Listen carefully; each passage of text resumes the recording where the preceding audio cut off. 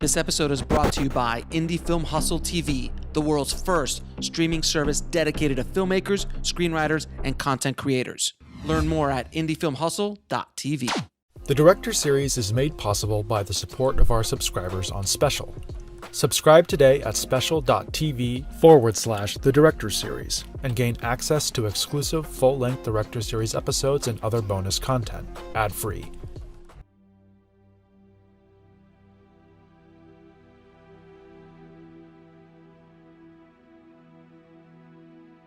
Christopher Nolan has built a reputation in the film industry as a grand showman and visual magician firmly in command of his craft.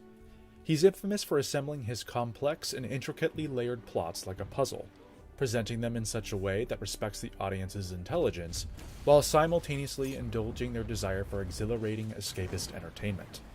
He tells stories on a tremendously large scale, and it's all too easy to be swept away by the sheer scope of his vision and ambition. Best known for his record-shattering, paradigm-shifting Dark Knight trilogy, Nolan's meteoric rise to consistently unprecedented heights of financial and cultural success has established him as one of those rare filmmakers who was able to harness the full power of the Hollywood studio system to his benefit. It wasn't always this way, however. Nolan's ascent to the stratosphere was preceded by a long period of obscurity and rejection that any aspiring filmmaker can relate to. While the number of artists who eventually break out from this period is intimidatingly few, there's no shortage of ways to do it, and Nolan's was to create a pair of indie neo-noirs marked by a shared narrative inventiveness and utterly unconventional approach to chronology. Christopher Nolan was born in 1970 in London, the second of three boys born to a British advertising executive and an American teacher. The jarring culture split that the Nolan boys experienced through their childhood is perhaps best exemplified by the difference in accents between Christopher and his younger brother Jonathan, who would go on to become his writing partner and a close professional collaborator. I say it's a psychological thriller about a guy who can't make new memories, who's looking for revenge. And the story is told in as subjective a way as we were able to do. Christopher speaks in an elegant British lilt, while Jonathan's all-American speech patterns reflects the fact that the Nolan boys spent a great deal of time living in Chicago as well as the UK. It was the sort of Bush era in science fiction, so you're getting an awful lot of misanthropic science fiction of we're doomed, we destroyed the world. From an early age, Nolan found himself enamored with cinema, and after seeing George Lucas's Star Wars at age 7, he was inspired to make Super 8mm stop-motion movies with his father's film camera. He would go on to attend University College London, where he studied English literature in the absence of a film program. In lieu of a formalized education in filmmaking, he established an on-campus cinema society with Emma Thomas, his classmate, feature-producing partner, and future wife, in addition to devouring the works of key influences like Stanley Kubrick, Ridley Scott, Orson Welles, and Michael Mann. At age 19, he made his first film, Tarantula, an 8mm short that was eventually shown on English television. That development encouraged the burgeoning director to make another short called Larceny, which debuted at the 1995 Cambridge Film Festival. For quite some time afterwards, Nolan toiled in obscurity, paying the bills with corporate and industrial films he was able to commission. All the while, he was applying to various British film organizations in an unsuccessful attempt to obtain grant money for another narrative effort. Perhaps disheartened by the rejection and emboldened by the take-no-prisoners, do-it-yourself attitude of the 90s indie scene, Nolan decided to take matters into his own hands.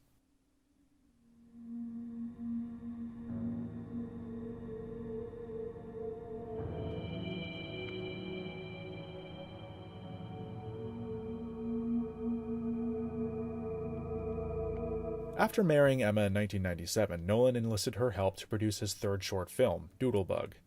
The 3-minute piece, the earliest of Nolan's publicly available works, stars the British actor Jeremy Theobald, who would go on to headline Nolan's first feature a year later. Shot on grainy 16mm black and white film, Nolan imbues the picture with a kinetic energy at odds with a claustrophobic setting. Nolan's idea of a man chasing a bug around his apartment, only to find out the bug is just a smaller version of himself, foreshadows the narrative sleight of hand he'd bring to his feature work, as well as his inventiveness with practical visual effects.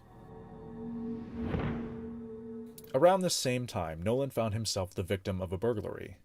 Whereas most people would be understandably distraught if their apartment had been broken into and their belongings stolen, Nolan's chief reaction was curiosity.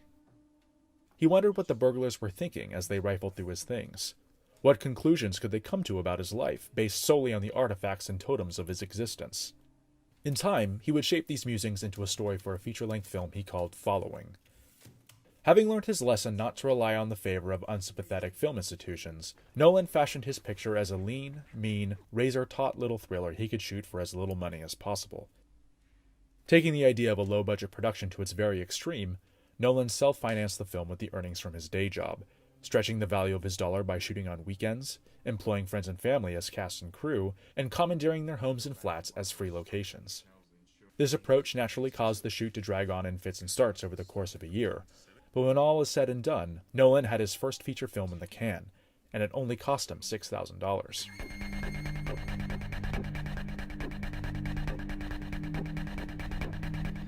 I was gathering material for my characters. Well, to begin with. After a while, I spotted the dangers. I'd become hooked. I had to start making up rules to just try and keep it under control. It was supposed to just be completely random. And when it stopped being random, that's when it started to go wrong. Jeremy Theobald's protagonist is not given a name, a fitting choice for a lonely writer who lives vicariously through the strangers he follows around his grimy London neighborhood. Owing to the down-and-dirty nature of the film's production circumstances, Theobald's performance isn't exactly the most natural or convincing, but it's compelling enough to sustain the audience through the breathlessly brief 70-minute runtime. It helps that he's given a charming and enigmatic antagonist in the form of Alex Hawes Cobb. That's what it's all about. Interrupting someone's life, making them see all the things that they took for granted. Cobb is an impeccably dressed, charismatic thief. His cavalier philosophy towards burglary as a cathartic form of human connection is presented as seductive and cool, almost like a boarding school Tyler Durden. Following borrows many elements from the well-trod noir genre, not the least of which is the inclusion of a blonde, morally ambiguous femme fatale, played here by Lucy Russell. He followed me. He followed you and realized you were just this sad little fucker waiting to be used. There's a photograph by Theobald's character's desk of Marilyn Monroe, and one can't help but notice Russell's eerie resemblance to the iconic movie star. Like Theobald, Russell also isn't given a name. She's credited only as the Blonde, a conceit that lends some fuel to critiques that Nolan's female characters on the whole are not particularly well developed. Russell is perfectly convincing within the film's framework, but the stock character nature of the Blonde's personality doesn't afford her many opportunities to transcend the material. Funnily enough, however, Russell would be the only member of Following's cast to go on to a larger acting career. Nolan has pioneered the use of large-format film mediums like IMAX to create a supersized canvas for his high-stakes narratives, but even within the square confines of Following's 16mm frame, he's able to convey a palpable, larger-than-life approach. While the scope of his later work would command some of the highest budgets the industry has ever seen, the single largest expense for Following's scrappy production was the 16mm film stock itself. Nolan and his crew conserved as much of their precious stock as possible, rehearsing extensively prior to shooting so they could nab what they wanted in 1 or 2 takes. Indeed, his insistence on celluloid is what separates Nolan from his peers, most of whom got their own no-budget projects off the ground by embracing the relative cheapness of digital video. Following's photochemical cinematography points to Nolan's purist attitude towards the medium, and foreshadows his eventual position as one of the industry's most vocal defenders of celluloid in the face of digital's unstoppable advance. In shooting Following, Nolan acted as his own cameraman, utilizing mostly natural light to expose his grainy black and white images. The majority of Nolan's camera work is handheld, which gives the film a kinetic and swift energy thanks to the fluid mobility and quick setup time afforded by the technique. While Nolan used handheld camera work primarily as a way to keep costs down, he was concerned that his choice might also lead to the impression that the film was amateurish, or that it would look like he didn't know what he was doing. To counter these concerns, he employed the smooth, polished movement of a dolly track during the interrogation scene that opens the film, as a way to communicate to the audience that the predominant use of handheld camera work was a deliberate, stylistic choice. See? Nobody home. Okay, first things first, we need a bag. While Nolan essentially acted as a one-man crew during production, he used post-production as an opportunity to enlist the collaborative efforts of musician David Julian, who provides Following with a pulsing, grimy score comprised of droning synths and jittery staccato tones.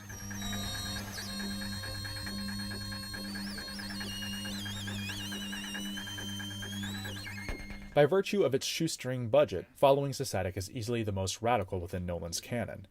It speaks in a language born of necessity and deprivation, a world apart from the style that he'd solidify in his studio work. However, Following does establish techniques and ideas that Nolan would further develop in the years to come. For instance, he's gained a bit of a reputation as a meticulous dresser. Showing up to set in a business-casual wardrobe he's refined into something of a uniform. This aspect of his personality makes its way into his films, as many of his characters are given a palpable sartorial sensibility that's high on functional style and low on extraneous embellishment. Even in the context of a no-budget film like Following, Nolan still places an emphasis on his characters' costuming, using it as a story tool to highlight the strategic advantages of a presentable appearance in the world of burglary. Look, she got a second look at me, all right? She recognised me. That sort of thing makes me nervous. I'm so worried about your appearance, why don't you change it? No? New haircut, new set of clothes. Your mother won't recognise you. I mean, just because you break into people's homes doesn't mean you need to look like a fucking burglar. The structuring of Following's narrative signals another key component of Nolan's aesthetic, the non-linearity of time. Simply put, time is never a straight line in Nolan's films. Whether it's Batman Begins utilizing a recurring flashback motif, Memento unfolding entirely in backwards chronological order, Inception playing out against multiple parallel planes of space-time connected by a relativistic relationship, or Interstellar exploring gravity's ability to warp our perception of time itself. Nolan cites this aspect of his aesthetic as being inspired at a very young age by Graham Swift's novel Waterland and its parallel structuring of time. Following pays tribute to this conceit by jumbling the order of its scenes non-sequentially, a decision made in large part to disguise the story's major twist. Indeed, the only visual Nolan gives to clue us in on which shard of the fractured timeline we're in is via Theobald's changing appearance, from scraggly slacker to polished businessman, and then to his final form as a defeated mound of ground-up beef. While presented as something of a random shuffling of loosely connected scenes, Nolan's ordering of the narrative is actually rather surgical, meticulously designed to enhance the impact of the mounting drama while constantly challenging our assumptions about what's truly going on.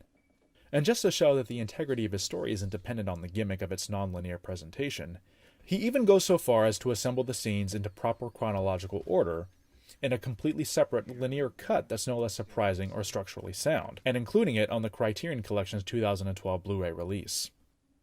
Just as the Batman logo on Theobald's apartment door foreshadows his eventual cinematic involvement with the Caped Crusader, Following's unique structure portends the puzzle-like, revelation-based storytelling style that Nolan would build his career on.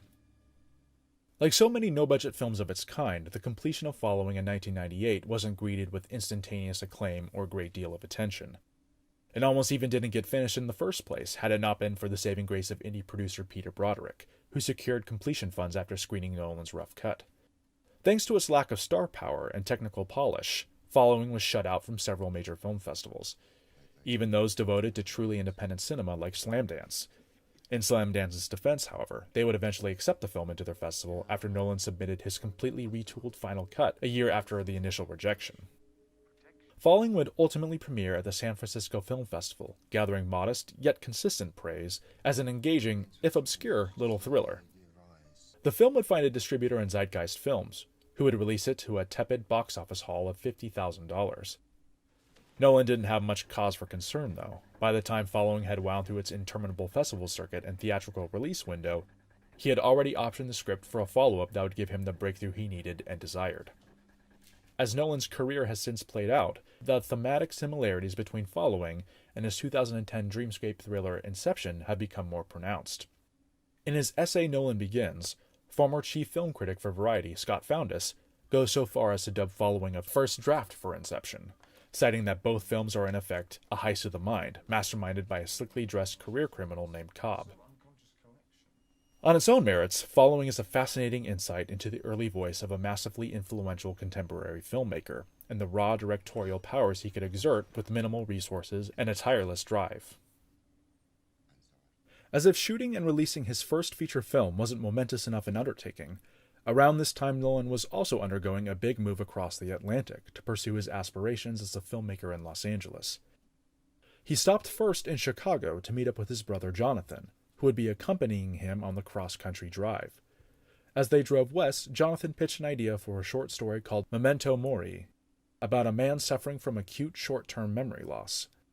Instantly taken with the idea, Christopher encouraged his brother to continue developing it, even as he repurposed the concept into an entirely separate story.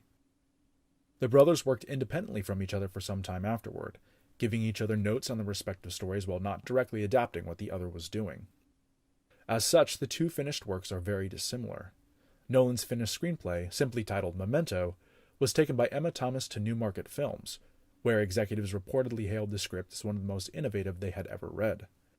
With a green light to make Memento for $4.5 million over 25 shooting days, Nolan finally had a chance to make his big break. But in order to make the best of it, he had to move quickly.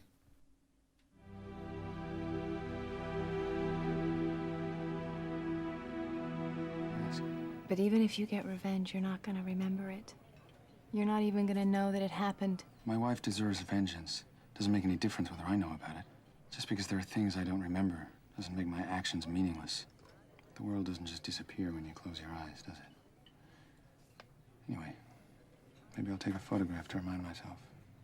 Get another freaky tattoo. Memento marks the first time that Nolan would work with established talent, but very few know just how big of a name he almost had. Before scheduling conflicts caused him to drop out, none other than Brad Pitt was originally attached to star in the role of protagonist Leonard Shelby, a former insurance claims investigator suffering from anterograde amnesia.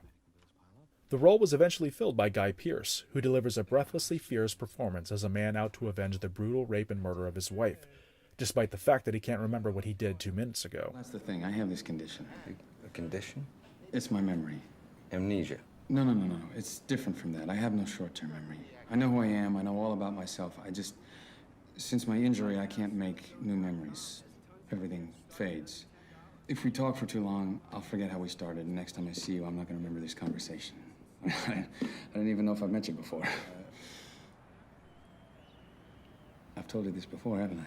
The character of Leonard Shelby is one of the more peculiar protagonists in American cinema, driving a Jaguar he doesn't remember how he obtained, and wearing an ill-fitting suit that he's pretty sure he didn't buy.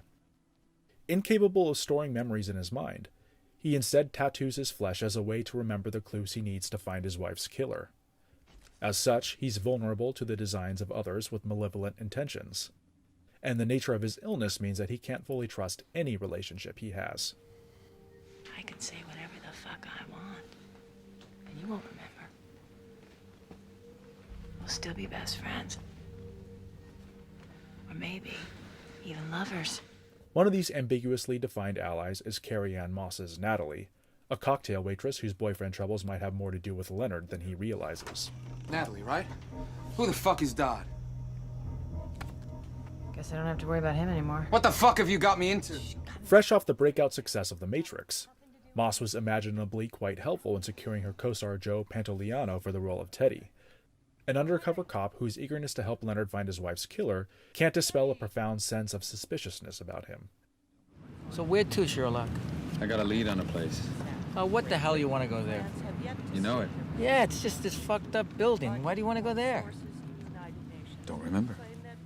Seasoned character actors Stephen Tobolowsky and Mark Boone Jr. also appear, with the former as a case study of Leonard's with a similar condition, and the latter as a self-advantageous motel clerk who is surprisingly honest about how he profits off Leonard's memory loss. This was your room, but now you're in 304.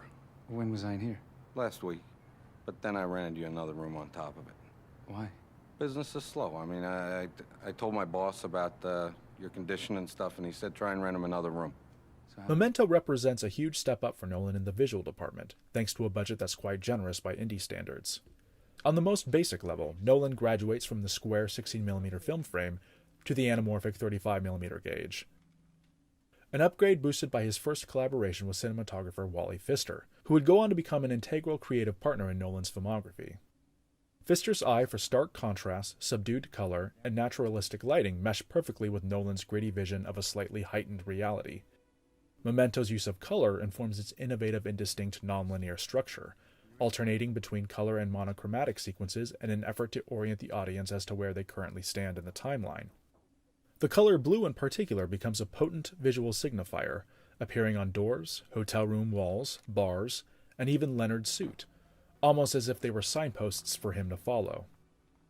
Nolan scraps Following's shaky handheld camera work in favor of an elegant, fluid approach consisting of dollies, cranes, and Steadicam shots that signaled his desire to merge classical filmmaking techniques with radical, almost cubist storytelling structures. Returning composer David Julian serves as one of the few stylistic carryovers from Following, crafting a brooding suite of Vangelis-style synth cues that manages to evoke old-school film noir despite its inherent electronic modernity. Hey, that's not your car. It is now. Jesus Christ, you can't take it. Why not? Because the guy you just killed owns it. Somebody will recognize it. Memento is perhaps best known for being that film that plays in reverse order, but the conceit is far from a gimmick employed to sell tickets. Building from Following's earlier innovations with the idea, Memento solidifies the use of nonlinear storytelling devices as a major component of Nolan's artistic aesthetic. Just as Following's deceptively random ordering of scenes proves an effective way to navigate its labyrinth of deception, so too does Memento's unique structure become a key factor in the successful telling of its story. In order for the audience to empathize with his protagonist's condition, Nolan felt the most appropriate course of action would be to tell the story in backwards chronological order, thus emulating, in a cinematic sense, what it would be like to have no short-term memory, deprived of crucial orientating information and context that we usually take for granted. It's a radical idea, one that requires a delicate balance of finesse that a lesser filmmaker could easily stumble over.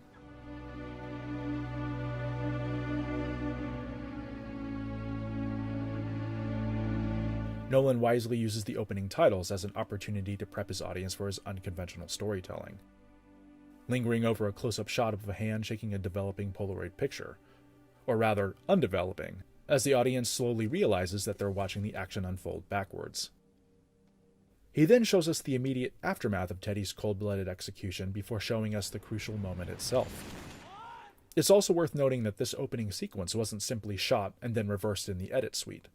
Nolan and company actually ran the film backwards through the camera on set, an act that reinforces his career-long commitment to capturing special effects in camera as much as possible. Discontent with simply presenting the film in backwards order, Nolan takes an extra step, the insertion of a parallel, forward-moving storyline that sees Leonard languishing in his motel room while talking into a telephone about his condition. Nolan separates these scenes from the A-plot by rendering them in expressionistic black and white handheld photography, in effect creating a bridge between Following scrappy shoestring style and the ambitious classical style he had adopted for the rest of his career. These brief, recurring interludes gives us crucial bits of backstory and context, without subjecting us to tedious or unnecessary exposition. However, it's within these scenes that Nolan plants the seeds for Memento's big narrative twist. This pair of parallel timelines almost effortlessly converges at the story's apex, a transition point that Nolan marks with a color fade so subtle that many viewers tend to miss it entirely. As he did with Following, Nolan would subsequently assemble an alternate apocryphal cut of Memento presented in proper chronological order, including it as an Easter egg on the film's home video release. Memento premiered at the 2000 Venice Film Festival to widespread critical acclaim. Executives from the major studios echoed the festival circuit's warm embrace of the film, yet they were reluctant to claim it for distribution. The sheer power of Nolan's vision was undeniable, but they feared that audiences would be too confused by the backwards ordering of the film. Eventually, New Market Films took it upon themselves to distribute. A risky move that paid off in spades when Memento debuted to healthy box office and rave reviews that hailed it as one of the most original and refreshing films in years. Come awards season, Memento took home several Independent Spirit Awards for Best Director, Best Feature, Best Screenplay, and Best Supporting Female. It would also go on to score Academy Award nominations for Nolan's screenplay and Dodie Dorn's groundbreaking edit. All these plaudits earned Nolan the attention of fellow indie maverick Steven Soderbergh, who would soon become instrumental in helping him transition into studio pictures. Simply put, Nolan was on the map, in a big way. He was leaving behind the independent sphere on a high note, with Memento demonstrating his taut sense of control and vision while avoiding the distractions and indulgences that come with a significant leap in budgetary resources. Following in Memento, Nolan's breakout pair of nonlinear neo-noirs may be small in size and scope, but Nolan's desire for larger-scale filmmaking is already apparent in their DNA. It would only be a matter of time until he made his mark in the studio realm, but no one, not even him, could have ever predicted just how big that mark would be. This episode is brought to you by the best-selling book, Rise of the Filmtrepreneur, How to Turn Your Independent Film into a Money-Making Business. Learn more at filmbizbook.com. With his pair of breakout independent features, director Christopher Nolan had forcefully created an entry point for himself into the realm of professional mainstream filmmaking. The success of 2000's Memento in particular garnered a significant amount of attention from Hollywood establishment luminaries and maverick auteurs alike. He had asserted himself as a fresh new voice on the scene with the potential for mass commercial appeal just waiting to be tapped. It was only a short few years prior that Nolan had been unable to get the attention of independent film grand juries, and now he had the major film studios knocking down his door. Of these, Warner Brothers would ultimately be the ones to bring him into their fold, beginning what would eventually become the kind of exclusive, symbiotic relationship between director and studio, previously reserved for the likes of Clint Eastwood or Stanley Kubrick. The short-lived period of Nolan's early studio efforts began innocently enough, with him waltzing onto the lot as a young Turk with a lot to prove, but it would culminate with him being entrusted with Warner Brothers' crown jewel, and in the process, fundamentally realigning the course of mainstream American cinema itself. As previously mentioned, Memento caught the eye of many established Hollywood players, most notably actor-director George Clooney and indie iconoclast Steven Soderbergh. Their frequent collaborations together, especially as producers, cultivated a shared taste and talent, and they both saw in Nolan the perfect candidate to helm a project they had in development over at Alcon Entertainment, a remake of a Norwegian film from 1997 named Insomnia, about a detective investigating a grisly murder in an isolated town located so far north that the sun doesn't set for months at a time. Alcon's development deal with Warner Brothers effectively meant that Insomnia would become Nolan's first studio film, a testing ground to see if he really had what it took to play in the big leagues. As such, he would have to make a few concessions on the production methods he was predisposed to, namely, working from a script that was not his own. While he would ultimately perform his own pass on credited screenwriter Hilary Seitz's draft just prior to shooting, Insomnia was, more or less, a work for hire. Nevertheless, Nolan finds plenty of artistic common ground with Seitz's prose, enough that his first big-budget effort would feel of piece with the puzzle-esque nature of his earlier work and empower him to deliver a uniquely captivating thriller on par with its Swedish counterpart. Killing that girl made you feel special, but you're not. You're the same distorted, pathetic freak I've been dealing with for 30 years. You know how many of you I caught with your pants down? I never touched her like that. You wanted to. Now you wish you had. The wet evergreen mountains of British Columbia stand in for the majestic landscape of Alaska, where a pair of LAPD detectives have been sent into the small town of Nightmute to investigate the murder of a young local girl. Nolan's successful collaboration with the likes of Guy Pearce, Carrie-Anne Moss, and Joe Pantoliano in Memento begets here a cast with a higher industry profile and a sterling pedigree. Indeed, Insomnia begins Nolan's enviable habit of attracting award-winning talent, boasting no less than 3 Oscar winners among its ensemble. Told you, Body gave us nothing. Oh, she gave us plenty. All this trouble, all this care. Why? He knew her. He knows we can connect him to her. This isn't some random psycho, crime of passion. Yeah, I don't know, maybe. But whatever happened, his reaction to it wasn't passionate. He didn't panic, didn't chop her up or burn her beyond recognition. He just thought about what we would be looking for. Al Pacino headlines the film as Detective Will Dormer, a driven yet compromised cop besieged by an internal affairs investigation back home. Well, you think Warfield gives a flying fuck about you shaking down a couple of drug dealers? You think that's gonna get him his headlines? He needs the big fish. He's putting a squeeze on you to get to me. It's very simple, that. But you're clean, Will. I'm a good cop, yeah. Well, there's always something that they can use, you know, to get at your credibility. You know that. Pacino plays the part like a subdued, run-ragged version of his character from Michael Mann's Heat, an aspect that no doubt wasn't lost on Nolan, being a self-styled disciple of Mann's. A big city cop in a small frontier town, Dormer is figuratively and literally adrift in a mental fog, isolated from any semblance of a familiar surrounding and lost in a perpetual state of exhaustion thanks to a winter sun that never sets and refuses to let him sleep. To further complicate matters, his inability to think coherently leads to the tragic accidental killing of his own partner during a raid on the suspected killer's hideout.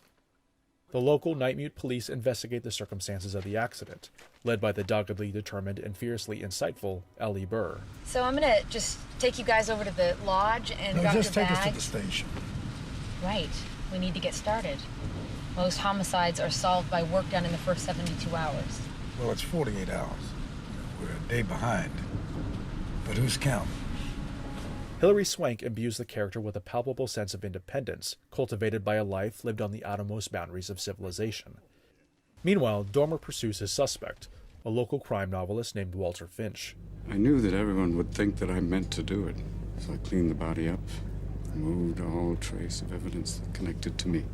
Except for your fucking novel. Under pressure, you don't always see the wood for the trees. You, for one, should have figured that one out by now. Played to chilling effect by the late Robin Williams in one of his rare serious turns, Finch uses his occupational insights into the law enforcement profession to become a formidable and unpredictable adversary. They never look in the eyes of a killer. Killing changes you. You know that. It's not guilt. I never meant to do it. It's like awareness. Life is so important. How could it be so fucking fragile? He's a killer, yes, but he's not barbaric. Williams projects the same warm sense of paternal authority he had in Gus Van Sant's Good Will Hunting, albeit turned on its ear to emphasize its innately creepy undertones. Finch differs from other murder thriller heavies in that his guilt is never in question. He admits his deed to Dormer openly and without shame, as if it were the most natural thing in the world. Williams' performance is the standout of the film, and in light of his recent passing, stands as a somber reminder of the great talent we lost far too soon. Insomnia is arguably Nolan's most overlooked major work, but the impeccable quality of its craft lets it stand toe-to-toe with his best efforts. It certainly helps that the lush, pristine Alaskan wilderness provides a stunning and majestic backdrop entirely unique to the larger canon of crime thrillers. The production values afforded by studio backing amplifies the scope of Nolan's stylistic choices, which begin to coagulate here into an identifiable aesthetic. He brings back Memento cinematographer Wally Pfister in the second of what would be many more subsequent collaborations, filling the 2:35:1 35mm film frame with sweeping panoramas and earthy texture. Working in conjunction with production designer Nathan Crowley, who would also become a key collaborator in Nolan's filmography, Nolan cultivates a distinct color palette comprised of stark whites, blacks, and earth tones, with the surrounding evergreens in particular evoking that iconic blue-green color characteristic of the lush Pacific Northwest. Warm colors are typically avoided, concentrated mostly within the interior hotel sequences to convey a cozy, hearth-like atmosphere. The overall effect is one of majestic beauty pervaded by gloom and unease, especially so when a heavy fog envelops Dormer during the pivotal raid sequence. Nolan's camera work here is much more ambitious, perhaps even a little incongruous, considering the staggering sense of scope he imposes on what's otherwise a relatively grounded story. His films frequently employ lofty aerials, and Insomnia marks the point in which Nolan's camera finally takes flight, soaring through the dramatic vistas via a combination of helicopter mounts and cranes. On the ground, Nolan alternates between handheld camera work and classical dolly moves, making full use of his new toys to convey an epic scope as well as the unique cultural character of his setting. Editor Dodie Dorn and composer David Julian round out Nolan's returning collaborators, with Dorn's expressionistic approach reprising Memento's quick cutting technique as a means to jar the protagonist's thoughts with flashes of violence, while Julian's last collaboration with Nolan moves away from the electronic nature of their earlier work to embrace a big-budget orchestral sound reminiscent of a brooding Hitchcock film.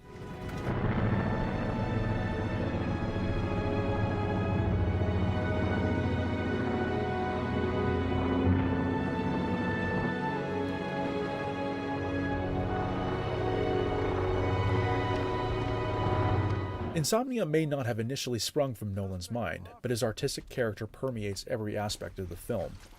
As previously noted, Michael Mann is a key influence on Nolan's aesthetic, and Insomnia allows the burgeoning director to play in his idol's wheelhouse. The second you're about to dismiss something, think about it. Look at it again. Aside from the shared casting of Pacino and a similar character archetype used by Mann, Nolan also evokes his spirit in the detailed and tactical accuracy imposed on even the most minute aspects of police work. For all his virtues as a man of justice, Dormer is also profoundly corrupt. He plants evidence to justify his own version of events, and even goes so far as to cover up his role in the accidental killing of his partner. This kind of thing, I don't know. Maybe we do this by the numbers. Come on, bro. AIA's gonna be on my ass. You know, I don't want this turning up in some courtroom 6 months from now when my rep's in the shit. They're pulling apart all my cases. Come on, Will, that's bullshit. Fuck you, care! Nolan's interest lies in Dormer's struggle to achieve his objectives without sabotaging himself, continuing the tradition he established in both Following and Memento, where the fundamentally comprised nature of his protagonists allows him to better access the psychological underpinnings of their actions. A good cop can't sleep because a piece of the puzzle's missing, and a bad cop can't sleep because his conscience won't let him. You said that once. I did? The twisting nature of Insomnia's plot also evokes the revelatory, puzzle-like character of Nolan's storytelling, which allows him to turn time itself into a compelling narrative and structural device. Perhaps rightfully so for his first mainstream Hollywood film, Insomnia is the first of Nolan's features to unspool in linear, chronological order. Nevertheless, time still plays an important factor in the drama. By setting the story in a place where the sun doesn't set for months at a time, the circadian day-to-night rhythm is utterly disrupted. In other words, Dormer is literally removed from the dimension of time itself. This wreaks havoc on his ability to function, which, in a profession that's entirely dependent on clear-eyed critical thinking and razor-sharp reflexes, becomes a formidable antagonist in and of itself. Just like he did for the home video releases of Following and Memento, Nolan would also assemble an alternate apocryphal cut of Insomnia, rearranging his scenes in the order that they were shot and overlaying his commentary. We built that cabin. We used a crane with a gyroscopic head to follow their feet over the rocks and so forth. It was an enormous logistical feat that came off really very smoothly. Unlike those prior alternate cuts, however, the narrative and logical cohesion of the story completely falls apart in this particular version of Insomnia. Thankfully, clarity isn't Nolan's purpose here. Rather, this version marries its disjointed order with his astute commentary to provide a unique glimpse into the day-by-day challenges of mounting his first big studio effort. The commentary also yields intriguing insights into his personal growth as a filmmaker. If his increasing directorial confidence wasn't palpable enough in the film itself, he reveals that, during the shoot, he didn't use crucial preparation tools like storyboards, shot lists, or video monitors. Instead, he let the choices of his actors organically block the scene for him, which he'd then think up coverage for on the fly while he stood by the camera and watched the performances directly instead of from behind a screen. Indeed, these techniques require an astonishingly high degree of confidence to embrace, and aren't typical of a director on only his third feature. But yet, there he was, pulling it off quite effortlessly. That gamble of confidence paid off when Insomnia debuted in May of 2002 to critical and financial success as one of those rarest of remakes that manages to match, if not transcend, its original material. Roger Ebert perhaps summed up the sentiment best in his review, hailing it not as a pale retread, but a re-examination of the material, like a new production of a good play. Insomnia may have been easily and overwhelmingly eclipsed by anything Nolan's made since, but it's nonetheless a strong and notable addition to his canon, and an important one too, as it would serve as an audition for his next high-profile film, setting the stage for the crowning achievement of his career thus far. After the completion of Insomnia, Nolan used his newfound access to studio resources to develop an ambitious project on the life of Howard Hughes. The film would purportedly have starred Jim Carrey as the reclusive billionaire, if he hadn't scrapped it following his discovery that Martin Scorsese was about to embark on shooting The Aviator with Leonardo DiCaprio. It was around this same time that he learned Warner Brothers was looking to make a new Batman picture. The property was one of the studio's crown jewels, but had lain dormant ever since Joel Schumacher effectively bludgeoned it into a coma with 1997's Batman and Robin, a 2-hour consumer products memo masquerading as a movie. Various pitches had already been made by other such high-profile directors as Darren Aronofsky, and spanned a wide range of ideas, from Schumacher's continuation of his run with a third film titled Batman Triumphant, to a live-action adaptation of the animated television series Batman Beyond. The closest any of these pitches came to reality was Aronofsky's own riff on the iconic Batman Year One graphic novel, which explored Batman's origins and early forays into crime fighting from the perspective of the future Gotham City Police Commissioner Jim Gordon.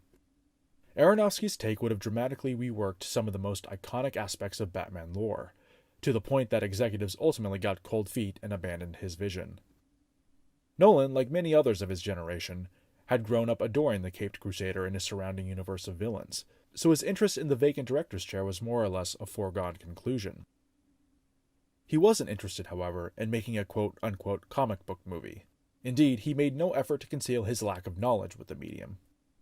Rather, he was interested in imbuing the character of Batman with what he called a cinematic reality, giving the story the weight and gravitas of a real-life event.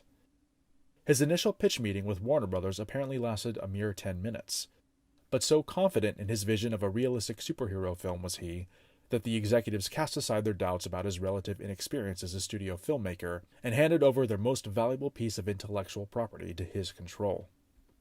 Nolan's next move would pave the way for his eventual reputation as a Hollywood trendsetter. He did away entirely with the continuity of the previous Tim Burton and Schumacher films, opting to reboot the story from square one so he could tell it his way with no compromises or obligations. Rebooting a failed franchise has now become the go-to trick for frustrated development executives, especially those assigned to the Spider-Man franchise, so it's easy to forget just how groundbreaking of an idea this was in the early 2000s. This decision, combined with the fact that money was essentially no object, allowed Nolan to envision a boundless Gotham City, against which he could stage an epic story exploring Batman not just as a character, but as an idea. Ridley Scott had always served as a chief influence in Nolan's artistic development, and Scott's seminal classic Blade Runner became a key reference in imagining a new kind of cinematic Gotham. A living, breathing city densely populated by diverse subcultures desperately in need of a hero. Whereas Gotham City had generally been understood in previous iterations to be a fictional version of Manhattan, Nolan modeled the soaring architecture of his Gotham after Chicago, the city in which he'd spent a great deal of his upbringing.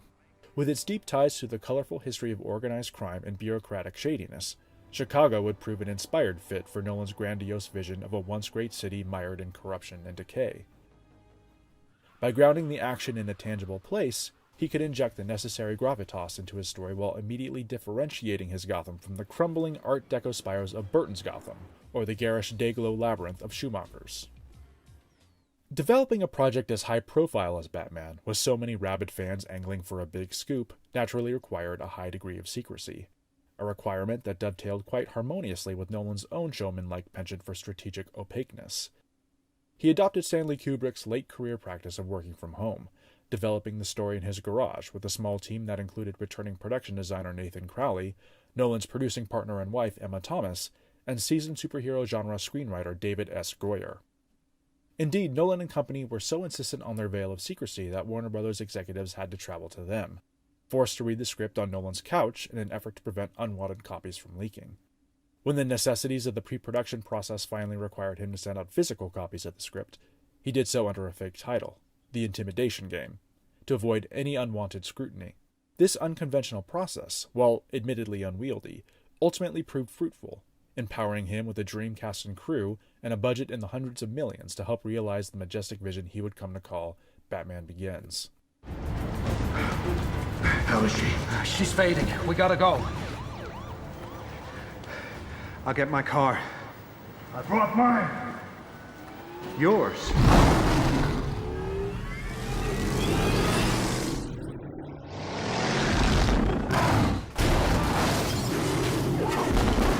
I gotta get me one of those. Christian Bale essentially beat out every eligible actor in the business for the title role by formulating his approach based on, what seems now in retrospect, the obvious concept of the character's dual nature. Why bats? Lost away? Bats frighten me. This time my enemies shared my dread. Far from the elegant and assured playboy embodied by Michael Keaton, Val Kilmer, and George Clooney, Bale's Bruce Wayne is a tortured young man whose psyche was profoundly fractured by the murder of his parents when he was a small boy. We can bring Gotham back. Are you ready to pick up chicks when you go back to school? Where are the other drugs going? Why are you talking like that? The hoarse growl he adopts as Batman is the object of frequent parody now, but Bale's choice to differentiate the speaking voices of Bruce Wayne and his alter ego came as something of a revelation in Nolan during the casting process, immediately setting Bale apart from the pack of candidates. It's not who I am underneath, but what I do that defines me. Bale brings his signature commitment to the role, fully inhabiting the character in mind, body, and soul, to arguably create the definitive screen version of the iconic hero. So what do you think? Does it come in black? As the newly orphaned son of a billionaire industrialist and philanthropist, Bruce grows up in his parents' mausoleum-like mansion, his every need and desire attended to by his caretaker and butler, Alfred. This house, Master Wayne, has sheltered 6 generations of your family. Why do you give a damn, Alfred? It's not your family.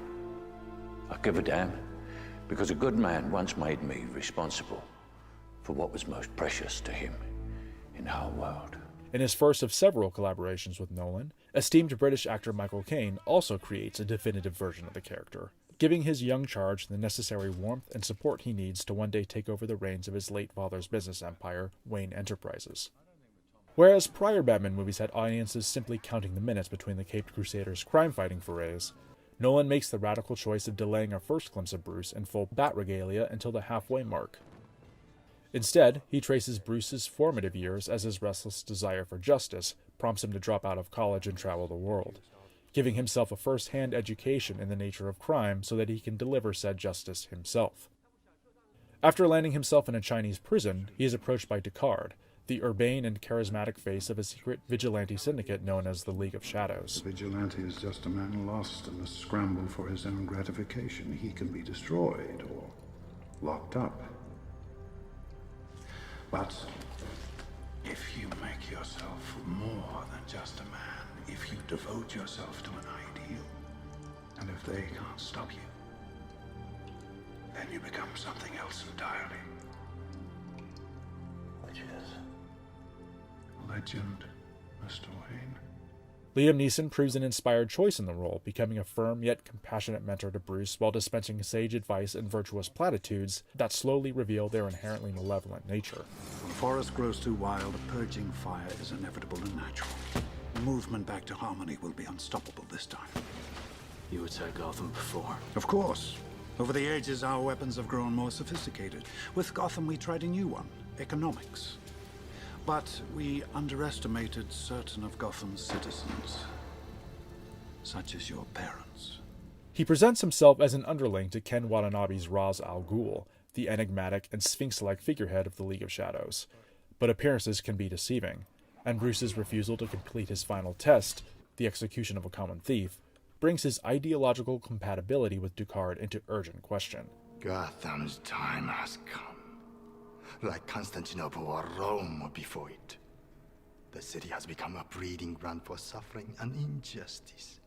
It is beyond saving and must be allowed to die.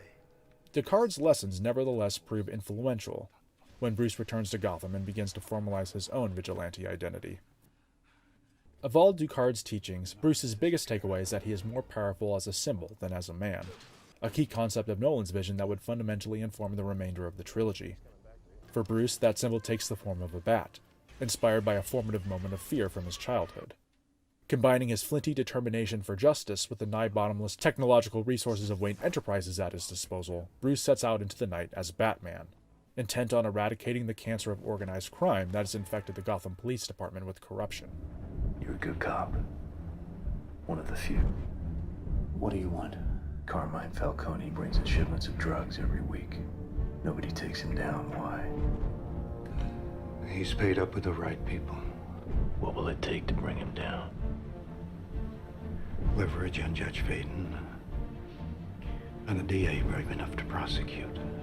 Rachel Dawes. Batman's will to act inspires clandestine partnerships with a cop named Jim Gordon and Bruce's childhood friend, Rachel Dawes. Even if these guys will swear in court to being thrashed by a giant bat, we've got Falcone at the scene.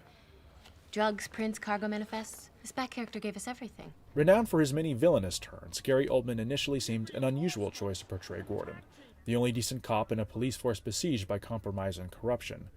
But he would deliver a brilliant performance that cut straight to the core of the character. Commissioner Love set up a massive task force to catch you. He thinks you're dangerous. What do you think? I think you're trying to help.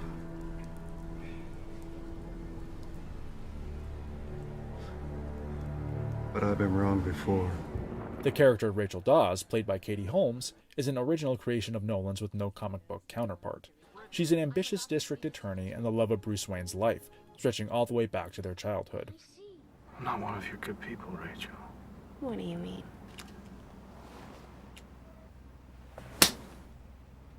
Your father would be ashamed of you. As such, she is the only person besides Alfred who can penetrate his veneer of American Psycho-style narcissism and nonchalance to access the broken little boy at Bruce's core. Bruce, deep down you may still be that same great kid you used to be. But it's not who you are underneath. It's what you do that defines you. The Batman universe has always been known for its rich world of well-developed allies and enemies, a grand tradition in which Batman Begins easily follows.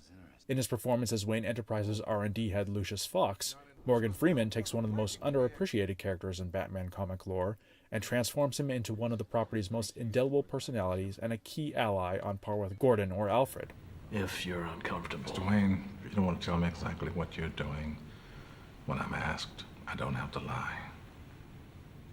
But don't think of me as an idiot. By supplying Bruce with the gear he needs to function as Batman, he becomes analogous to Q from the James Bond series, and a vital tool for Nolan to ground Batman's fantastical tech in the real world. Nolan is gracious enough to give Freeman his own character arc, as well as his own nemesis in the form of the smug chairman of the Wayne Enterprises board, and yet another nod to Blade Runner's key influence on the picture. We'll be watching the Empire. When you grow up, it'll be waiting for you. Don't suppose you want to taste. Just keep offering, thinking maybe someday you'll get wise. There's nothing wise in what you do, Flash. Well, Jimbo, you don't take the taste. Makes us guys nervous. I'm no rat.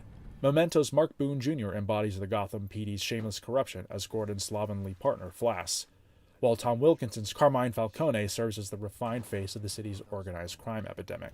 Look around you. You'll see two consummate, a union official, a couple off-duty cops, and a judge. Now, I wouldn't have a second's hesitation in blowing your head off right here and right now in front of them. Now, that's power you can't buy. With his appearance here as the psychopathic psychiatrist Dr. Crane, Cillian Murphy would join Kane and Bale as a recurring collaborator in Nolan's larger body of work. What's Scarecrow? Patients suffering delusional episodes often focus their paranoia on an external tormentor, usually one conforming to Jungian archetypes. In this case, a scarecrow. Crane, of course, is better known by his supervillain alter ego, the Scarecrow, a rogue who employs fear as a weapon, imposing terrifying hallucinations on his victims. He's here. Who? The Batman. Like Ra's al Ghul, Scarecrow is one of the more fantastical villains in the Batman canon, and doesn't necessarily lend himself to a grounded cinematic reality. But Nolan creates a highly effective adaptation while staying true to the character's comic roots. His ability to incite fear stems not from a supernatural source, but from a chemical that he's weaponized into a spray that paralyzes his targets with debilitating, waking nightmares.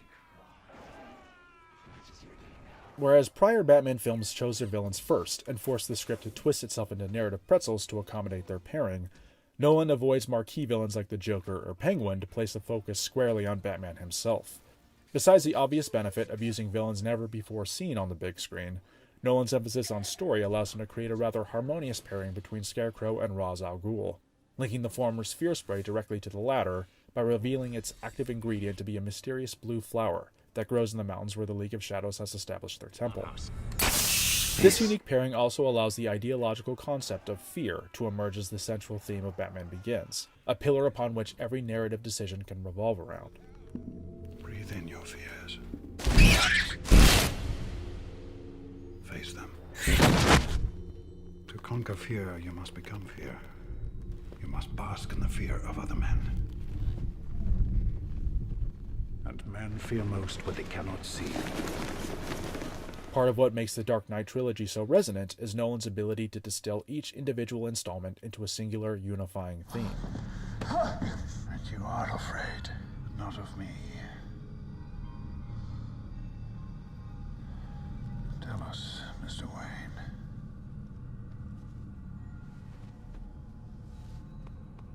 What do you fear? In the case of Batman Begins, that theme is fear, and it doesn't just make for a convenient justification of Scarecrow and Ra's al Ghul's master plot. It's also an entirely appropriate prism through which to explore the genesis of Batman himself. Where were the other drugs going? I don't know. I swear to God. Swear to me! Indeed, Batman Begins is the first Batman film to truly understand and portray the character's nature as something that strikes genuine fear in the hearts of criminals. Where are you? Finally, Nolan uses the opportunity to include a few minor cameos that are nonetheless notable in the context of his artistic growth. For instance, Following's Jeremy Theobald and Lucy Russell make fleeting appearances, the former being a technician for the Gotham Water Board, and the latter being the elegant foil of a heated political discussion at a fancy restaurant. I think the Batman deserves a medal. And a straitjacket to pin it on. Game of Thrones fans will also recognize the inclusion of King Joffrey himself, Jack Gleeson, as a small boy growing up in the Neros who encounters Batman outside his back porch. It's you, isn't it? Everybody's been talking about you. If Insomnia's majestic cinematography hinted at Nolan's ambitions towards classic Hollywood spectacle, then Batman Begins makes those designs clear for all to see. Nolan is something of an iconoclast in the film industry, in that he vigorously bucks modern trends in favor of old-school techniques. He's become a valiant defender of celluloid film, resistant to the relentless advances of digital filmmaking. He endeavors to ground his stunts and set pieces in practical effects as much as possible, where the vast majority of his peers prefer the surgical precision of computer-generated imagery.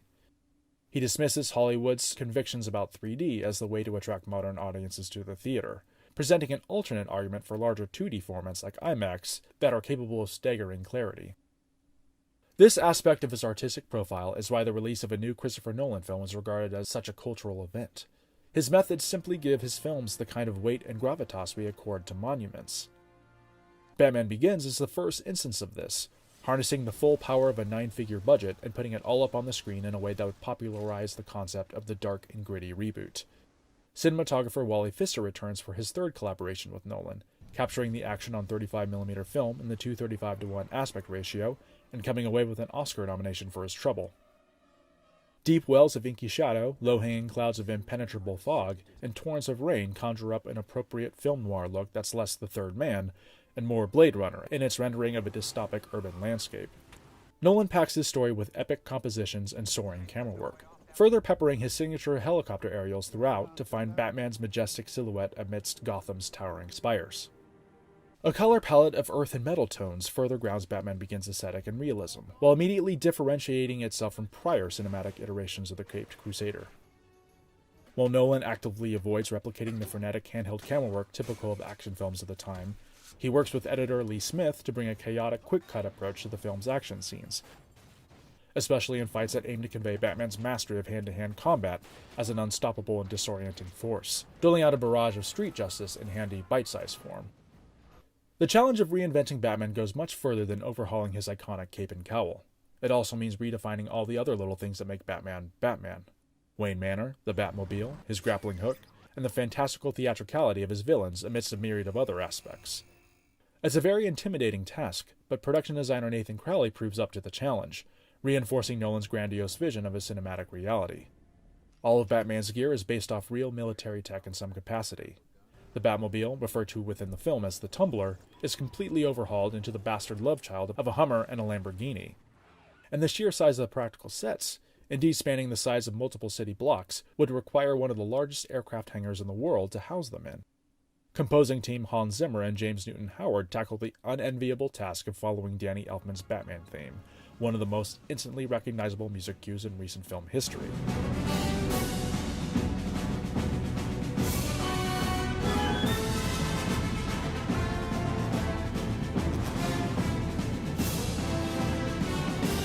But their efforts result in a score that obliterates our musical memories of Dark Knight's past and provides the necessary lift for Nolan's interpretation to soar.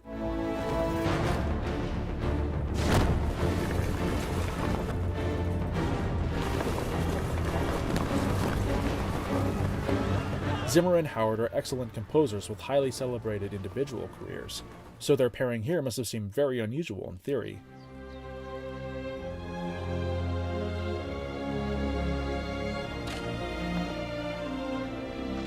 In practice, their partnership, an idea brought to the table by Zimmer when Nolan initially approached him, proves quite inspired. Reflecting Batman's fragmented psyche with a bifurcated approach that sees Howard tackling dramatic sequences with sweeping strings and mournful brass instruments, while Zimmer fuels the action with an urgent orchestral staccato and atonal electronic rhythms inspired by flapping bat wings. What are you waiting for? Backup. Backup? The Batman's in there. SWAT's on the way. But if you want to go in now, I'll be right behind you, sir. SWAT's on the way. The score has since become widely recognizable and imitated in the wake of the success of the larger Dark Knight trilogy, so one could be forgiven for failing to remember just how visionary it truly is. Take this guy. Armed robbery, double homicide. Got a taste for the theatrical, like you. Leaves a calling card.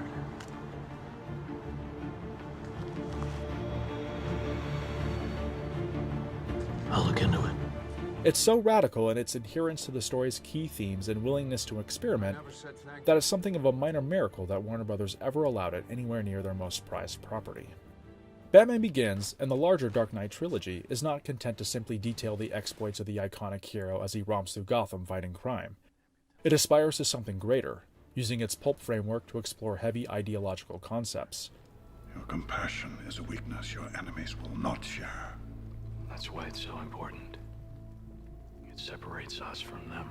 You want to fight criminals. This man is a murderer. This man should be tried. By whom? Corrupt bureaucrats? Criminals mock society's laws. Indeed, Batman Begins often plays like a law school thesis paper masquerading as a summer blockbuster.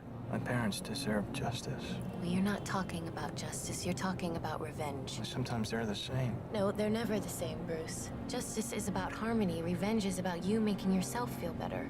That is why we have an impartial system. Oh, your system is broken. While this has an unintentional side effect of forcing its characters to contort themselves into unwieldy idea delivery machines, rather than sound like living, breathing people, the overall effect is nonetheless one of profound resonance that must have felt quite relevant at a time when news headlines were dominated by overreaching surveillance measures and the controversy of a preemptive war.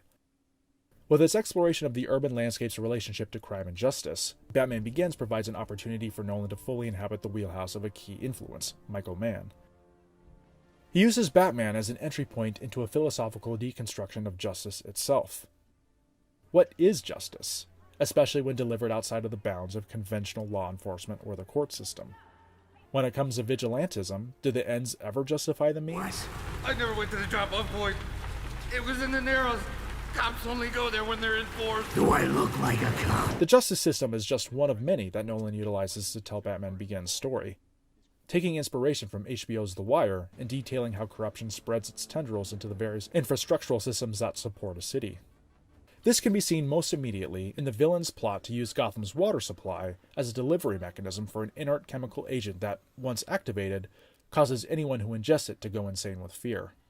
Gotham's transportation system is also utilized, with an elevated subway car being another delivery mechanism for the machine that will catalyze Scarecrow's fear drug upon reaching Wayne Tower. We also see social systems, represented by diverse economic castes and the varying appearances of different districts, giving Gotham a tangible, realistic quality that eluded Burton or Schumacher's rather theatrical interpretations.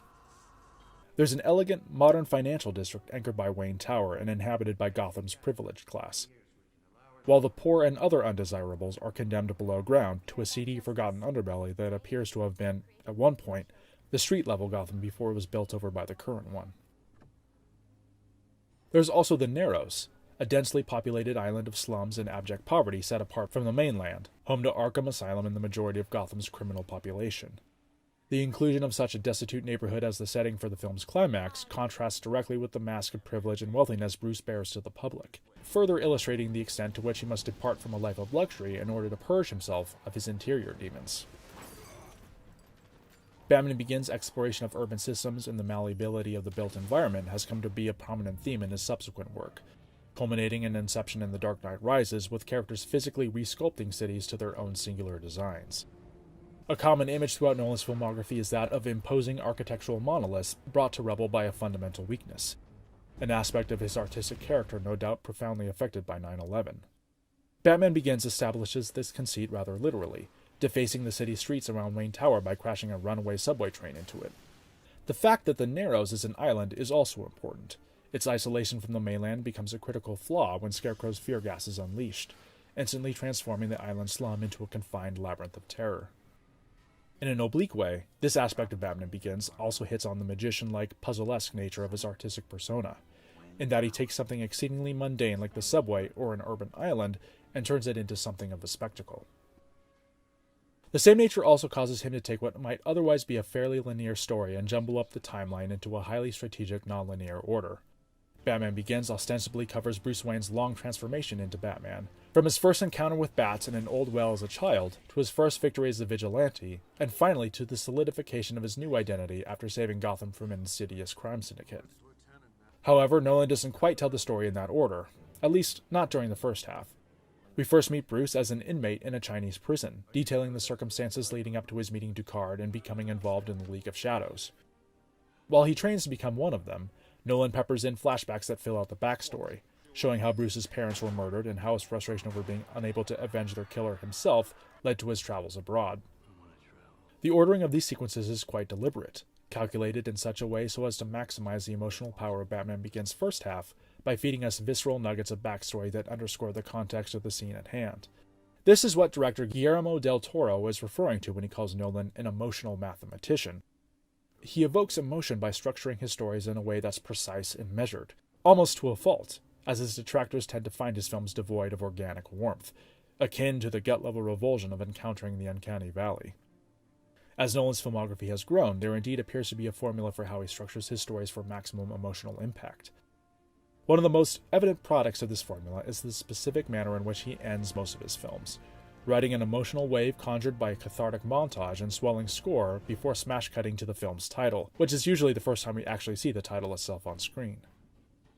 Batman Begins marks the first time that Nolan employs this formula, a choice that's quite apt for the subject matter, and in particular, the closing scene at hand. I never said thank you.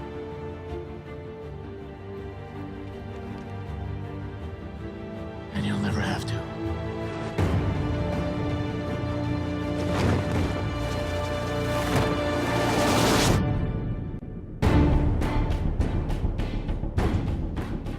The film naturally accommodates other thematic fascinations of Nolan's, both established and emerging. Batman Begins continues a tradition seen in all of his work since Following, by positioning the protagonist as profoundly flawed. Admittedly, this has always been a core aspect of the character since his creation by Bob Kane in 1939, but previous Batman pictures mostly chose to overlook it in favor of his heroic qualities. Nolan's Bruce Wayne is a man haunted by a horrible tragedy and desperately in need of a guiding purpose in his life. His solution to dress up as a bat and fight crime, then, requires an intimidating amount of philosophical reflection in order to combat the sheer psychosis of the idea. Even then, Bruce knows his quest is doomed. He's well aware that no amount of crime fighting can bring his parents back, or heal his psychological wounds, yet he can't help but become utterly consumed by his desire for justice. Well, you took my advice about theatricality a bit literally. Nolan's sartorial fascination with functional style finds plenty of opportunity for indulgence in Batman Begins, not just in the various utilities of the Batsuit's design, but also in the amount of screen time he allocates to the discussion of what the suit means on a symbolic level. As a man, I'm flesh and blood. I can be ignored, I can be destroyed, but as a symbol, I can be incorruptible. Finally, Batman Begins' expansive, almost operatic scope allows Bruce to be seen traveling the world before settling back in Gotham, whereas previous Batman films never left the city limits. Nolan would bring the same globe-trotting sensibility to his subsequent work, orchestrating his stories so as to require frequent travel to exotic locales that help to convey a larger-than-life scale. As his career has grown, his travels have extended beyond the confines of Earth itself, venturing to entirely new worlds in Interstellar's outer space, as well as the lucid unconscious of Inception's inner space. Batman Begins has its sights set on far more modest horizons, employing the dramatic and almost alien vistas of Iceland as a stand-in for the majestic Himalayan mountains of Asia. All this led up to what was easily the most ambitious film of Nolan's still fledgling career. His ability to convey scale had grown from Following's modest back-alley origins to that of a sweeping overview of an entire city under siege.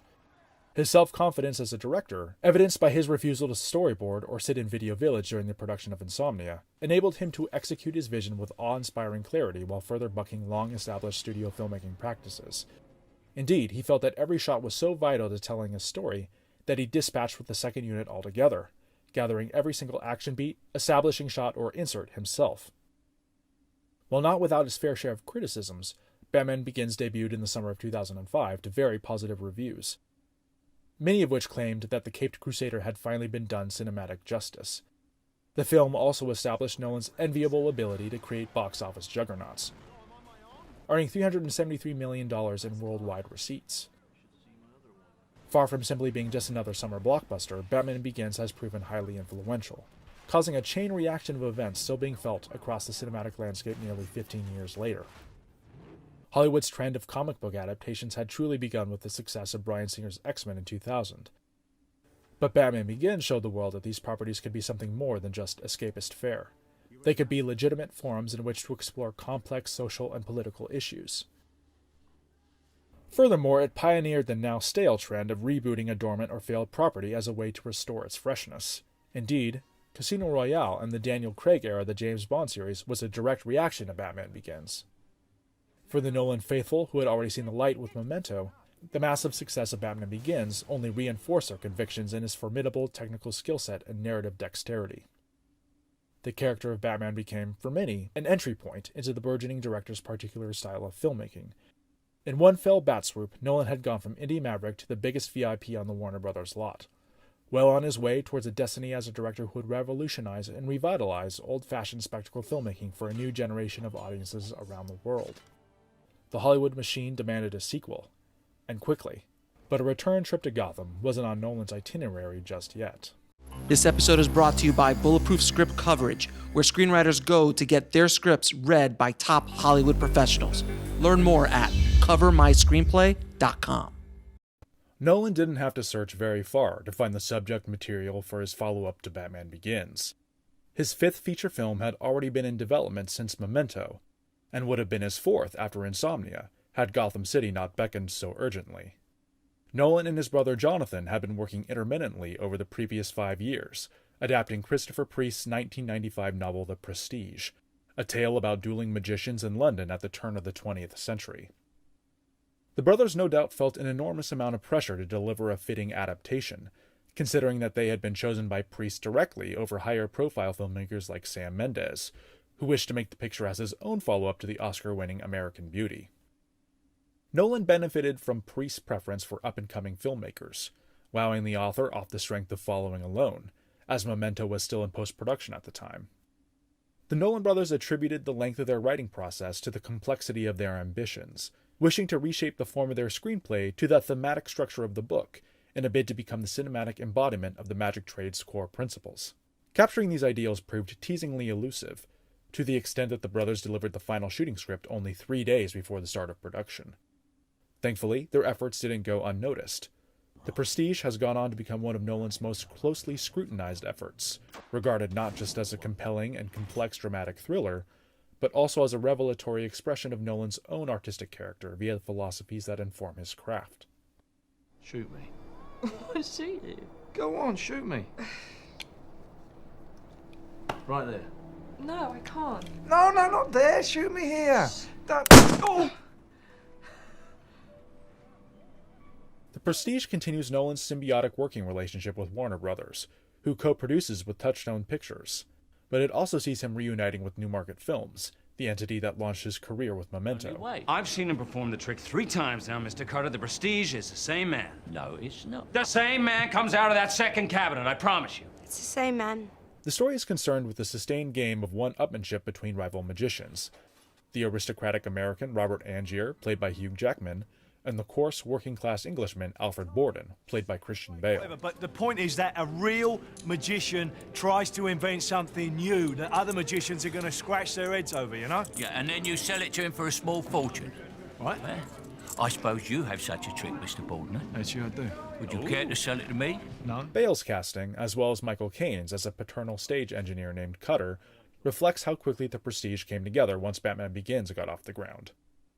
Both actors are able to parlay the creative momentum of their prior collaboration with Nolan into compelling performances that bring the period alive with fresh immediacy. As the game of wits between Borden and Angier escalates, they draw their friends and family into the fray to increasingly devastating results. Rebecca Hall fares better than her role as Borden's increasingly put-upon wife might otherwise suggest, taking what very little she has to work with in terms of dramatic meat and chewing it vigorously. Say it again. I love you. Not today. What? Well, some days it's not true, and today you don't mean it. Maybe today you're more in love with magic than me. I like being able to tell the difference. It makes the the days it is true means something. Scarlett Johansson pulls heavily from the femme fatale archetype in her performance as Olivia Wenscombe, a double-crossing magician's assistant whose allegiance is, to put it politely, fickle. David Bowie, Andy Serkis, and Ricky Jay round out Nolan's cast of note, an inspired trio, considering all three are illusionists in their own right. Jay is a magic enthusiast in real life, and helped to coach Bale and Jackman in the trade while serving in his role as a fellow magician named Milton. Serkis is well known for his innovations with motion capture performance, using digital effects to transcend what the human body can physically do, or transform it into something else entirely. However, he gets no such opportunity to practice that trade in The Prestige, in which he plays Nikola Tesla's decidedly human assistant, Ali. Bowie plays Tesla himself, the eccentric real-life inventor who is fictionalized here as something of a reclusive wizard of the electric occult, the mastermind behind a mysterious technology that allows Angier to harness a power far beyond his ability to truly understand it. Returning cinematographer Wally Pfister and production designer Nathan Crowley cement their status as core members of Nolan's inner collaborative circle, each scoring a respective Oscar nomination for their efforts here. The Prestige expectedly reinforces Nolan's reputation for impeccable cinematography and unrivaled production value. But this time, it almost comes in spite of the significant budgetary resources at his disposal. Stylistically speaking, the film has more in common with his earlier independent work than his two recent studio efforts, often employing a handheld camera that finds the 235:1 frame organically, instead of imposing precise and deliberate compositions on his subjects. Nolan and Pfister complement this approach by avoiding artificial light whenever possible, which works in unison with the handheld camera work to bring Nolan's first recreation of a historical period to vivid life. Whereas Nolan's prior reliance on natural light on following was born of practical necessity, his adoption of it here exhibits his supreme confidence as a filmmaker, in that he's actively choosing to deprive himself of the luxury of a controlled lighting scheme. It also serves as thematic reinforcement for the story itself, being set in a world that was coming out of the Industrial Revolution and into a bold new era of electricity. All this being said, Nolan doesn't quite fully embrace his indie roots. He still delves regularly into the studio toy box, pulling out dolly tracks, crane arms, and helicopter mounts to imbue his picture with a majestic, classical sense of scale. Angier's journey to see Tesla in his isolated compound at Colorado Springs also allows Nolan to dabble with the iconic visual language of the Western genre. Just as he had done with Batman Begins, production designer Nathan Crowley spent a great deal of the Prestige's development process working out of Nolan's garage, working intimately with the director to establish the physical aesthetic as manifest in the sets, props, and costumes. The Prestige utilizes a similar color palette to Batman Begins, rendering the 35mm film image in earth and metal tones, warming up interior sequences with a cozy amber hue while lathering exteriors in a cold cobalt veneer. The color red is used sparingly, saved for the interiors of the Majestic Theaters or Angier's Colorado Stagecoach, so as to better evoke the romanticism of their profession while contrasting it against the grimy working-class environs from which their shows provide a fantastical escape. Unlike his work on Batman Begins, Crowley built only one set for the Prestige, the understage section of the theater where Angier, Borden, and Cutter congregate after a hard day's work of amazing the unwashed masses. With the exception of the Universal backlot subbing in for the muddy streets of London, much of the Prestige was shot on location, giving the film a smoky, industrial texture that simply can't be replicated on a soundstage. Some might be surprised to learn that the majority of the Prestige was shot in Los Angeles, utilizing well-chosen locales that handily pass for 1900s-era London, like Greystone Mansion, a grand oil tycoon's estate in Beverly Hills, often seen in a variety of other films like the Coen brothers' The Big Lebowski, or Paul Thomas Anderson's There Will Be Blood.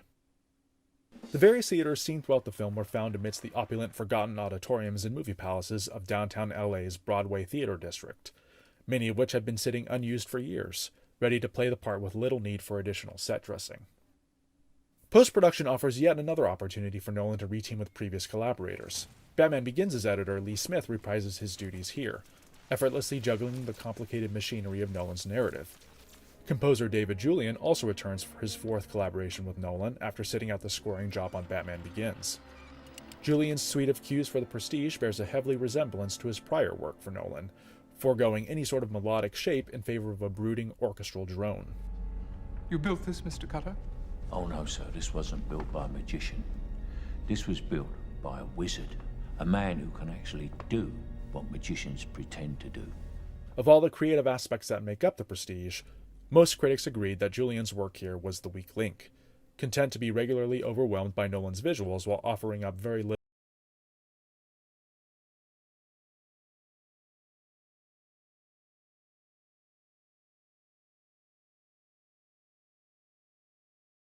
The most interesting aspect of The Prestige's music is the fact that Nolan uses the Tom York track Analyze over the credits, notable by its rare exception to Nolan's otherwise established preference for original score over licensed needle trumps. As of this writing, The Prestige marks the last time Nolan would work with his oldest collaborator, with the consensus of critical disappointment that surrounded Julian's score perhaps solidifying Nolan's burgeoning partnership with Hans Zimmer as a more appropriate fit for the big-budget studio filmmaker he was becoming. The Prestige may have been overshadowed in the wake of the larger success of his subsequent films, but it stands to reason that it's also a highly personal work that most intimately conveys Nolan's artistic worldview towards his own profession. He clearly sees undeniable similarities in the stagecraft behind both magic and filmmaking, like a shared emphasis on sleight of hand and visual trickery to make the audience believe in something unreal, or impossible. The central philosophy of magic that gives the film its title consists of 3 prongs: the pledge, the turn, and the prestige. Nolan weaves this philosophy into the structure of the screenplay itself, assigning each prong to its corresponding act. The pledge presents the audience with a seemingly normal object, just as Act 1 introduces the status quo of a particular story setting and characters. The turn finds the illusionist doing something extraordinary with that object, like making it disappear. A fitting allusion to Act 2's need to present the protagonist with a problem that must be solved. But as the film continually reminds us, it's not enough to make something disappear. You have to bring it back. Act 3 and The Prestige serve the same purpose, to return to the status quo via extraordinary and sometimes even supernatural effort. In typical Nolan style, however, The Prestige doesn't present its sequence of events in such a simple or linear fashion. The story rests on a series of key revelations, many of which become more effective or intriguing when the audience doesn't yet have full context. Just as he did in his previous films, Nolan and editor Lee Smith chart the rise and fall of both Angier and Borden out of sequence, jumping up the chronology for strategic effect, much like a magician will employ distraction techniques and sleight of hand to conceal the machinery that makes the tricks possible. Angier and Borden also follow in Nolan's grand parade of profoundly flawed protagonists. Both men are consumed by their ambition and competitiveness, driven to do great things that give them renown and acclaim, but also horrible deeds that tarnish their careers with infamy. Their shared desire for greatness, no matter the cost, becomes their Achilles heel, forcing them to new lows even as they struggle to one-up each other. Look at the man. This is the trick. This is the performance. Right here. This is why no one can detect his method. Total devotion to his art. Nolan's interest in functional style takes a necessary turn towards opulence in The Prestige, dressing his protagonists in peacocking threads that reinforce their strategic need to dazzle their audiences with flash and elegance. Their garb even serves to conceal complicated undersuits vital to executing dramatic, impossible tricks. Best seen in a primitive mechanical contraption of Cutter's design that looks like something Batman would have worn had he been born a century earlier. Nolan's direction clearly benefits from the confidence and wealth of experience he accumulated on the set of Batman Begins, navigating the labyrinthine twists and turns of The Prestige's narrative with effortless ease and dexterity. Interestingly enough, The Prestige was one of 3 films released in 2006 to deal with the world of magic, the other 2 being The Illusionist and Woody Allen's Scoop, which also starred Jackman and Johansson. The film enjoyed a robust run at the box office and a slew of positive reviews from critics, attaining a level of success it might not have had otherwise, had interest in Nolan's artistic character not been fueled by the monster hit that was Batman Begins. In the years since its release, The Prestige has only grown in critical and cultural regard, continuing to reveal new layers of thematic complexity and technical mastery with each repeat viewing. With the successful completion of The Prestige, Nolan had ascended to a plane that most directors endeavor to reach their entire careers. He had delivered on the promise of Memento several times over, proving he wasn't just another Hollywood director, he was a brilliant auteur whose voice resonated with the cultural zeitgeist. Most directors would be content to reach this already rarefied strata, but not Nolan. Indeed, he was just getting started. The runaway success of Batman Begins in 2005 revitalized the flagging Batman movie franchise, leaving fans clamoring for more of Nolan's expansive and groundbreaking vision. A sequel was inevitable, but rather than capitalize off the resurgent Batmania by pushing out the next chapter as fast as possible, Warner Brothers executives did something quite unimaginable by today's standards. They gave Nolan the space and time he needed to regroup and refresh his artistic approach. The Prestige served as an effective palate cleanser in this regard, its warm reception further consolidating Nolan's influence and bolstering his directorial profile as a breakout visionary. Now that his artistic deck had been cleared, Nolan was ready to consider what a return trip to Gotham City might entail. There were certain expectations, of course. A sequel would no doubt find Batman operating at the apex of his powers, and Batman Begins' ending teaser scene suggested he would finally do battle with his arch-nemesis, the Joker. Beyond that, Nolan had near limitless creative and financial freedom to realize his vision. As it would turn out, that vision would grow to become so complex and ambitious, it would require a canvas no less than 4 stories tall to properly contain it. In crafting a fitting follow-up to Batman Begins, Nolan once again looked to classic graphic novels for inspiration, specifically The Killing Joke and The Long Halloween, which respectively detailed the origin stories of 2 iconic Batman villains, the Joker and Two-Face. While he didn't adapt those stories outright, certain aspects of these comics nevertheless served as touchstones for Nolan's second foray into the wider Batman universe. Receiving another story assist from David S. Goyer, Nolan set about crafting the screenplay with his writing partner and brother, Jonathan. The brothers were intent on using this opportunity to depart significantly from established Batman lore, and remake the Caped Crusader in their image, to the extent that they dropped the word Batman from the title of their screenplay entirely, a first in the property's cinematic history.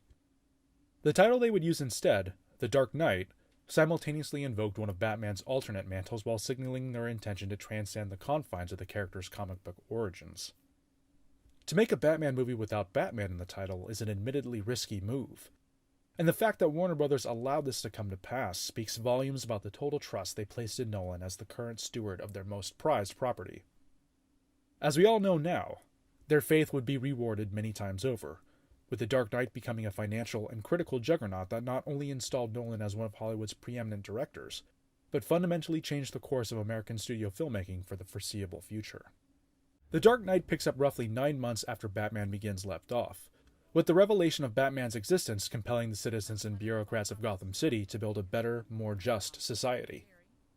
The cobwebs of organized crime that once riddled the city with corruption have been largely swept away to the fringes, held in check by a debilitating fear of an unexpected appearance by Batman or one of his many knockoff impersonators. From his vantage point in a Spartan penthouse high above the city, Bruce Wayne overlooks a cleaner Gotham and eagerly anticipates the day when Batman's brand of vigilante justice can be replaced by legitimate agents, like the ascendant district attorney Harvey Dent.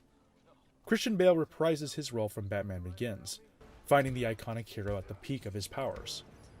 As this particular incarnation of Bruce Wayne, Bale appears much leaner, gaunt even, than he did previously. More than enough time to put you away for life, Sally. Hailed as a white knight and a legitimate response to Batman's shadow campaign, the city's new top cop sets about ridding Gotham of corruption through the court system and a relentless zeal for prosecution.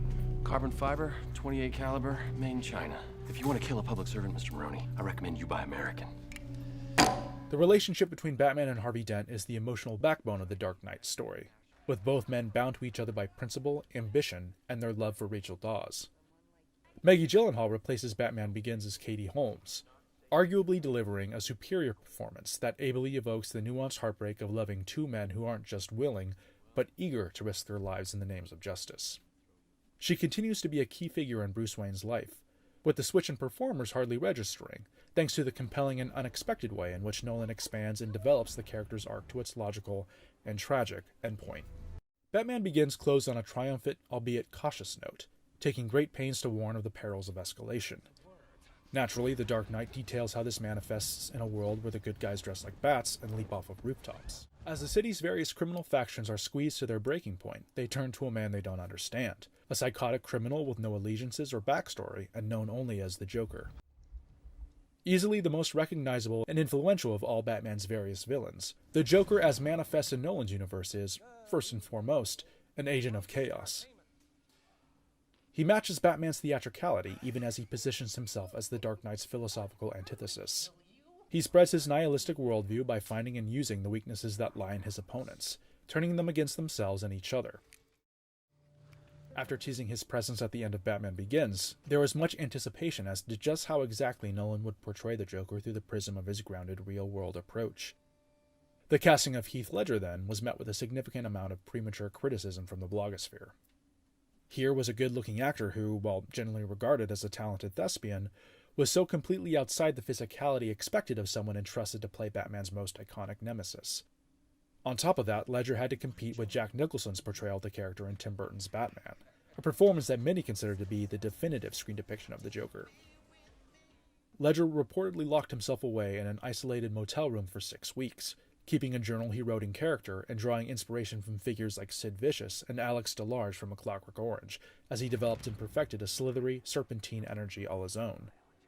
Topped off by a mop of greasy green hair, smeared face makeup, and a sinister Glasgow smile, Ledger's performance immediately silenced the critics the moment he appeared on screen and performed his now infamous magic pencil trick. Look at me.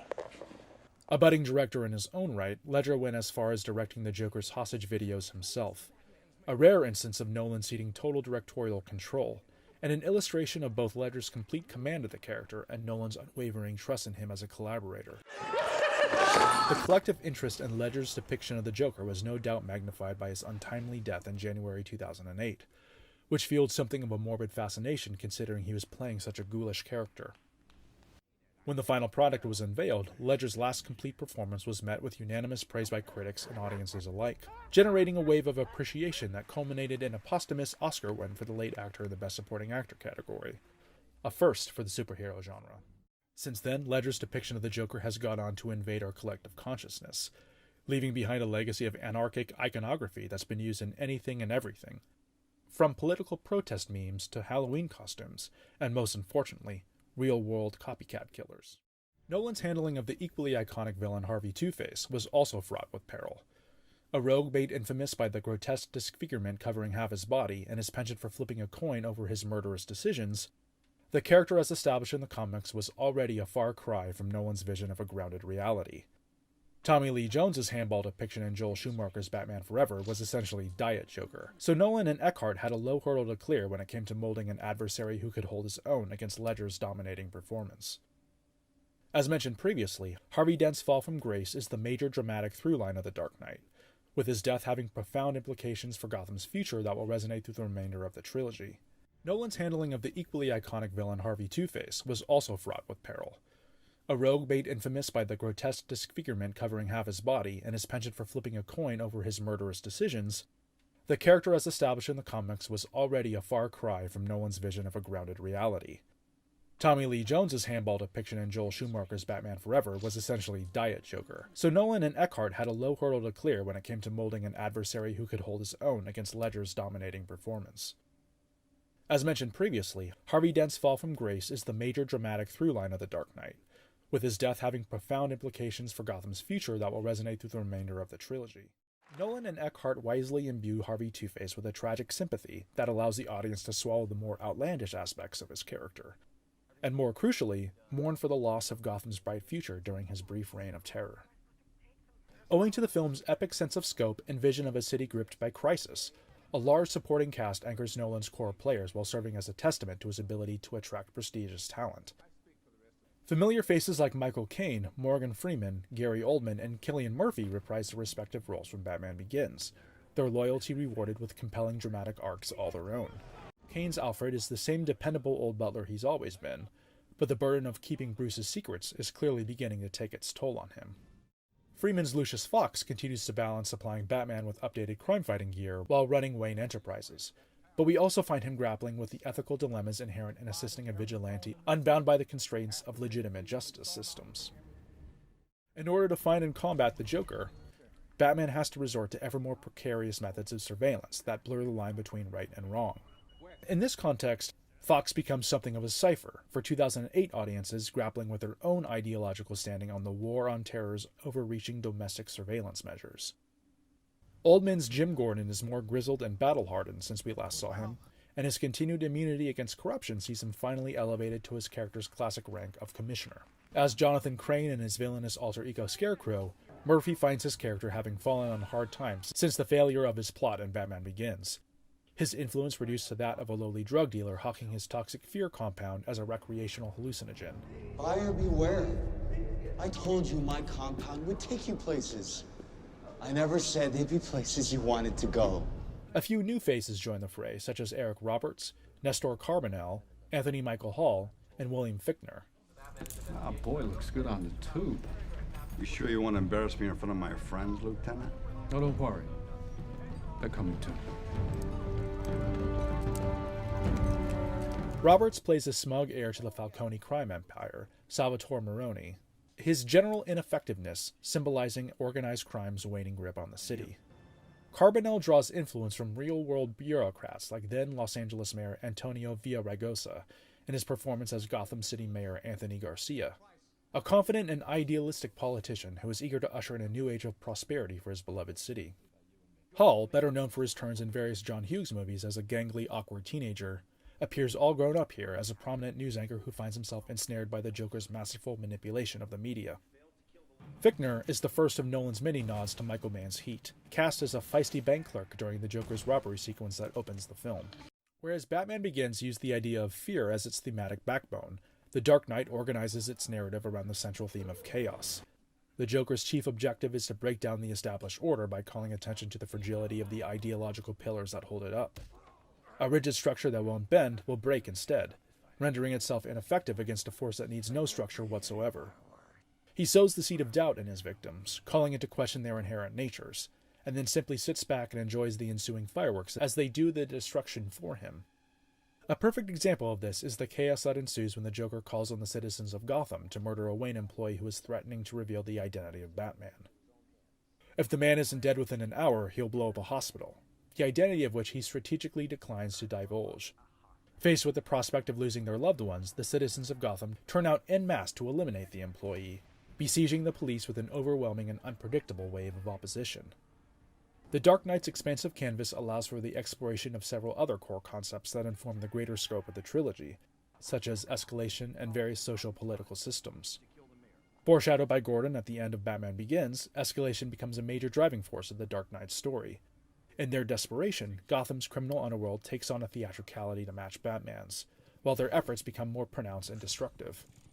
Batman's vigilantism inspires a slew of copycat wannabes, decked out in hockey pads and armed with shotguns. Even Batman's crime-fighting techniques become more invasive and unethical, as he's forced to lower himself to combat the Joker's unconventional campaign. Indeed, Nolan uses The Dark Knight to explore how the cost of justice is higher when doing combat with an agent of chaos.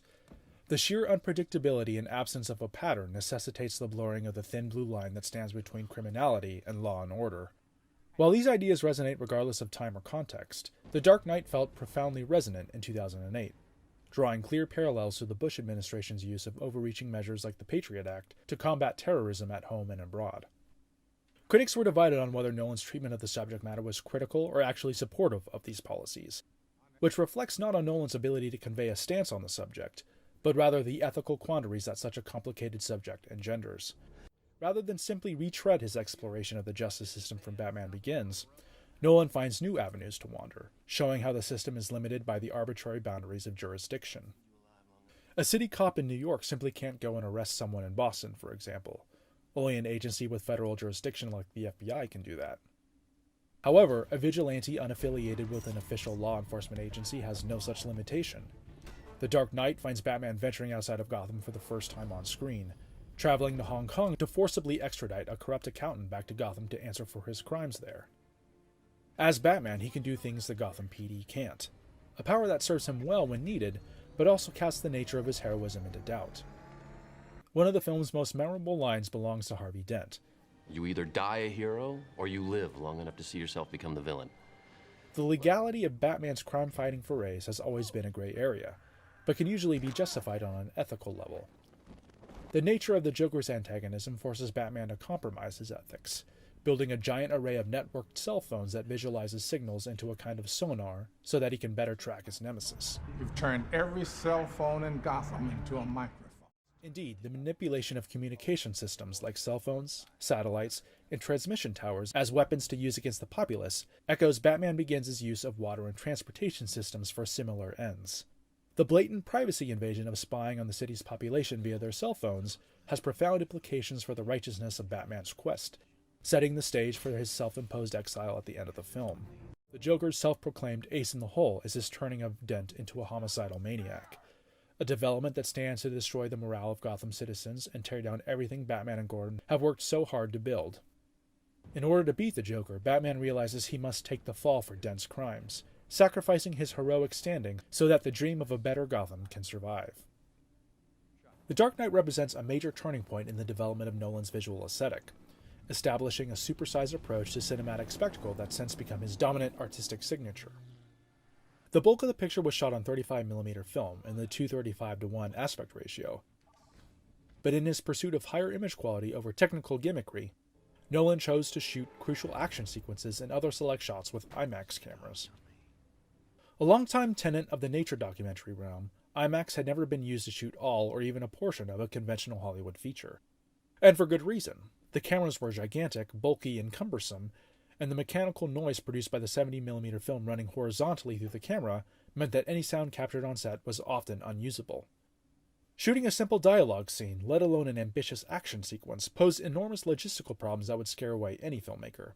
But Nolan was undeterred.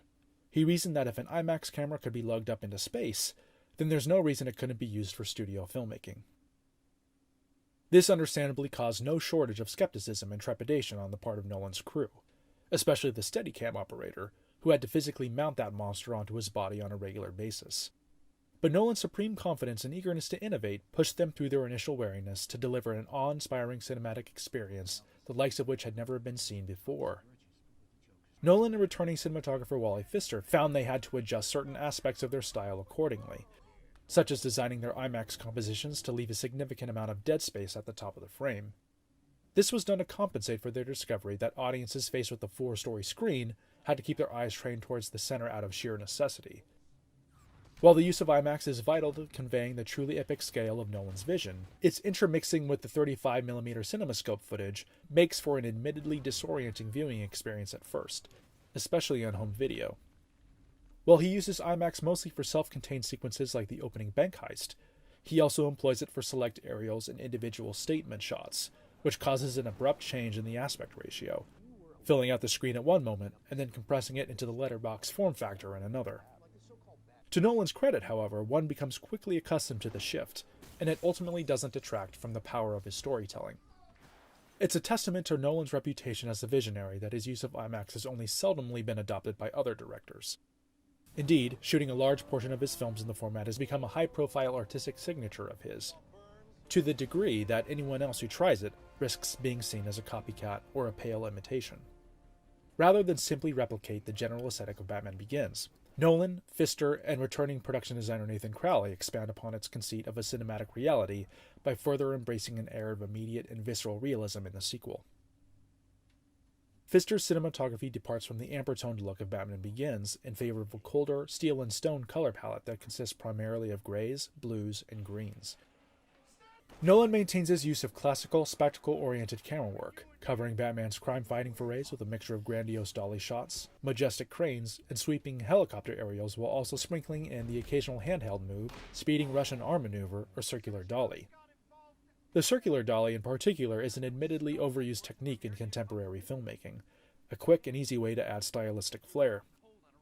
But Nolan finds the perfect use for it in a sequence where the Joker taunts Rachel Dawes at a high-society political fundraiser, unmooring the audience's sense of safety and building the suspense with a dizzying loss of control. In a rather surprising move for a Batman film, Nolan chooses to stage a great deal of The Dark Knight in the cold light of day. As such, the film's aesthetic deals in bright washes of natural light, instead of the sculpted theatricality of Batman Begins' noir-influenced lighting scheme. Crowley's production design echoes this sentiment, foregoing the control of a soundstage for the tactile realism of a location shoot.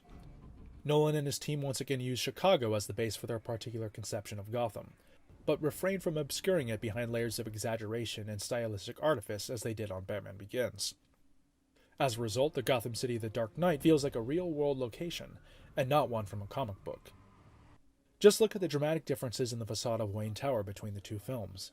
Batman Begins features Wayne Tower as a grand Art Deco spire anchored to the center of Gotham, whereas The Dark Knight's rendition is simply just another hulking slab of concrete and glass rendered in a generic, corporate style of architecture. This isn't Nolan and Crowley's only major departure from established Batman lore. The sacking of Wayne Manor in the previous installment gives the filmmakers an excuse to relocate Bruce to a Spartan penthouse high above the city, which makes for a compelling change of scenery while adhering to the core themes of Nolan's story. Gone too is the iconic Batcave, replaced by a minimalist bunker hidden beneath a shipping yard, and accessed via an elevator hidden inside an unassuming container. It's here that Batman temporarily stores his computers, suits, and his tumbler, which Nolan has the audacity to destroy during a major chase sequence. In doing so, he reveals a secondary vehicle hidden inside, the Batpod, which is essentially a futuristic motorcycle built from the machinery around the tumbler's oversized front tires, and gifted with the kind of supernatural maneuverability that the Hells Angels could only dream of. The major risk in developing Batman's world out to include more toys and tech is the power it gives to the merchandising department. It is, after all, the original sin that sunk Schumacher's Batman and Robin, and put the franchise into a coma for nearly a decade. Thankfully, Nolan's expansion of Batman's crime-fighting tools is done first and foremost in service to story. Merchandising needs be damned. This kind of artistic integrity strengthens his overall vision, giving it a palpable weight and gravitas that commonly eludes other comic book adaptations. On the post-production side, Nolan retains key collaborators like editor Lee Smith and composing team Hans Zimmer and James Newton Howard. Grandiose but understated at the same time, Lee's work often gets lost in the conversation, upstaged by the more immediate aspects of The Dark Knight's craftsmanship. However, Lee proves himself a crucial contributor to Nolan's aesthetic. His ability to trace and intercut multiple parallel lines of action across one sustained sequence, dovetailing effortlessly with Nolan's epic scope and penchant for orchestrating the action like a symphony, each character thread becoming, in effect, its own instrument, played in harmony with the others and swelling to a climactic crescendo. A prime example of this is the fateful sequence where Batman must choose to save Rachel Dawes or Harvey Dent, only for his choice to be foiled by the Joker's tricky manipulations. There are several different threads going on here that Nolan and Smith must track. Rachel and Harvey being held captive, each in a separate location that's primed to explode at the same time. Batman racing across the city to save Rachel. Gordon with the assist, racing to the other end of the city to save Harvey. And the Joker, stuck in custody at the MCU and taunting his captors even as he puts his escape plan into action. Nolan and Smith expertly orchestrate a cascading series of events towards their stunning conclusion, cross-cutting between the various threads so as to wring out the maximum amount of suspense. The original score by Zimmer and Howard works overtime in this regard, driving the action with a thundering orchestral sound that develops and expands upon the themes introduced in Batman Begins. A brand new theme for the Joker was to be expected, but Zimmer and Howard managed to produce a unique sound that no one could have expected. Foregoing any sort of symphonic sound entirely, the composing team captures the anarchic essence of the Joker by distilling his theme down to a single, solitary note. A mix of string instruments are electronically manipulated to produce an unconventional sound, their pitch seemingly escalating in perpetuity without breaking. And you know what? She can't stand the sight of me. She leaves. Now I see the funny side. Now I'm always smiling. The effect is profoundly and appropriately unsettling, like dancing on the edge of a razor. I like that. The Joker's theme mirrors the minimalism of Batman's theme, even as it becomes its ideological counterweight, musically reinforcing the Dark Knight's emphasis on Batman and the Joker's yin and yang relationship in an inspired and wholly unexpected manner. With its ambitions and successful execution as a sprawling urban crime drama, The Dark Knight owes profound debt to the influence of Michael Mann's 1995 masterpiece, Heat. A self-styled acolyte of Mann's, Nolan finds in The Dark Knight a prime opportunity to make his own Heat equivalent, albeit one where the bank robbers were clown masks instead of ski masks. Indeed, there are many direct connections to Mann's film that we can draw from The Dark Knight. In both its conception and execution, the opening bank heist sequence reads as a comic book twist on Heat's centerpiece scene, right down to the tactical minutiae and precision timing the criminals employed to successfully carry out the operation. It's not a coincidence that William Fichtner cameos in this scene, his presence serving as a playful nod to his Van Zandt character from Heat. While Van Zandt was a fairly meek criminal banker predisposed to hiding out in his office when the going got rough, here he's empowered with a braggadocious confidence that only a high-powered shotgun can provide. You have any idea who you're stealing from? Heat's influence continues to course through The Dark Knight, whether it's the latter inheriting the former signature cobalt and steel color palette, or Bruce's Spartan penthouse echoing Neil McCauley's infamously empty beachside condo. The fateful interrogation sequence between Batman and the Joker riffs on Heat's iconic coffee shop scene, with both staging themselves respectively as a battle of wits between two men sitting around a table and psychoanalyzing each other until they realize they have met their ideological inverse and intellectual equal. Additionally, Gordon is shown heading up Gotham's Major Crimes Unit, the same department that Al Pacino's Vincent Hanna commanded in Heat. Indeed, Nolan lavishes a substantial amount of attention on the inner workings of the law enforcement complex as it pertains to government and the maintaining of order. Naturally, they have their work cut out for them in regards to the Joker, and must respond in a far more dramatic fashion than Hanna's crew in Heat ever did. Among its many praises during release, critics marveled how The Dark Knight had transcended the trappings of the superhero genre to become a truly great urban crime drama. Even then, the comparisons to Heat were admittedly immediate. But the fact remains that, by applying Heat's storytelling template to the world of Batman, Nolan showed that a comic book movie could be so much more than its source material, and that the character of Batman was more relevant to our current political climate than ever before. The Dark Knight echoes Tim Burton's sequel to Batman Returns, in that both he and Nolan found their sensibilities somewhat constrained on the respective first films by the nature of the property and the expectations of the fans. In other words, they were compelled to deliver fairly straightforward takes on the Caped Crusader, while suppressing certain aspects of their artistic signatures. The opportunity of a sequel repays their good faith, giving them more creative control as a reward for their responsible stewardship. In this regard, The Dark Knight is first and foremost a Christopher Nolan film, and a Batman movie second. The character provides a natural conduit for the exploration and development of many of Nolan's directorial signatures, to the extent that The Dark Knight becomes a defining work in his filmography. Nolan's narratives have always concerned the personal and intimate plights of profoundly flawed male protagonists, but Batman Begins marked the turning point where these plights begin to play out on an epic, monumental scale. The grief and rage that drives Bruce Wayne and his crime-fighting alter ego had been well established in Batman Begins and the decades of comic book lore prior, and those same scars continue to inform the character in The Dark Knight. His psychological issues remain unresolved, even after delivering Gotham into a period of relative peace and prosperity. His parents are still dead, and his love for Rachel Dawes remains unrequited. The events of The Dark Knight compound his trauma by shattering his hopes for a better life with Rachel, as well as his dream of the day when he can give up the mantle of Batman entirely. Indeed, Bruce's emotional trajectory throughout the film revolves around his questioning the necessity of Batman's existence, and the devastating consequences he's wrought upon the city he swore to protect.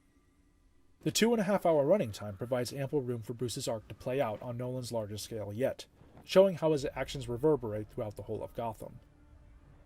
As mentioned previously, Nolan even finds the time and a justifiable narrative reason for Batman to travel to Hong Kong, further expanding the scope of his story while satisfying his own directorial fondness for globe-trotting narratives. While many other blockbuster spectacles can lay claim to a similar epic scale on running time or narrative sprawl alone, very few deliver it with the visceral weight and tangible physicality that The Dark Knight and Nolan's larger filmography does. His pursuit of practical effects, wherever possible, is undoubtedly a key contributor to this effect, grounding The Dark Knight's astonishing cascade of spectacle with the gravity of real-world physics. The world of computer-generated imagery allows us to destroy entire star systems, or bring back actors long since dead, but as impressive as those visual feats are, they somehow pale in comparison to the visceral physicality of flipping a Freightliner upside down on an actual city street, or physically blowing up the entirety of a full-scale building. Of course, one can't simply make a movie like The Dark Knight without a generous dose of CGI, but by choosing practical in-camera effects wherever possible, Nolan successfully imbues the film with the kind of monumental gravitas that marked the classic epics from which he drew inspiration. The bulk of Nolan's larger filmography takes place in urban environs. As such, man's relationship with architecture and the built environment forms an integral component of his artistic aesthetic. The Dark Knight surveys the tapestry of urban life and its various social systems from a bird's-eye view, encompassing so much of the city's sprawl that many critics at the time argued a better title for the film would have been simply Gotham City. Just as he examines how the contours of Gotham shape the flow of his narrative, so too does Nolan use The Dark Knight to explore the malleability of the urban landscape, and how those same contours can be effectively reshaped for the purposes of criminality or justice. Batman's ability to glide between rooftops allows him to navigate the urban labyrinth of Gotham in a manner far different than the civilians below. He can create doors and entrances for himself where there were none previously. He can take advantage of negative space within a building's design, turning it into a shortcut accessible only to him. An arsenal of equipment and a retooled batsuit facilitates these abilities, giving him an edge by navigating Gotham in ways that conventional law enforcement officials cannot. The Joker enjoys similar advantages, albeit through lower-tech tools like gunpowder and gasoline, but his use of them nonetheless positions him as Batman's equal and a formidable counterweight. Their mutual ascent to this elevated plane naturally manifests in a palpable theatricality, which Nolan balances with his artistic interest and functional style. A common complaint shared by previous Batman like Michael Keaton and Christian Bale's current iteration alike is the sheer discomfort of Batman's latex rubber suit. The outfit was a single heavy piece that was hot, stuffy, and greatly restricted mobility and vision. Bale famously channeled the anger and the crippling headaches he felt inside the suit into his performance for Batman Begins, using the pain and discomfort to his benefit. For The Dark Knight, the filmmakers wanted to design a new, functional batsuit that would reduce these problems, and so replace the latex with individual plates of armor conjoined by a mesh undersuit. The final result is a dramatic reinterpretation of Batman's iconic outfit that maintains the classic silhouette, a design that Nolan actively works into the narrative by having Bruce communicate to Lucius Fox his desire for a more functional suit that can stand up to the elevated threat posed by the Joker. More agile. The Clown Prince of Crime's sartorial sensibilities also echo the conceit of functional style. His scraggly purple suit pays homage to the character's classically campy appearance in the comic books, while staying within the confines of Nolan's grounded reality. As evidenced by the fact that his handmade clothing contains no labels, the Joker's choice of outfit appropriately conveys his anarchic identity. But it also serves a tactical use, whether it's the cavernous pockets of his overcoat hiding an array of explosives rigged to his person, or a stinger blade hidden in his boots that can pop out at will. Finally, one cannot talk about The Dark Knight as a definitive work in Nolan's canon without mention of what is arguably the core component of his directorial identity, time and the manipulation thereof. Batman Begins unspooled in somewhat non-linear fashion, incorporating flashbacks at strategic story junctures as Bruce gradually became Batman. With his vigilante alter ego firmly established, The Dark Knight naturally inhabits a constant forward flow of time, its story progressing in linear order. Batman must take off his mask and turn himself in. That being said, the manipulation of time does serve an important narrative function. The trope of the ticking clock is about as cliched as they come, but it's nonetheless a vital tool to generate suspense for the audience. The Joker incorporates this tool into his own arsenal, using the ticking clock as a way to persuade his victims to act against their self-interests, or compromise their principles. The best instance of this is also one of the highlights of the entire film, a nail-biting suspense sequence where two fairies carrying a load of law-abiding civilians and incarcerated felons respectively are revealed to be rigged with explosives. This sets up an agonizing moral quandary for the occupants of either boat. Do they destroy the other boat to save their own lives? The fact that one of the boats is filled with convicted criminals adds another wrinkle to the dilemma. The law-abiding civilians would be justified in hitting the button, citing their fear that the criminals would not have the same respect for human life as they do. However, to do so would be to pass blind judgment on the inmates, denying their humanity and capacity for compassion, and, in effect, making them more inhuman than the killers and rapists they stand to destroy. This sequence, which could have made for a captivating feature film in its own right, uses the pressure of a ticking clock to effortlessly distill the Dark Knight's core conflict between civilized society and anarchy to its ideological essence. Additionally, Nolan's fondness for cross-cutting between parallel threads of action allows him to manipulate time itself, compressing it into one cosmic instance across sprawling distances. Naturally, this does away with the objective truth that real time provides, but Nolan inherently understands that cinema has a unique ability to subvert the flow of time while uncovering the emotional truth hidden underneath. To Nolan, time is not an unstoppable forward-marching force beyond our control. It's merely another storytelling tool, a dimension that can be stepped outside of and manipulated to his will. The Dark Knight makes frequent use of this technique, structuring his story around several nexus points of action like the opening bank heist, the Hong Kong extradition, the Wacker drive chase, or the hostage situation in the unfinished tower, and subsequently compressing time and space into tidy narrative blocks that each build to a cathartic emotional release. The end result is an experience that some critics decried as a breathless succession of third-act climaxes, an admittedly reductive judgment, to be sure, but one that aims to convey the impression that a lot happens in The Dark Knight. Simply put, Nolan's vision for the film is exhaustive. His epic ambitions and his tackling of some of the most iconic aspects of Batman lore combine to make what is arguably the ultimate screen adaptation of The Caped Crusader. Nolan's ability to compress long narrative distances over short spans of time is a key aspect of his artistic skill set, and in the case of The Dark Knight, it is a major driving force behind the film's critical and commercial success. Indeed, to call The Dark Knight a success is an extreme understatement. It's essentially The Godfather Part 2 of superhero films in both execution and critical standing. By any reasonable metric, the film's release and reception proved a watershed moment in mainstream studio filmmaking, the effects of which are still reverberating across the cinematic landscape nearly a decade later. Just as Batman Begins sparked the trend of the dark and gritty reboot, The Dark Knight inspired a countless wave of bombastic imitators that drew the wrong lessons from Nolan's success, like equating an epic scope with bloated running times or reveling in misguided dramatic beats masquerading as bold storytelling. Produced for $185 million and scoring over $1 billion in ticket sales to become the 26th highest-grossing film of all time, The Dark Knight was a box office success of biblical proportions. To put this into perspective, it only took 6 days for The Dark Knight to surpass the numbers posted by Batman Begins' entire domestic run. The film's monumental success was the result of a perfect storm of factors. It belonged to an iconic franchise with a rabid global fan base, it was a highly anticipated sequel to a well-received predecessor, and it was a film by a director known for his riveting storytelling and impeccable technical craftsmanship, to name just a few. The X factor, the one thing it had that other films of its caliber did not, was Ledger's tragic death, and the morbid curiosity it fueled at the prospect of witnessing the final performance of an actor as such a ghoulish character.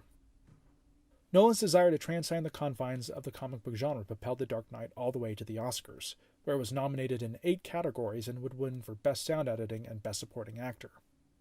The Academy obviously leaves a tangible impression on the films it honors, but rarely does it happen the other way around. The Dark Knight's failure to score a nomination for Best Picture or Director was seen by many in the industry as an injustice, if not an outright travesty. And the ensuing chatter was so loud that the following year, the Academy doubled the number of nomination slots in the Best Picture category from 5 to 10, in a bid to be more inclusive of well-received films that didn't quite meet the conventional expectations of an Oscar-worthy picture. It may have failed to enshrine itself in Oscar glory, but The Dark Knight is a triumph from every conceivable angle.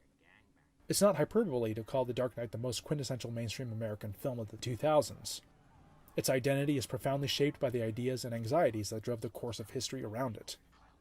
As for Nolan himself, the film is the capstone to a towering and influential body of work that still has several decades yet to play out.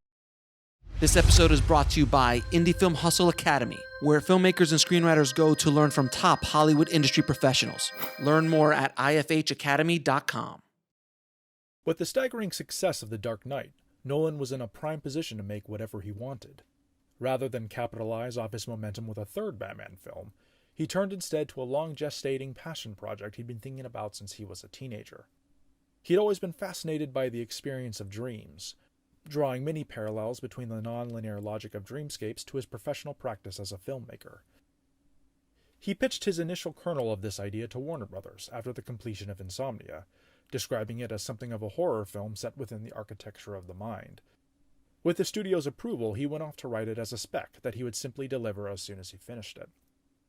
That process would ultimately take 8 years, its slow pace dictated by the rigorous mind pretzels required in formulating its plot, as well as his expansive and time-consuming forays into the Batman universe. Given the name Inception, the script that Nolan delivered to Warner Brothers in 2009 was a far cry from what he had initially pitched. Indeed, he had instead orchestrated an action thriller so complex and stunningly inventive that it could be thought of as the ultimate quote-unquote high-concept movie. Naturally, the price tag to realize such an effort would be enough to stop other filmmakers in their tracks. But Inception's $160 million budget was a relatively easy ask, considering Nolan had just delivered one of Warner Brothers' most successful films in its century-long history. Even then, the studio had to partner with Legendary Pictures just to cover it all. In relatively short order, Nolan and his producing partner/wife, Emma Thomas, were off shooting his 7th feature film, one of the most ambitious and original visions cinema had ever seen. While the story is packed with an overwhelming amount of fantastical imagery, arguably the most outlandish aspect is the proposed existence of experimental military technology that allows people to enter and act within an individual's dreams. As mentioned in a previous episode, Nolan's micro-budget indie debut Following can be read as something like a first draft of the story that would ultimately become Inception. Both films are structured as heists of the mind, and both feature a slickly dressed character named Cobb. Leonardo DiCaprio plays the latter iteration, a major score for Nolan personally, as he had endeavored to work with the actor many times before, and thus far had been unable to secure his participation. It's interesting then to note that DiCaprio's portrayal of protagonist Dom Cobb seems to be a fictionalization of Nolan himself. From his unique intellectual acuity down to the external aspects like a shared hairstyle and buttoned-down sartorial sense. What is the most resilient parasite? A bacteria? A virus? An intestinal worm? What Mr. Cobb is trying to say. An idea. Resilient, highly contagious. Once an idea has taken hold of the brain, it's almost impossible to eradicate. An idea that is fully formed, fully understood, that sticks. Right in there somewhere.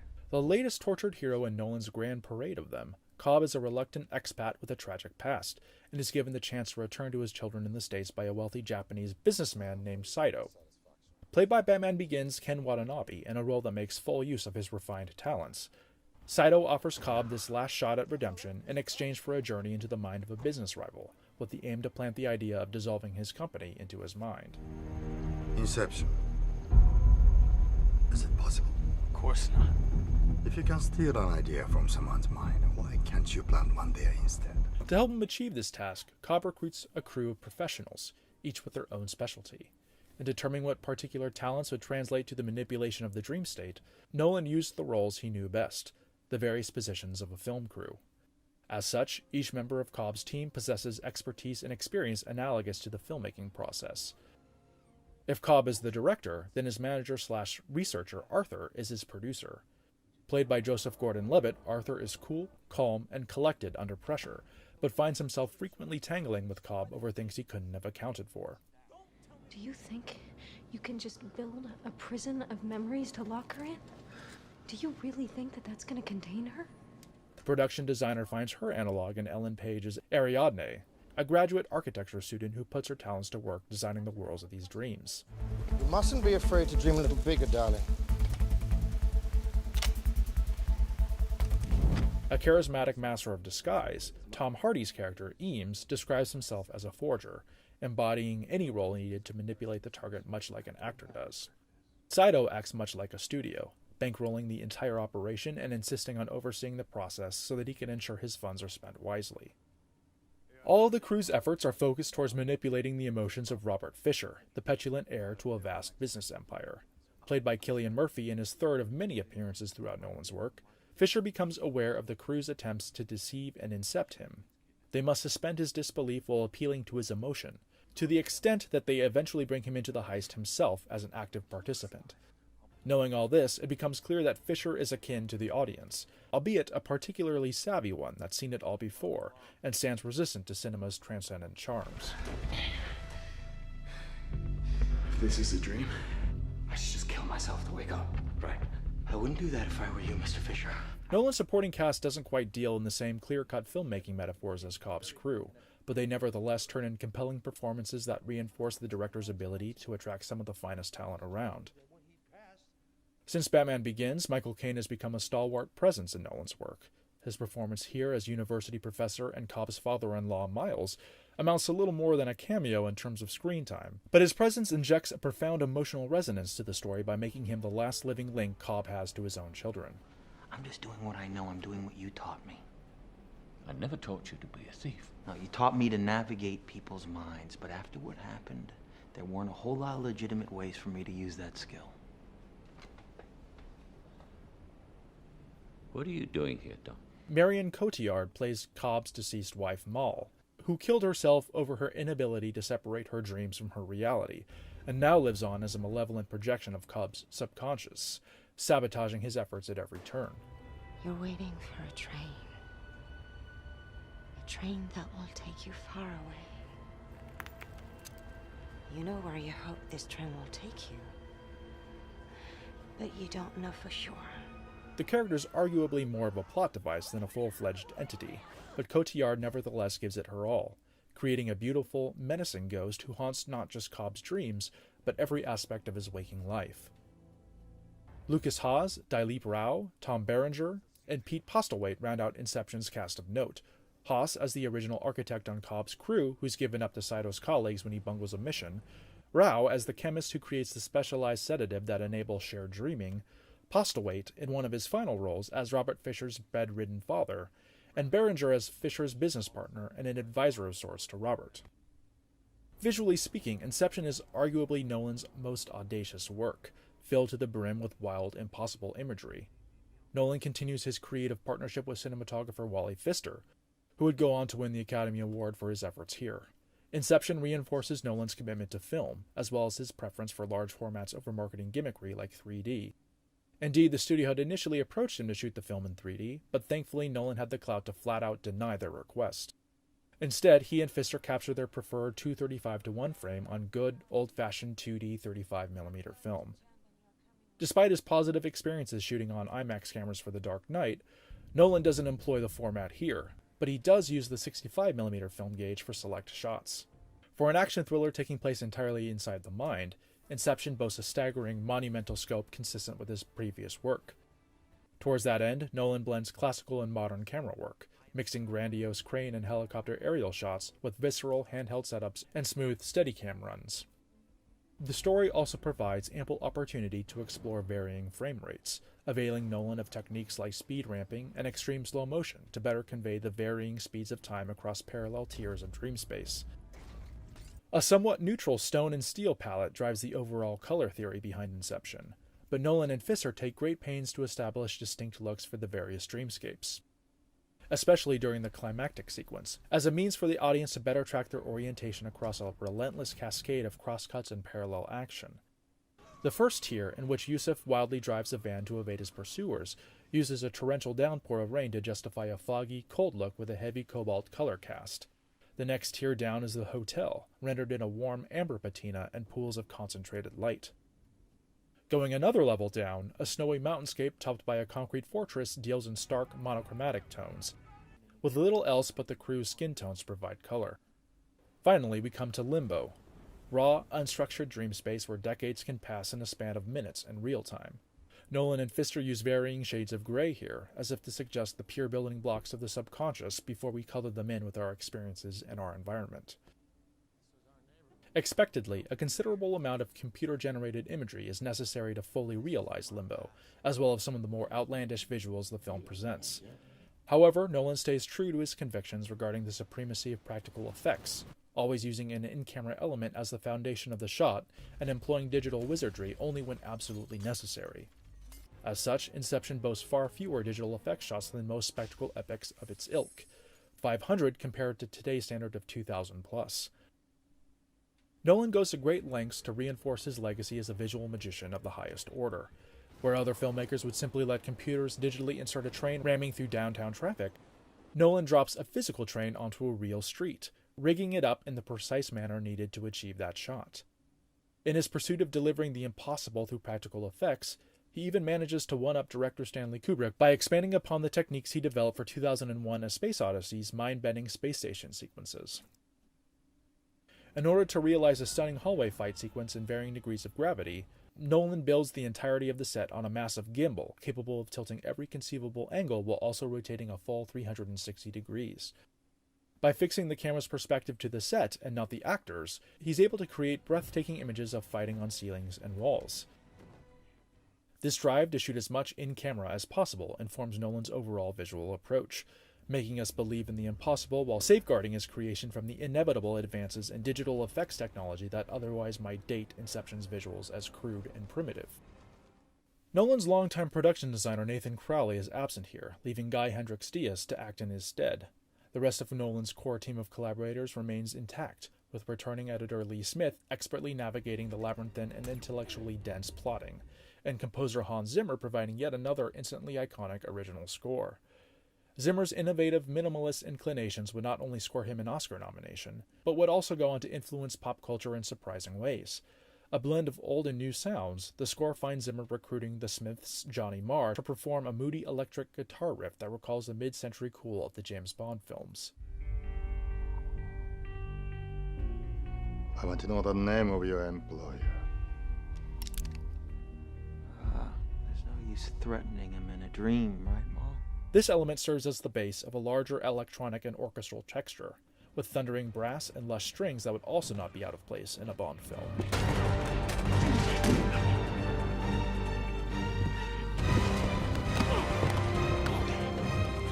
Nolan doesn't employ needle drops often, so when he does, the audience would do well to pay close attention to its importance to the narrative at hand.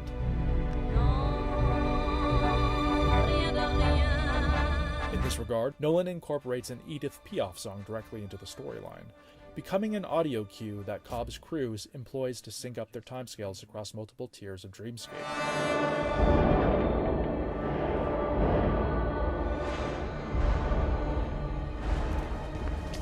Zimmer takes this idea and runs with it, slowing down the track to the point where it becomes an unrecognizable texture of raw sound and throbbing percussion.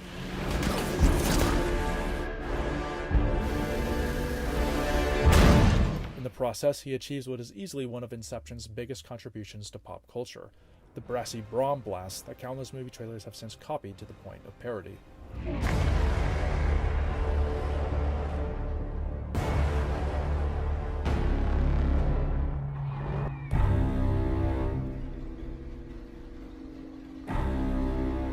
A film stuffed to the brim with the themes and imagery that Nolan has spent a lifetime exploring, it's not inconceivable to see Inception as the director's most definitive work. Even more so than The Dark Knight, when considering its original storyline, unencumbered by the constraints of any pre-existing intellectual property. The narrative affords Nolan the opportunity to explore and indulge in his fascination with the mechanics of time in a comprehensive and integral manner. Befitting their place in a heist film, Cobb's crew naturally races against a ticking clock, but they are uniquely positioned to alter the bounds of the race itself. The relativistic relationship of time across several parallel tiers of the subconscious becomes their ace in the hole. Brain function in the dream will be about 20 times normal. When you enter a dream within that dream, the effect is compounded. It's 3 dreams, that's 10 hours times 20. Maths was never my strong subject. How much time is that? It's a week, the first level down. 6 months, the second level down, and the third level. It's 10 years.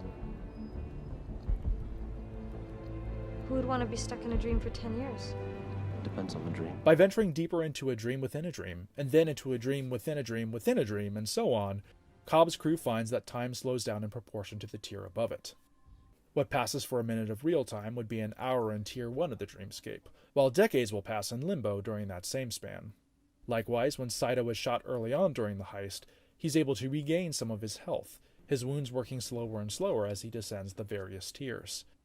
Inception's unique take on the mechanics of time is a singular signature of Nolan's.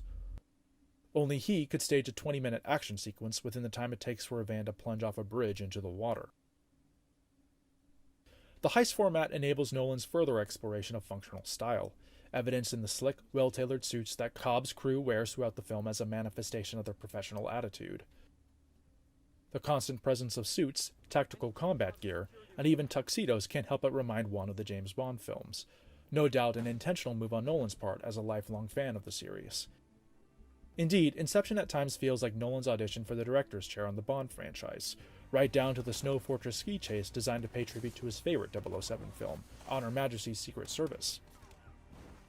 The globe-trotting nature of Nolan's aesthetic, and Inception in particular, reinforces this notion, featuring the characters jetting around to exotic locales like Mombasa, Paris, and Tokyo, as well as abstract interior spaces like Limbo. Nolan even structures the climactic heist so that it takes place while his characters are flying over the Pacific. Like The Dark Knight before it, Inception also draws considerable influence from Michael Mann's Heat, in that Nolan stages his own version of that film's iconic downtown LA shootout, albeit with a degree of restraint that keeps his efforts in service to the story, and firmly out of the territory of full-blown homage. As evidenced by the logo of Nolan's production company, Syncope, the iconography of mazes and puzzles have become a defining feature of his artistry. A conceit that Inception revels in with its labyrinthine plot structures that turn the world around its characters into a giant Rubik's Cube.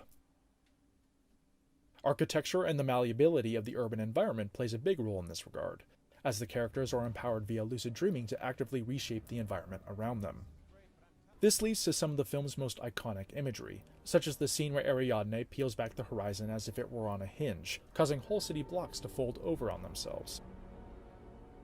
The plane of Limbo becomes a veritable playground as the characters build entire cities for themselves, spending decades in an endless sprawl of monoliths that grow more faceless and abstract as they extend outwards.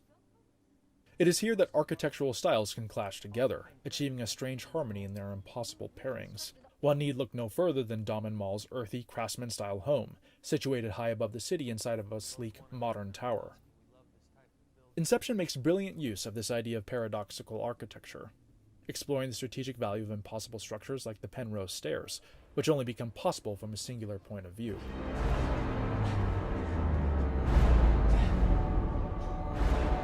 Paradox. No discussion of Inception would be complete without addressing its infamous ending, the implications of which are still hotly debated across internet forums and college dorms.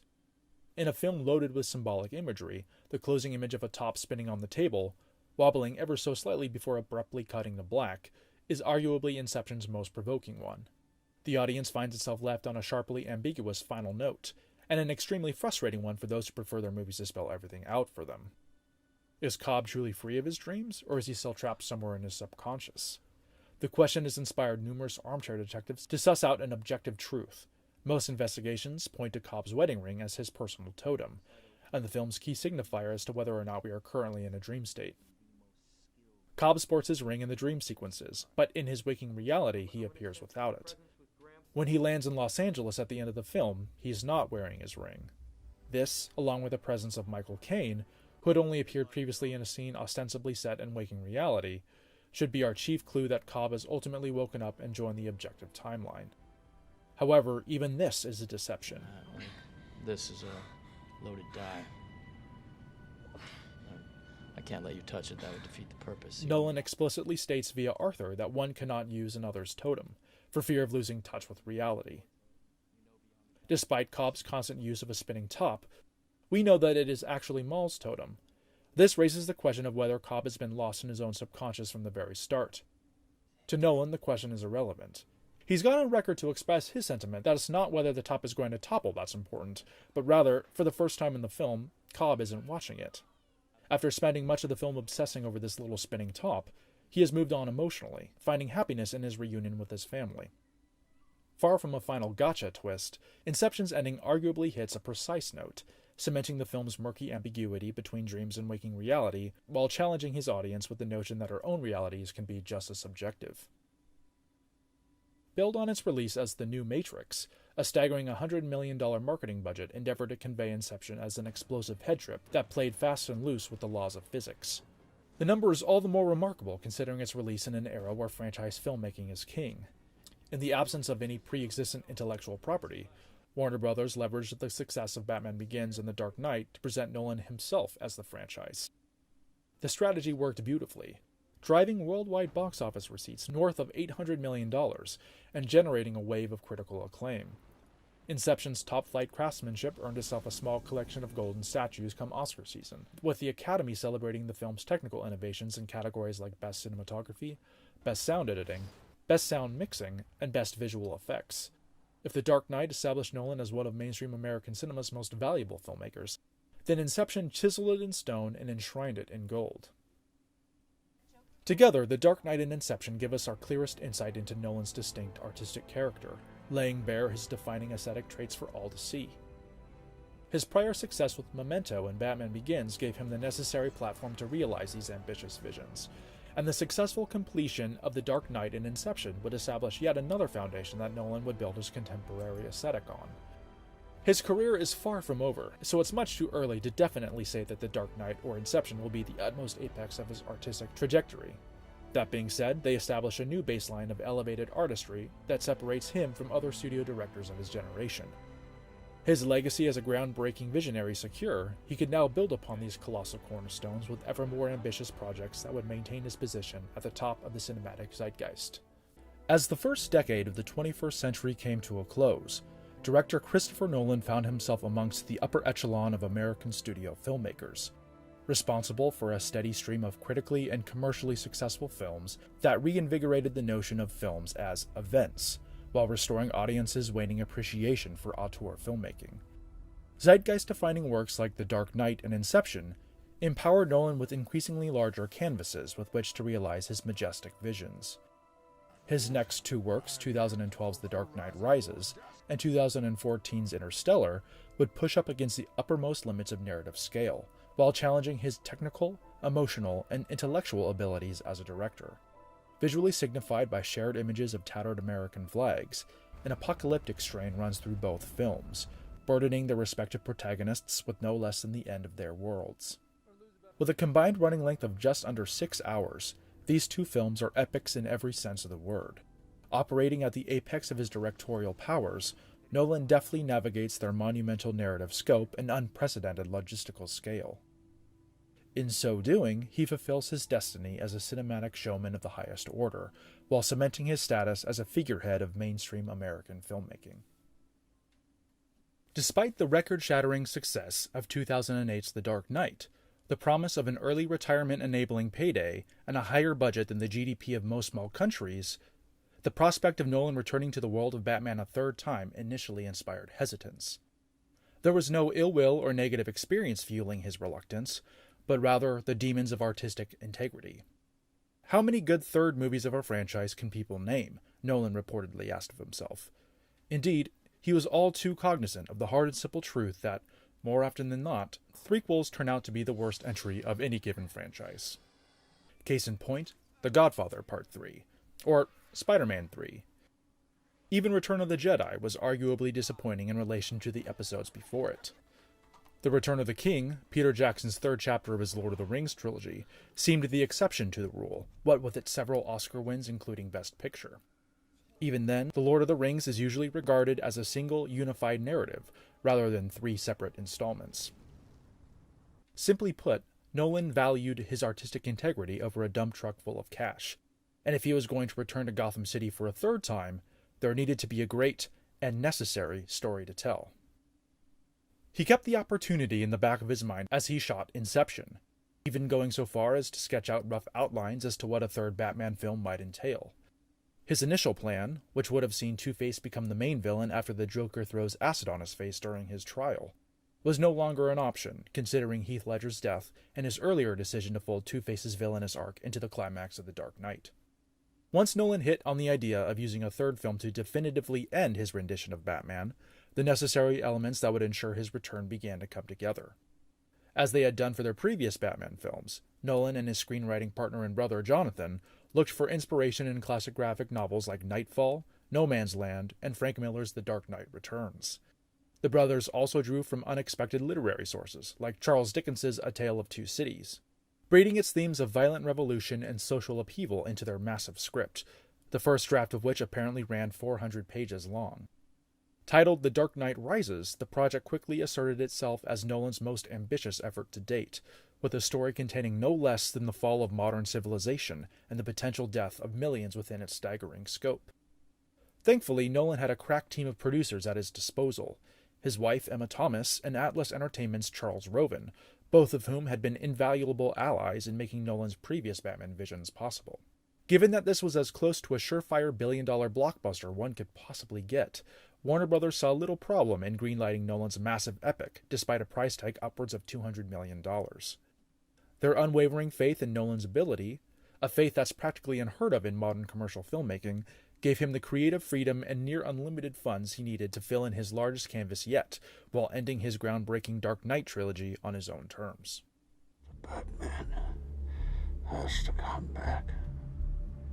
What if he doesn't exist anymore? He must. Escalation has been a key foundational principle in Nolan's take on Batman.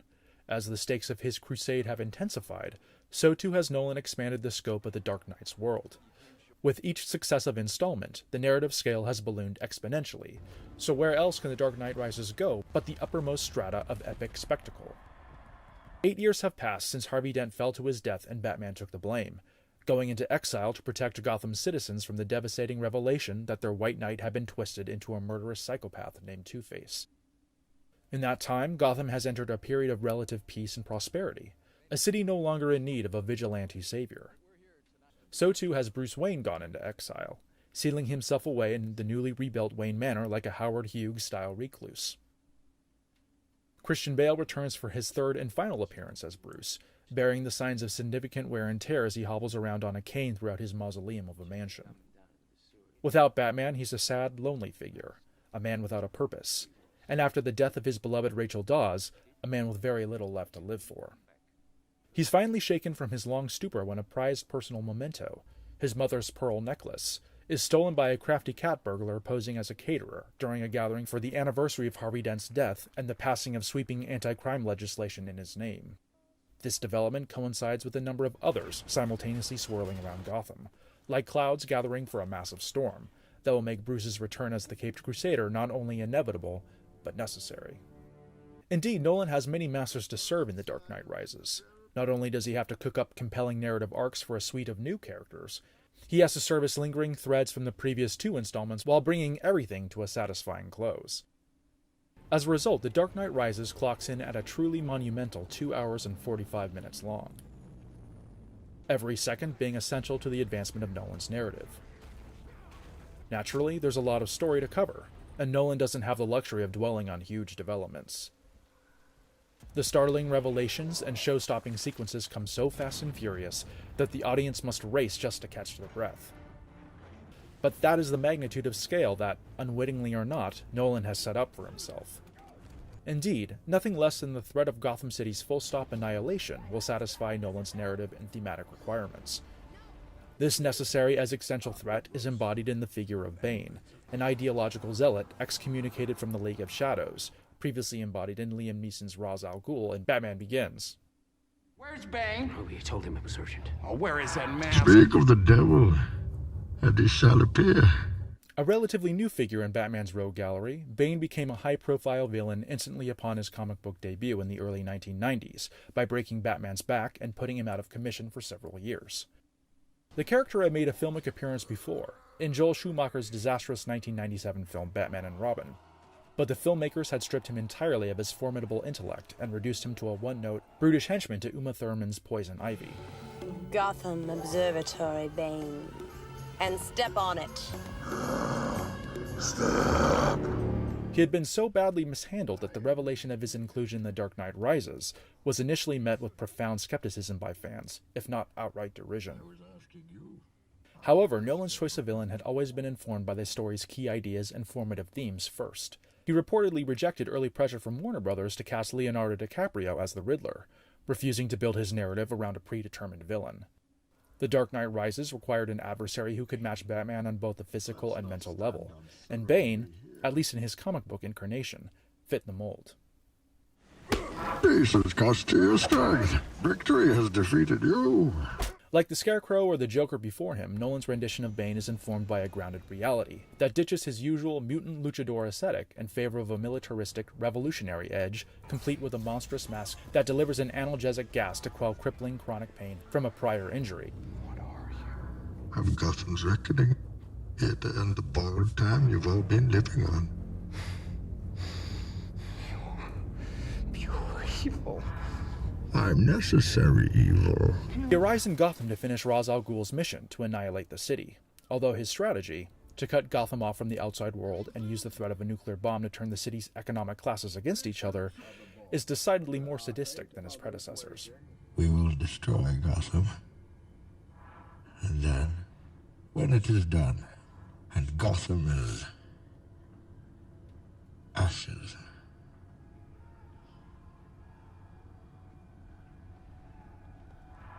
then you have my permission to die. He plans to nuke the city anyway, but first he wants to systematically break down the people's confidence in their own civilization, while figures like Batman and Commissioner Gordon are forced to helplessly watch their beloved city tear itself apart. Tom Hardy, one of 3 cast members to make the jump from Inception to Nolan's Batman saga, reportedly gained 30 pounds for the role, transforming himself into a hulking brute with a brilliant, tactically oriented intelligence. And at the first sign of interference from the outside world, from those people attempting to flee, this anonymous Gothamite, this unsung hero, will trigger the bomb. Hardy faced a considerable challenge in playing Bane, considering the cumbersome mask that covers half of his face.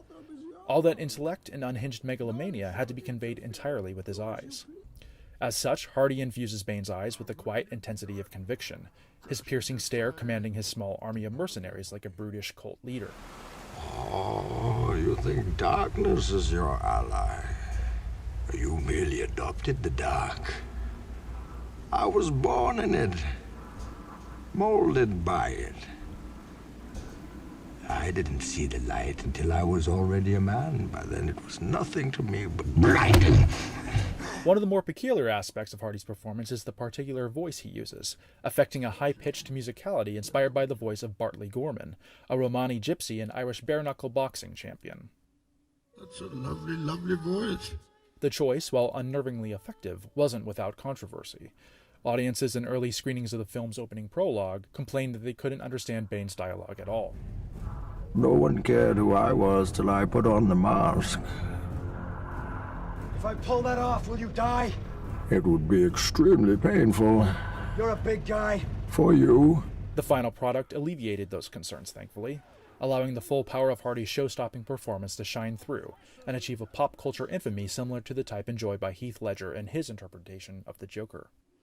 I could try explaining that a Save the World project, vain or not, is worth investing in, Mr. Daggett. But you understand only money and the power you think it buys. So why waste my time, indeed? Nolan also brings back Inception's Marion Cotillard, who plays a new character named Miranda Tate.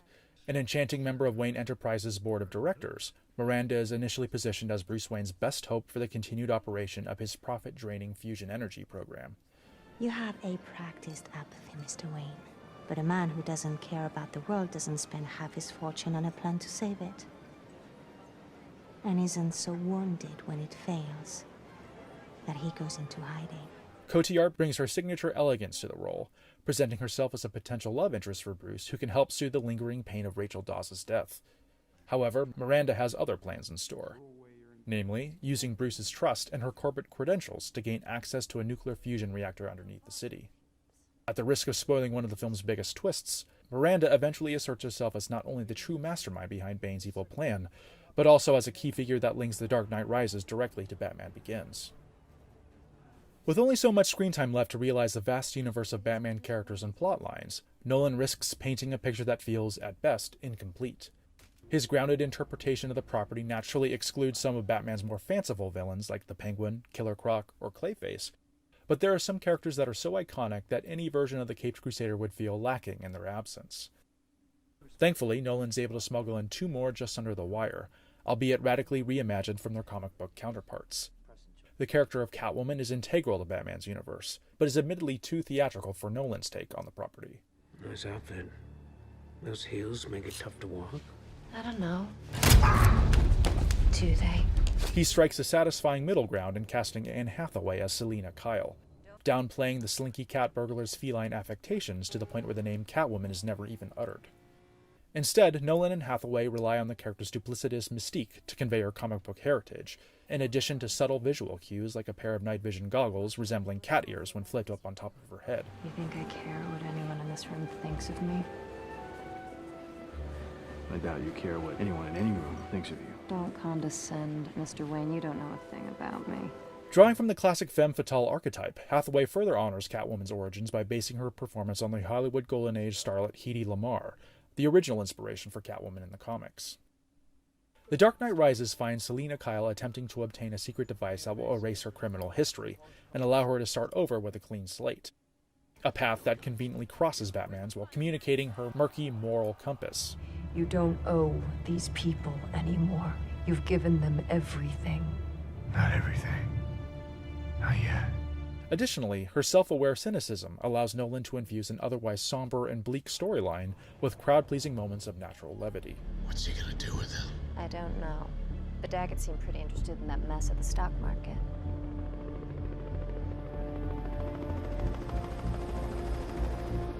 Miss Kyle. So that's what that feels like. The other iconic character whose absence would make for an incomplete depiction of the Batman universe is his sidekick, Robin.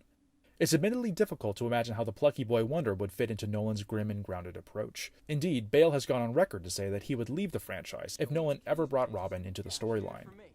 With the inclusion of Inception's Joseph Gordon-Levitt as a driven young cop named John Blake, Nolan gets to have his cake and eat it too. If you're working alone, wear a mask. I'm not afraid to be seen standing up to these guys. The mask's not for you. It's to protect the people you care about. The fresh-faced rookie doesn't just share Batman's burning passion for justice. He also feels a direct kinship with him, having also grown up as an orphan and felt the need to hide his emotions behind a figurative mask. Indeed, it is this quality that allows him to deduce Batman's secret identity when no one else can. Until we have the trigger man, we just track the device. And meanwhile, Gotham lives under a warlord? Like some failed state? Dial it back, officer. The situation is unprecedented. While he doesn't become Batman's sidekick in the traditional sense, Blake's tireless ambition nevertheless positions him both as a crucial ally in the quest to take back Gotham from Bane's vice grip, as well as an ideal successor to the Batman mantle himself, playing beautifully into Nolan's vision of Batman as an incorruptible symbol beyond the reach of death or decay. Nolan throws a brief nod to Robin's place in the annals of Batman lore by revealing Blake's real name to actually be Robin, thus bringing all the character's thematic and functional qualities to his vision of Batman while dropping the sillier, distracting elements. Nolan's sprawling supporting ensemble is marked by faces both familiar and new, with the one consistent quality among them being an impeccable pedigree. Michael Caine, Gary Oldman, and Morgan Freeman all return as Bruce's triptych of mentors, allies, and father figures, their own respective arcs reaching their logical ends in a satisfying manner. There's nothing out there for me. And that's the problem. You hung up your cape and your cowl, but you didn't move on. You never went to find a life, to find someone. Alfred, I did find someone. I know, and you lost them, but that's all part of living, sir. But you're not living. You're just waiting, hoping for things to go bad again. Caine's reprisal of Bruce's trusty butler, Alfred, finds an unexpected degree of emotionality, having reached a breaking point in his relationship with Bruce where he can no longer abide his reckless risks. He regrets indulging his master's whims, fearing he's created a monster while betraying his sworn duty to Bruce's parents. Oldman's third turn as Commissioner Gordon sees his character on the verge of retirement, a war hero rendered useless and irrelevant by a prolonged peace. You may face such a moment of crisis, and in that moment I hope you have a friend like I did. To plunge their hands into the filth, so that you can keep yours clean. He, too, is disillusioned and burdened, deeply ashamed of his role in the cover-up of Harvey Dent's death and the lies he has perpetuated since. The events of The Dark Knight Rises give Gordon one last chance at redemption, enlisting him to serve his beloved Gotham City as he never has before. What's it called? Oh, it has a long, uninteresting Wayne Enterprises designation. I just took to calling it the Bat. And yes, Mr. Wayne, it does come in black. Freeman, as the usually jovial head of Wayne Enterprises, Lucius Fox, also finds that his association with Batman has dug him into a deep hole, forced by Bane to pervert a miraculous nuclear fusion device into a devastating atom bomb that will decimate the city. Nestor Carbonell returns as Gotham's mayor Anthony Garcia, and although he doesn't have much in the way of a compelling character arc, he nevertheless serves as a vital embodiment of civilized law and order, everything that Gotham has to lose when Bane takes the field. Two major characters from Batman Begins also make fleeting appearances in The Dark Knight Rises, helping to tie Nolan's trilogy together into a unified whole. Now what will it be? Death or exile? Crane, if you think we're going out onto that ice willingly, you have another thing coming. Death, then. Looks that way. Very well. Death! By exile. Cillian Murphy returns as Dr. Jonathan Crane, better known as the Scarecrow, and while he doesn't don his signature mask here, he does find a suitable role for himself in Bane's New World Order as the merciless judge of a kangaroo court, gleefully sentencing his enemies to an icy grave. You yourself fought the decadence of Gotham for years, with all your strength, all your resources, all your moral authority. And the only victory you could achieve was a lie. Ra's al Ghul also appears in two iterations, one being Liam Neeson in a brief cameo as Bruce's hallucination in the pit, and the other being Josh Pence as the younger Ra's in a revelatory flashback sequence. Finally, a handful of faces unfamiliar to Nolan's Batman series portray notable new characters. Matthew Modine, best known for his leading role in Stanley Kubrick's Full Metal Jacket, plays Foley, a petty, vindictive police officer positioned to take the reins from Gordon. Every car patrol, beat cop, off duty too. Pull him in now. I'm gonna do what Jim Gordon never could. What's that? I'm gonna take down the Batman. He manages to just barely fit in a compelling arc within The Dark Knight Rises' sprawling narrative, ultimately finding the courage and conviction within himself to join the fray against Bane's forces of destruction.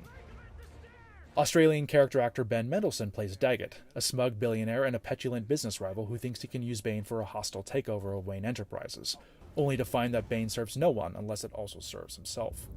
I've paid you a small fortune. This gives you power over me? Finally, Juno Temple plays Jen, a low-level thief and Selina's partner in crime. This place is a little dead. It'll liven up in a minute. From a thematic standpoint, The Dark Knight Rises must contend with the unenviably tricky balancing act of fashioning a narrative that resonates with distinct, clear-cut themes within the confines of its running time, while also paying off the themes set up in the previous two installments.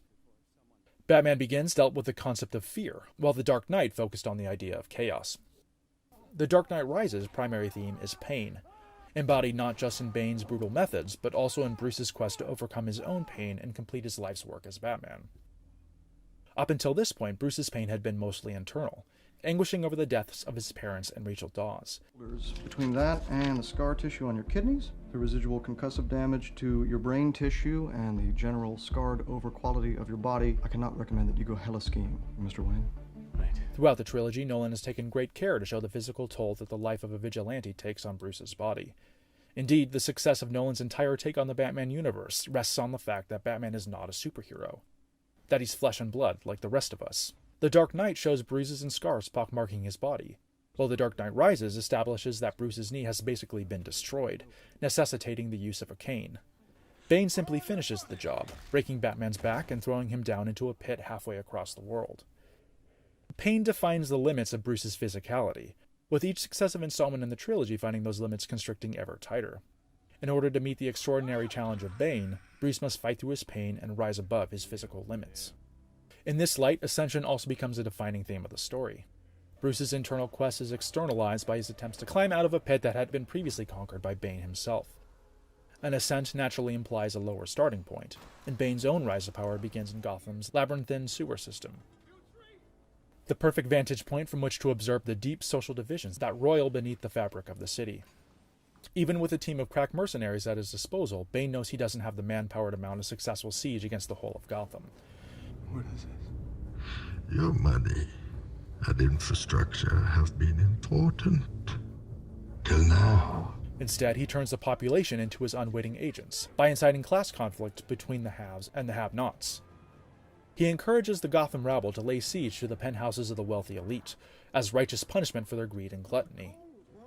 He also advocates open anarchy, prompting the citizens to liberate criminals unjustly imprisoned by sweeping legislation passed in the wake of Harvey Dent's death.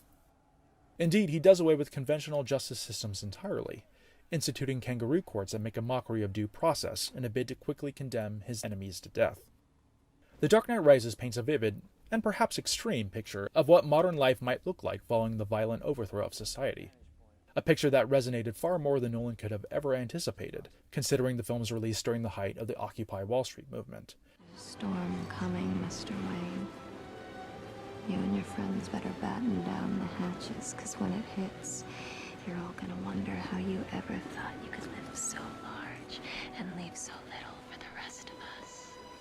In provoking the simmering resentment between the various economic classes of society, Bane is able to expose the fragility of the institutions that keep us from the brink of madness. The Dark Knight was released a few months prior to the bottom falling out of the economy at the start of the Great Recession, which sparked a widespread conflagration pitting the poor, working, and middle-class population against the wealthy elite class. In drawing inspiration from this conflict, The Dark Knight Rises becomes something of a cathartic experience for those hit hardest by the recession. Nolan allows audiences to revel in sequences like Bane's stock exchange heist and images of wealthy Gothamites being forcibly pulled from their penthouses and thrown out onto the street. This plot point also makes for a compelling character development on the part of billionaire Bruce Wayne, whose ability to maintain his superheroic exploits has always rested in his immense wealth. Just you, sir? The Dark Knight Rises finds Bruce stripped of that wealth, forced to save Gotham with whatever meager resources remain at his disposal. Only at this point is Bruce able to ascend to the realm of the superhero, transcending the limits of his mortal physicality and securing the legacy of Batman as an incorruptible and enduring symbol. As the conclusive chapter of the trilogy, The Dark Knight Rises also uses its thematic foundation to connect directly with Batman Begins. The first film painted Gotham as a dark, filthy, and crime-ridden city where the police force was universally corrupt, an environment primed for a solitary vigilante intent on taking justice into his own hands. The Dark Knight Rises comes full circle, with Batman's efforts having inspired the police to clean up their city and act out en masse against the tyranny of evil. It's noteworthy that Batman, a character often depicted as operating only at night and in the shadows, faces Bane for a final standoff in the bright light of day. The various forces that have been swirling around Gotham all these years are finally out in the open, fighting with the crystal clarity of conviction and purpose. Batman finally fights side by side with his comrades in blue, united in their effort to pull Gotham back from the brink. Nolan had taken great care with his previous Batman films to flesh out the urban tapestry of Gotham via its various infrastructural systems. The villains of Batman Begins repurposed water and transportation systems towards their own ends, and Batman harnessed the power of communication systems in his fight against the Joker in The Dark Knight. When combined with Bane's utilization of underground sewer systems as a hidden staging ground, and his perversion of a fusion-based energy system into an atomic bomb, we as an audience stand to know exactly what Batman and the citizens of Gotham are fighting for. The Dark Knight Rises furthers Nolan's exploration of IMAX in the narrative realm, shooting in the format as much as possible.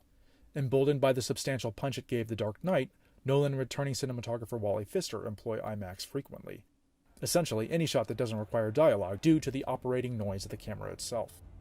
That being said, the filmmakers are well aware of the format's visceral impact and are careful not to dilute it, carefully staging full action sequences in select shots in order to play to IMAX's strength as an immersive experience. As it did on The Dark Knight, this makes for a viewing experience that frequently switches between the full IMAX frame and the standard 235:1 35mm film frame, many times from shot to shot. The Dark Knight Rises would be, at least as of 2017, the last collaboration between Nolan and his longtime cinematographer, with Pfister graduating to the director's chair himself in 2014 with his debut Transcendence. This final collaboration finds Nolan and Pfister building upon the aesthetic they developed for The Dark Knight, adopting a neutral, desaturated color palette dominated by steel and stone tones. With the trilogy now complete, it becomes evident that the filmmakers have fashioned a transitory lighting scheme that gradually moves from the darkness of Batman Begins to the snow-capped brightness of day in The Dark Knight Rises, echoing Batman's deliverance of Gotham from moral decay to virtuous law and order. So too has Nolan's scope expanded appropriately, ballooning to stakes that are nothing less than apocalyptic as Bane mounts his revolutionary siege on an entire city. Nolan's camera work ably conveys the sweeping scale of his narrative, employing a mix of classical dolly and crane moves with handheld maneuvers and majestic aerials to capture stunning images like the movement of huge crowds doing battle in the streets, or a series of coordinated explosions detonating across the city. As we come to expect by now, Nolan captures most of these astonishing visuals in camera via practical effects, supplementing with CGI only when absolutely necessary. The plane hijacking sequence that opens the film serves as a prime example, with Nolan and company staging an high-altitude heist over the Scottish countryside. Visually speaking, The Dark Knight Rises represents the aesthetic apex of Nolan's particular style. Since his lo-fi debut with 1998's Following, he has steadily built upon his visual skill set and developed his ability to realize epic spectacle while managing the intimidating logistics that such efforts entail. While critics may argue over the logical integrity of an admittedly overstuffed narrative, the excellence of Nolan's technical craftsmanship is never in question. Returning production designer Nathan Crowley marks his 7th consecutive collaboration with Nolan by partnering with Kevin Cavanaugh. The art department maintains aesthetic continuity with the previous 2 entries while subtly building upon them, giving a slight update to The Dark Knight's iteration of Wayne Tower and the corporation's cavernous R&D department. Crowley and Cavanaugh update other iconic aspects of Batman lore like Wayne Manor and the Batcave, giving each a fresh appearance that feels nonetheless similar to how they looked in Batman Begins. For instance, Wayne Manor retains its familiar Gilded Age architectural flourishes while expanding upon the mausoleum concept from Batman Begins. In the first film, the idea of Wayne Manor being in a constant state of mourning was communicated chiefly by the white sheets draped over the furniture. With The Dark Knight Rises, the lack of color has seeped into the walls themselves, as if happiness and passion have left Wayne Manor entirely. Indeed, the appearance of Wayne Manor is a manifestation of Bruce's initial interior state, which is one of aimless despair and endless sorrow. The Batcave has been upgraded to include a computer platform that rises up from its hiding spot underneath a natural pool of water. No doubt installed shortly after the events of The Dark Knight, it's evident that this equipment hasn't been used in several years. Like a rat in a trap, gentlemen! You might have the wrong animal there, sir. Crowley and Cavanaugh's fresh but familiar approach extends to Batman's fleet of vehicles, which now include a revisionist take on the classic Batplane that transmogrifies its usual sleek silhouette into that of a steroid-addled bat crossed with a military helicopter. Ever true to form, Nolan chiefly uses CGI to augment what is predominantly a practical effect. Production footage reveals the Bat to be a full-size build anchored atop a truck that would later be digitally scrubbed from the shot. The filmmakers had even built an animatronic Batman to sit in the cockpit, giving their illusion that much more of a tactile believability. The Batpod from The Dark Knight makes an encore appearance, becoming Batman's vehicle of choice after the Tumbler was destroyed in the previous installment. Indeed, The Dark Knight Rises is the first Batman film in which his signature Batmobile is absent entirely, save for the desert camo R&D models owned by Wayne Enterprises and later stolen by Bane's mercenaries. The appearance of Gotham City also evolves, with Nolan's vision of the fictional city changing rather radically from the one that drove its design in the previous 2 films. The influence of Chicago, so deeply felt in the bones of Batman Begins and The Dark Knight, here gives way to the iconic spires of New York City. Since the conclusion of Batman Begins, Nolan has been steadily chipping away at the layers of stylistic artifice he had initially imposed on Gotham. The Dark Knight Rises envisions an entirely new Gotham, one that drapes a thin veil of fiction over famous Manhattan landmarks like Wall Street, the Brooklyn Bridge, and One World Trade Center, then still under construction. This particular rendition of Gotham also incorporates sections of other cities like Los Angeles and Pittsburgh, which returning editor Lee Smith seamlessly cuts together to form one cohesive urban environment. In addition to other key sequences, the concrete arteries of LA's downtown host the concluding beat of Bane's Wall Street heist, which thanks to the magic of editing began 3,000 miles away in New York. Here, LA's multi-level network of highways provides Batman a convenient escape route when he's cornered by an armada of police cruisers. The urban interior of Pittsburgh is the stage for the film's climactic battle, while Heinz Field doubles as the home stadium for the Gotham Rogues football team before it becomes the unwitting site for Bane's explosive debut. When blessed with a virtually bottomless production budget, one might wonder why Nolan and company saw fit to disguise their locales as the fictional city of Gotham by simply spraying a little fake snow on the streets and calling it a day. However, those who might feel disappointed, or even cheated by their perceived lack of imagination, fail to realize that this was Nolan's endgame all along. As far back as his initial pitch to Warner Brothers executives, Nolan's take on Batman was always built upon the notion of the character existing in reality. Rather than build an elaborate fantastical world to draw the audience into, he means to draw Batman into our world. The Dark Knight Rises achieves this aim once and for all, juxtaposing the caped crusader against a landscape we can very much recognize as our own.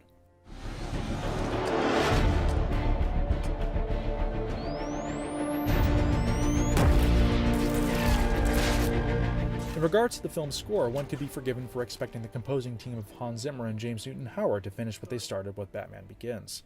However, after Nolan paired with Zimmer exclusively on Inception, Howard reportedly felt he would be a third wheel, and decided to bow out.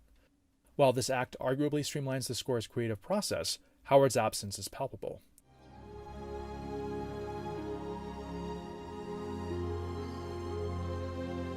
Gone are the romantic swells of strings that find Batman or Bruce in a quiet moment of introspection, depriving the score of a crucial emotional resonance.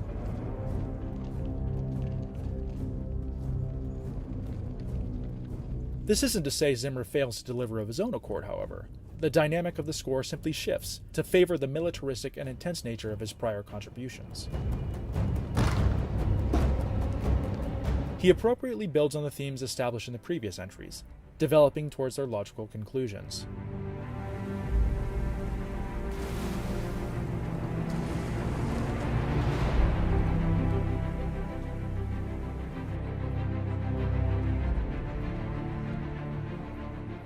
Naturally, new characters mean new themes, and Zimmer once again manages to embody the characters of Bane and Selina Kyle in musical form. Have we started the fire? Yes, the fire rises.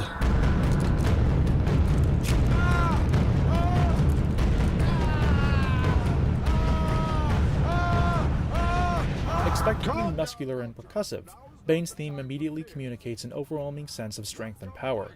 His background in the League of Shadows and his apocalyptic ambitions conveyed through a hypnotic male chorus chanting the Moroccan word for rise.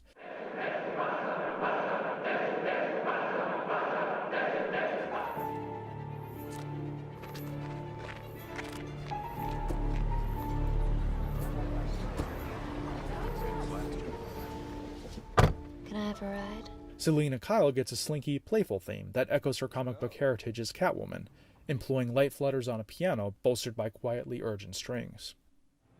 While not as well-rounded as the scores for Batman Begins or The Dark Knight, Zimmer's efforts here nevertheless close out Nolan's trilogy on an epic, triumphant note.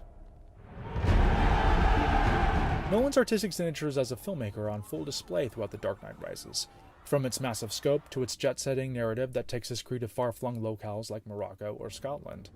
His take on Bruce Wayne and Batman has always been informed by his penchant for extremely flawed male protagonists. The character's development, as seen in The Dark Knight Rises, continues the trajectory Nolan established with Batman Begins, all the while uncovering new angles of his psyche. If this man is everything that you say he is, then the city needs me. The city needs Bruce Wayne. Your resources, your knowledge. It doesn't need your body or your life. That time's past. You're afraid that if I go back out there, I'll fail. I'm afraid that you want to. We first find Bruce so disheartened by the loss of Rachel Dawes and Harvey Dent that he's exiled himself and Batman away from the world for almost a decade. He's lost heart in the myth that he spent so much time, energy, and money building up. When he decides to once again put on the cape and cowl, his regaining of his life's purpose ironically makes him too proud. His conviction about the righteousness of his mission has been warped to such a degree that he drives Alfred, his closest ally and friend, away from him entirely. I've sewn you up, I've set your bones, but I won't bury you. I've buried enough members of the Wayne family. You leave me? You see only one end to your journey.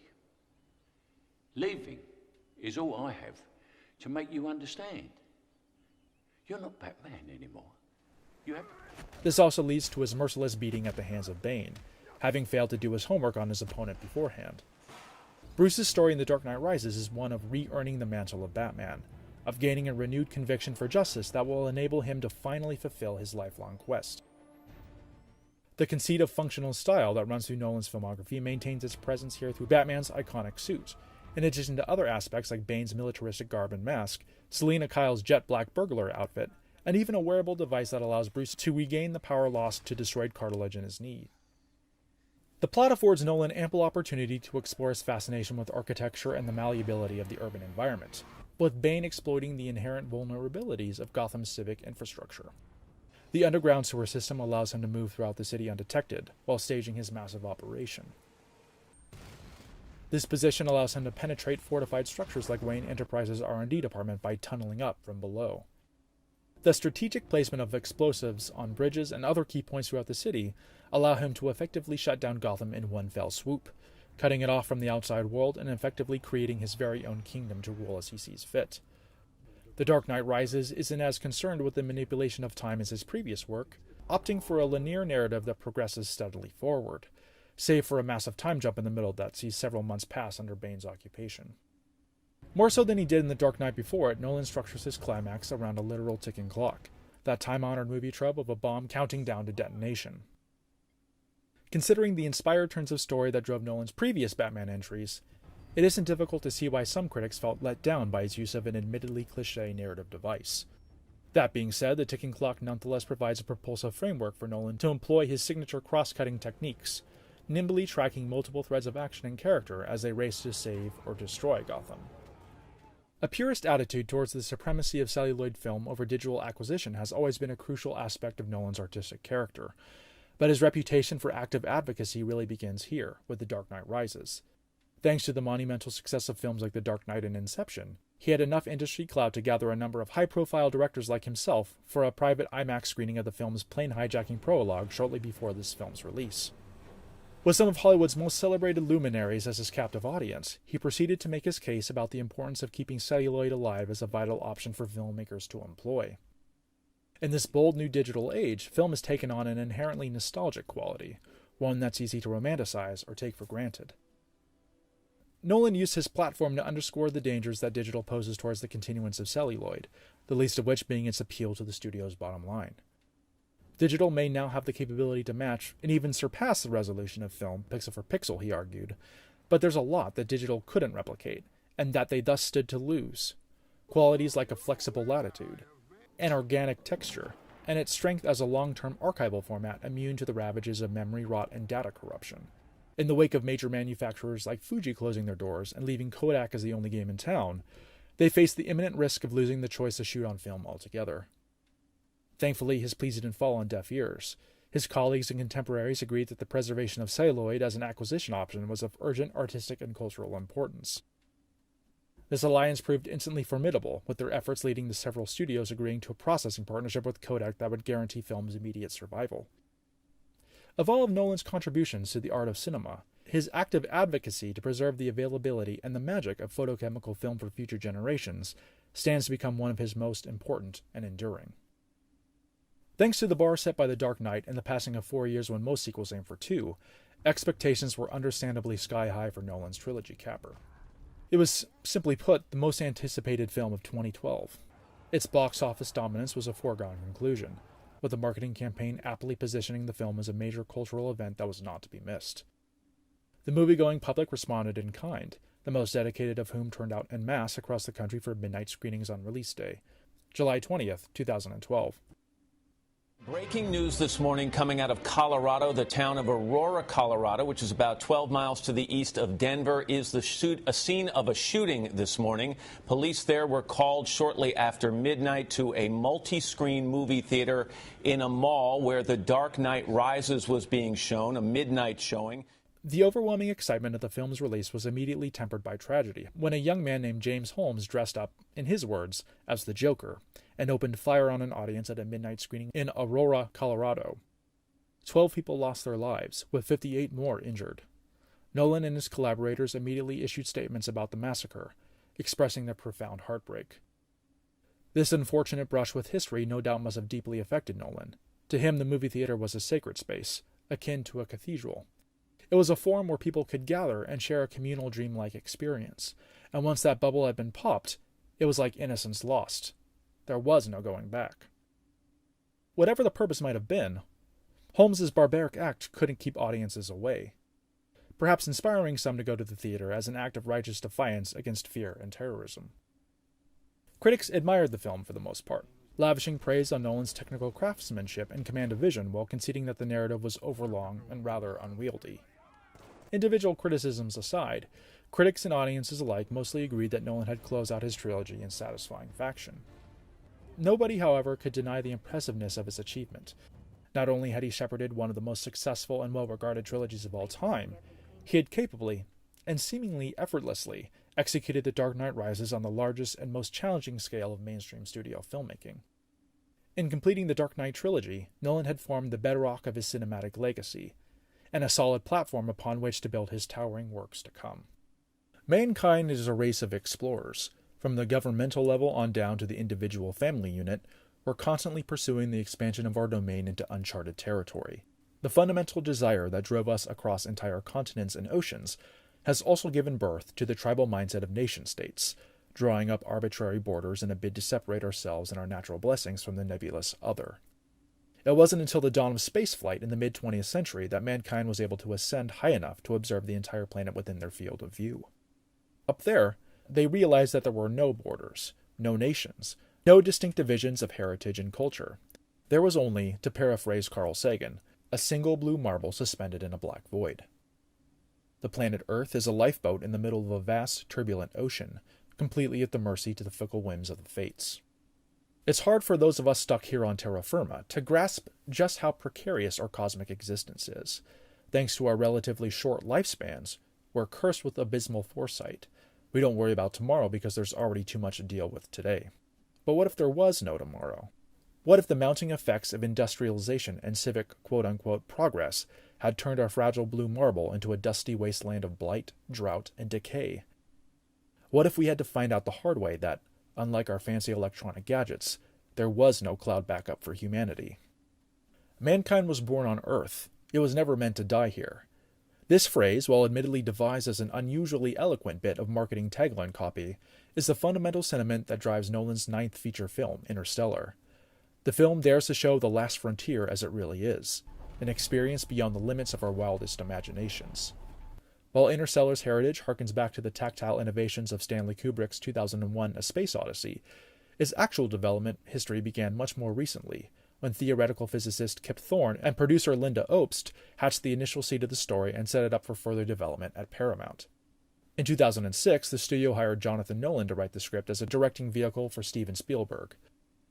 6 years later, Spielberg had departed the project for greener pastures, and Christopher was in search of his next film after wrapping up his Dark Knight trilogy. He was intimately familiar with Jonathan's aspirations for, and frustrations with, Interstellar by virtue of his familial relation, but over time he found that he too had become interested in the project from a directorial standpoint. When he learned that the director's chair was open, he simply placed a call to Paramount and offered his services. Having made all of his previous studio features at Warner Brothers, Nolan had forged warm relationships with the top executives there. Unwilling to miss out on the next project from one of their most valuable talents, Warner Brothers took the unorthodox step of co-financing Interstellar with Paramount. As such, Two of the largest studios in Hollywood threw their combined weight behind Nolan to the tune of $175 million. An astronomical sum considering that Nolan also enjoyed a $20 million salary, a 20% profit share of the film's gross, and carte blanche control over the execution of his vision. That kind of creative freedom, nearly unheard of at this budgetary level, was a testament to the faith that studio executives had in the significant commercial appeal of Nolan's aesthetic. The fact that Nolan ultimately brought the picture in $10 million under budget is, conversely, a testament to Nolan's disciplined work ethic and goodwill towards his financiers. Interstellar finds Nolan working with the largest canvas he's ever had, which is pretty damn big considering the overwhelming scale of The Dark Knight Rises. Funnily enough, Nolan's first foray into science fiction succeeds almost in spite of its limitless scope, finding its profound emotional resonance in the simple, intimate theatrics of human connection. My daughter was 10 years old. Couldn't teach her Einstein's theories before I left. Couldn't you have told her you were going to save the world? No. When you become a parent, one thing becomes really clear.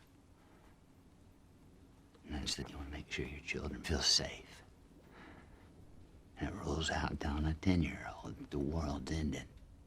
Drawing from iconic sci-fi works like the aforementioned 2001, Metropolis, Blade Runner, Star Wars, and Close Encounters of the Third Kind, as well as offbeat sources like Ken Burns' documentaries on the Dust Bowl, Nolan infuses Interstellar with a Spielbergian wonder towards the mysteries of the cosmos. Indeed, Nolan strives to evoke the artistic sensibilities of Spielberg by structuring Interstellar as an ode to spaceflight, a paean to the romanticism of adventure, and a portrait of the special and complex bond shared between a father and his children. If The Dark Knight Rises heralded the end of the world with a bang, then Interstellar sees it arrive with a whimper. The world, simply put, must be saved, but this time the responsibility falls not to superheroes, but to scientists and mathematicians. We begin in the back half of the 21st century, where the mounting effects of pollution, industrialization, and other byproducts of modern civilization have ravaged the earth. Crops are failing, water is growing scarce, society is stagnating.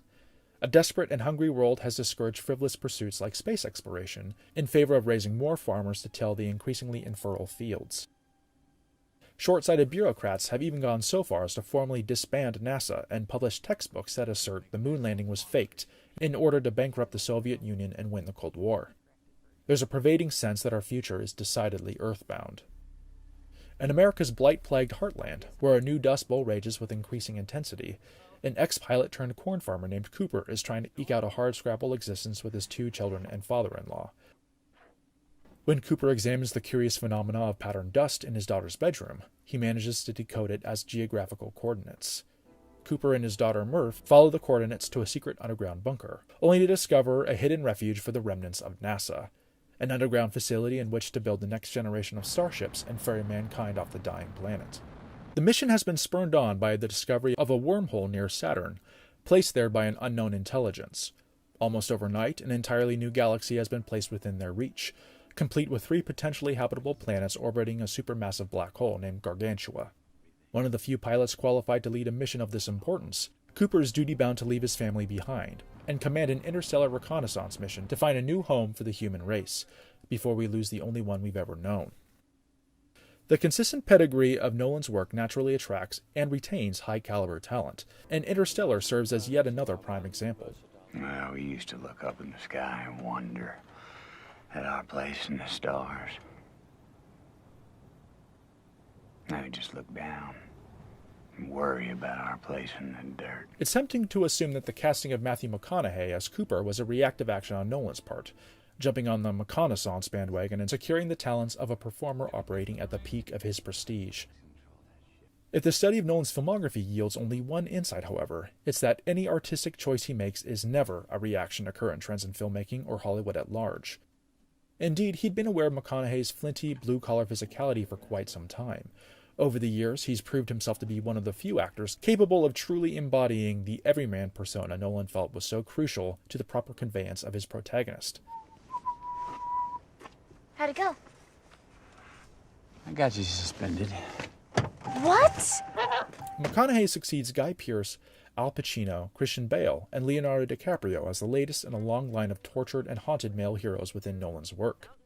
Cooper's story so far has been one of quiet tragedy. He's a former pilot who had to give up dreams of spaceflight for an unglamorous life, growing a failing crop and raising a family doomed to do the same.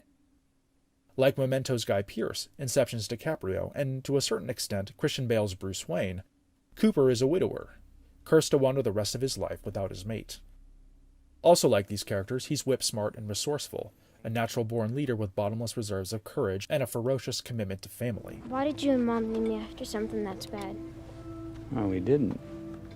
Murphy's Law. Murphy's Law doesn't mean that something bad will happen. What it means is that whatever can happen will happen, and that sounded just fine with us. The loss of his wife in and of itself does not make Cooper a tortured protagonist in the typical Nolan mold, however. It's the fact that he must leave his beloved family behind if he's to save them, along with the very real possibility that he may never see them again. As Cooper's absence stretches from months to years to decades, his children grow into disillusioned, bitter adults. They're angry at the father who abandoned them, the most vindictive sibling being Murph, ripped from her father's warmth and guidance at a fragile young age. Jessica Chastain continues her winning streak of strong performances for prestigious directors here as the adult Murph, a brilliant and driven scientist working for NASA. For years we've been trying to solve the equation without changing the underlying assumption about time.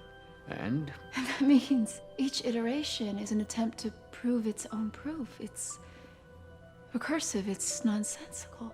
Her insightful ability to see patterns where others do not allow her to successfully receive messages sent by the universe and employ them towards the salvation of the human race, all while communicating with her long-lost father in a way that transcends both space and time. Dad's not coming back. He never was coming back. It's up to me. You're gonna save everybody. His dad couldn't do it. Dad didn't even try! Dad just abandoned us! He left us here to die. Nobody's going with you. Casey Affleck is even more humorless and bitter as Cooper's grown son, Tom. In his father's absence, the work of maintaining the family farm has fallen to him, and the hard, fruitless work and tragic death of his firstborn son has left him an angry and hollow shell of the optimistic and eager boy he once was. Well known for his gangly, boyish physicality, Affleck instead conveys an imposing corn-fed frame and a pragmatic coldness that puts him at odds with Murph's good intentions. Ever since The Prestige brought back several members of the cast from Batman Begins, Nolan has made a habit of retaining key actors for multiple successive collaborations. Michael Caine is easily the most visible example of this aspect of Nolan's career, having appeared in all the director's films since 2005. Earth's atmosphere is 80% nitrogen. We don't even breathe nitrogen. Blight does, and as it thrives, our air gets less and less oxygen. The last people to starve will be the first to suffocate. In Interstellar, Caine plays Cooper's mentor, Professor Brand, the wary NASA scientist in charge of the Endurance mission. The character is a variation on the archetype he typically plays in Nolan's work, that of the sagely mentor and charming bearer of exposition. But where the Professor Brand character diverges the most from prior performances is in his intentional misleading of Cooper and his crew about the ultimate impossibility of their primary mission objective. You don't think nature can be evil? No. Formidable, frightening, but no, not evil. Anne Hathaway, hot off her first collaboration with Nolan in The Dark Knight Rises, plays Professor Brand's daughter, also named Brand. As a character who finds herself caught at the intersection of faith and reason, Hathaway capably conveys her character's vulnerable intelligence and idealistic confidence. More than just a potential love interest for Cooper, Brand is a conduit through which Nolan presents one of Interstellar's key ideas, the idea of love as a powerful, quantifiable cosmic concept. I'm drawn across the universe to someone I haven't seen in a decade, who I know is probably dead. Love is the one thing we're capable of perceiving that transcends dimensions of time and space. Maybe we should trust that, even if we can't understand it yet. The rest of Interstellar's supporting players are comprised of faces well known, obscure, and surprising. Now, the incredible sacrifice is being made by the people on Earth who are gonna die because in his arrogance, he declared their case hopeless. I'm sorry, Cooper. Their case is hopeless. Shielded from all marketing materials prior to release, Matt Damon unexpectedly turns up halfway through the film in a major role as Man, a team member from a previous reconnaissance mission who is discovered on a desolate, icy planet ensconced in his hypersleep pod. Upon waking, Man is initially grateful and overwhelmed that someone came to find him. But as the realization dawns that his planet is ultimately not suitable for Earth's new home, he reveals the ruthless and cowardly survivalist side of his nature. You once said that Dr. Mann was the best of us. He's remarkable. We're only here because of him. His name is no doubt a nod on Nolan's part to director Michael Mann, a filmmaker who has served as a profound influence on Nolan's particular aesthetic. You'd be nice to that Miss Hanley. She's single. Well, what's that supposed to mean? Repopulating the Earth. Start pulling your weight, young man. Following the casting of Joseph Gordon-Levitt in Inception and The Dark Knight Rises, Nolan's casting of Topher Grace and John Lithgow here evidences what could be seen as a curious fascination with 90s sitcom stars, with Grace making his way from That 70s Show and Lithgow well known from his stint on Third Rock from the Sun, which also starred Gordon-Levitt. Grace plays Getty, adult Murph's NASA colleague, while Lithgow eases into a grizzled seniority to play Donald, Cooper's father-in-law and grandfather to Murph and Tom. But 6 billion people. Just try to imagine that. And every last one of them trying to have it all. This world isn't so bad. One of the more interesting aspects of Lithgow's character is his age in relation to the timeline of Nolan's story, which would place him as a member of the contemporary millennial generation. Veteran character actress Ellen Burstyn is a poignant presence as the elderly Murph, having eclipsed her own father in age thanks to the relativistic aspects of time and space travel. Gets to me, Cooper. This. Millimeters of aluminum, that's it, and then nothing. Out there for millions of miles. Won't kill us in seconds. Wes Bentley and David Gaiassi play Doyle and Romilly, respectively, 2 fellow astronauts on the Endurance mission who help explain the film's brain-twisting concepts about relativity to the audience. Hey, Tars, what's your honesty parameter? 90%. 90%. Absolute honesty isn't always the most diplomatic, nor the safest form of communication with emotional beings. Okay. Bill Irwin makes the best of a thankless task by providing the voice and puppetry for Tars, a non-humanoid, artificially intelligent robot that accompanies the Endurance crew. Despite having his presence painted out of the frame entirely, Irwin ably injects a genuine sense of lively humanity into Tars, resulting in a memorable silver screen robot in the mold of HAL 9000 or C-3PO. Why are you whispering? They can't hear you. Dr. Brandon Edmonds. They close? I wouldn't know. Is it 90% wouldn't know or 10% wouldn't know? I also have a discretion setting, Cooper. 9 features into his career, Nolan has solidified a core group of trusted craftspeople in service to his vision. Producer/wife Emma Thomas, production designer Nathan Crowley, composer Hans Zimmer, and editor Lee Smith. However, Interstellar forces Nolan to make a radical change in a key department.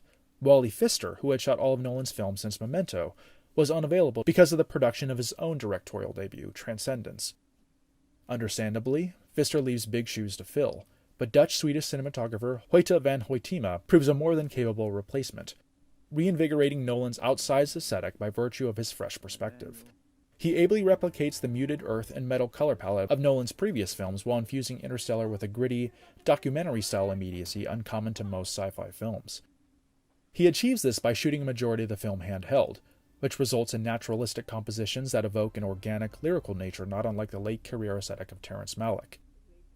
Hoytema employs other tools like blown highlights, as well as Spielbergian and Abrams-esque lens flares that fan out into concentrated horizontal bands of light, a visual artifact unique to anamorphic lenses.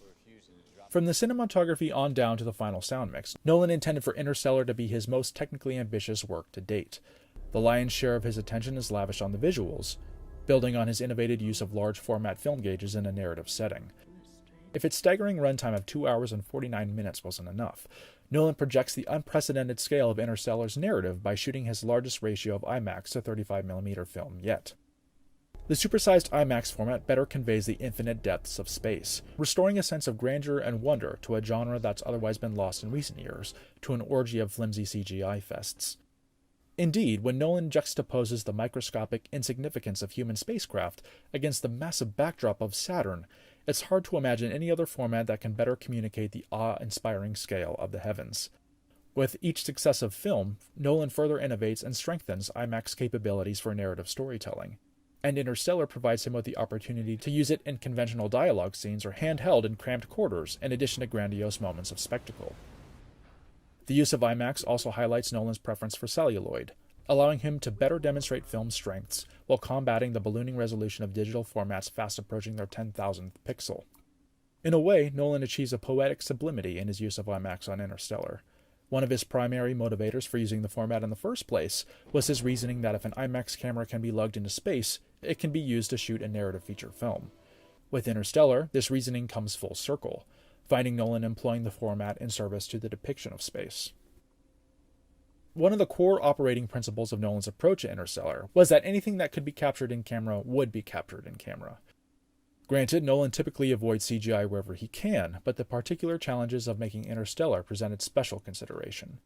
As he had done for select scenes in Inception, Nolan once again looked to the model of Stanley Kubrick's 2001, a science fiction masterpiece whose groundbreaking practical effects are still convincing after half a century.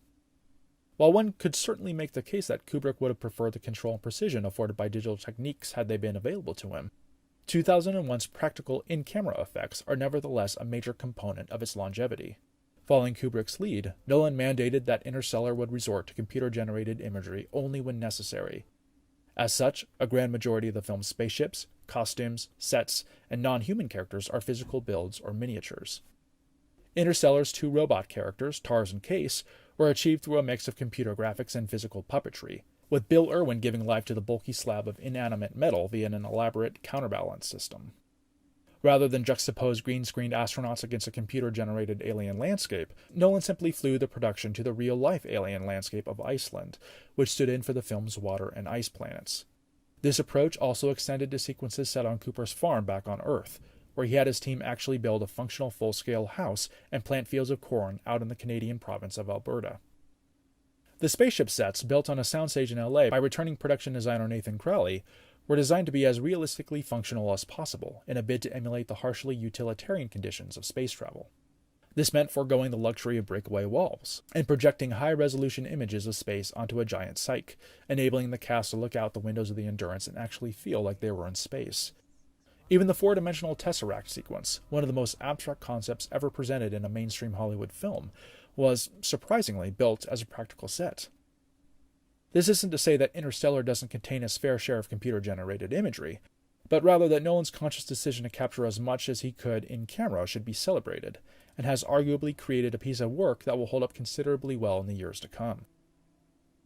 Interstellar further echoes 2001 in striving to depict the challenges and logistics of space travel as accurately as possible. Towards this end, Nolan brings on Kip Thorne not just as an executive producer, but as a key creative partner on the level of a cinematographer or production designer. Thorne is one of the leading minds in his field, which makes the ideas presented in Interstellar not only scientifically accurate, but exceedingly cutting edge. These ideas aren't just limited to technical aspects, like the conceivably realistic spaceship interiors, or the accurate approach to sound design in the vacuum of space.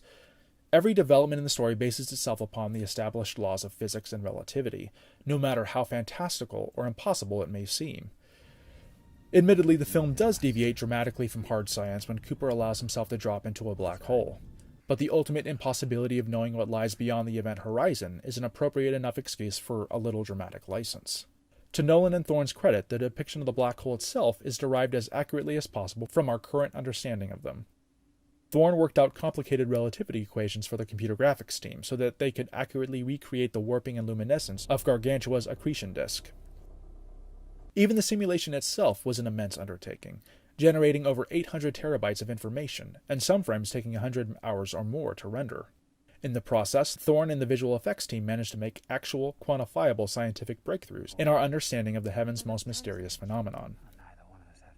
Interstellar goes to great lengths to explain how black holes entwine the forces of gravity and time, using the relativity of time as a major source of emotional conflict. No, it's not that. It's time. The gravity on that planet will slow our clock compared to Earth's drastically. Oh, how bad? Well, every hour we spend on that planet will be 7 years back on Earth. That's relativity, folks. Each time the Endurance mission faces a delay or unexpected problem, years or decades go by on Earth, and Cooper's chance of ever seeing his family again drops precipitously. Naturally, this is a very heady concept that isn't easily grasped, necessitating frequent expositional and jargon-laden monologues that lay out the challenges our characters face in no uncertain, unsubtle terms. Yet, these moments never feel like a chore or a burden to struggle through. Nolan deals with mind-bending plot devices so frequently that he's made the delivery of bulky exposition into something of an art form. Since their first collaboration on Batman Begins, composer Hans Zimmer has played an increasingly important part in shaping Nolan's artistic identity. After spending several years working as something of a journeyman composer for big-budget action films, Zimmer's collaborations with Nolan have increasingly steered him towards an avant-garde minimalism. Nolan has pushed Zimmer to reinvent the wheel with each successive project, and Interstellar just might be the veteran composer's most ambitious score to date.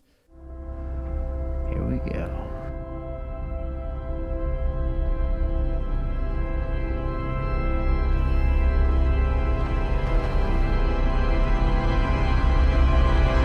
Having grown weary of the conventional director-composer collaborative relationship, Nolan employed an inspired tactic. Rather than scoring off of the edited film, Zimmer was given a one-page brief before the start of production. The brief did not outline the story of the film, describe the character, or give any indication of the scale. It didn't even state that this was a science fiction film. Instead, the brief described abstract sentiments about family, parenthood, and time that zeroed in on the beating heart of the film's emotional core. From this barest of sketches, Zimmer generated a beautifully atmospheric, mysterious, and hopeful suite of music.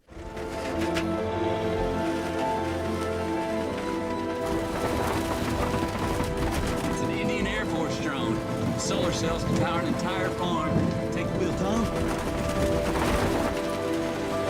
Advised by Nolan to stay away from the tried-and-true orchestral string arrangements, Zimmer sourced his sounds from a palette of ticking clocks, melancholy piano chords,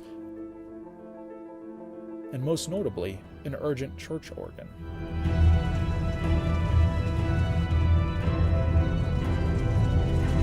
You tried your best, Murph.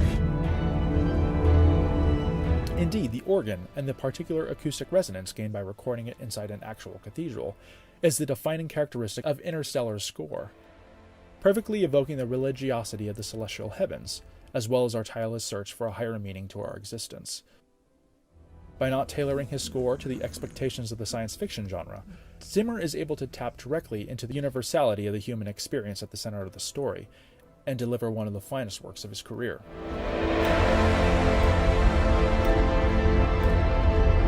Brand Doyle, back to the Ranger now. Interstellar dovetails quite naturally and cohesively with several of the core thematic fascinations that comprises Nolan's artistic identity.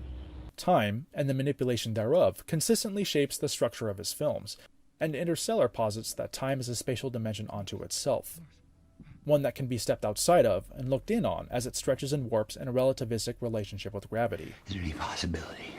I don't know, some clever way we could maybe, I don't know, jump in a black hole, came back the years. Don't shake your head at me. Time is relative, okay? It can stretch and it can squeeze, but it can't run backwards.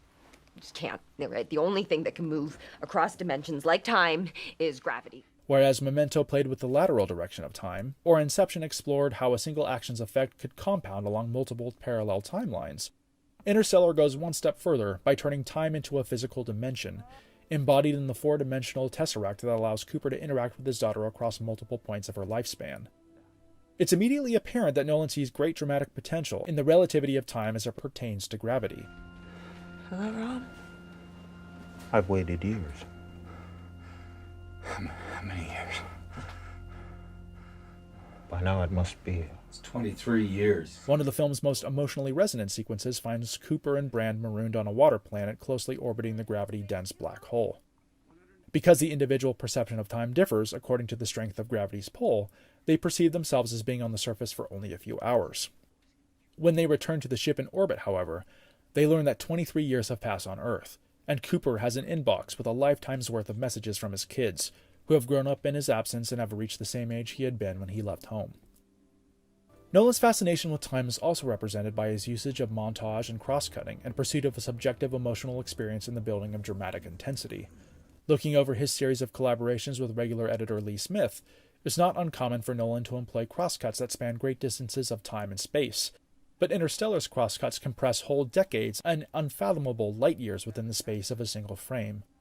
One memorable sequence late in the film cuts between Murph diverting her brother's attention by burning his corn crop, while on an icy world in a separate galaxy, Cooper battles for his life against man's attacks. They are separated by untold millions of miles and several dozens of Earth years, but they are united in their singular cosmic struggle to save the human race. Nolan's films explore and subvert our perception of time in pursuit of a greater, unified statement about the subjectivity and fragility of our individual realities.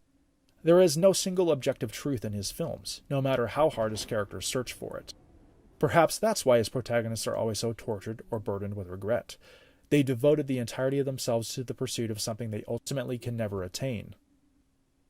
Nolan has sometimes been called an emotional mathematician, most notably by fellow director Guillermo del Toro. Beyond his championing of technical precision and a tendency to manipulate the emotions of his audience through calculated technique instead of raw artistic ingenuity, the phrase also alludes to his use of academic disciplines like geometry and science in his storytelling. In other words, a large portion of his life's work has been a celebration of the magic of data. This is true in Interstellar more so than any of his previous films, with entire plot points hinging around the conveyance of ideas and messages via Morse code, binary coordinates, flight path equations, and even gravity as a form of interdimensional communication. A considerable amount of screen time is dedicated to Cooper and his crew figuring out how to best conserve their limited fuel supply, which isn't as boring as it sounds when it means we get to see him pull daredevil spin maneuvers to slow down his lander, rather than using fuel-consuming air brakes. This conceit folds in well with Nolan's reputation for structuring his plots as puzzles his characters must solve. Interstellar's astronauts must summon all their intellect and resourcefulness in order to solve the biggest puzzle of all, gravity. Architecture plays a significant role in this regard, most notably in the design of NASA's cavernous underground bunker. The space is shaped like a massive centrifuge, and for good reason. Once Brand solves the problem of gravity, he plans to physically lift the building into space as a 21st century ark that will ensure humanity's survival.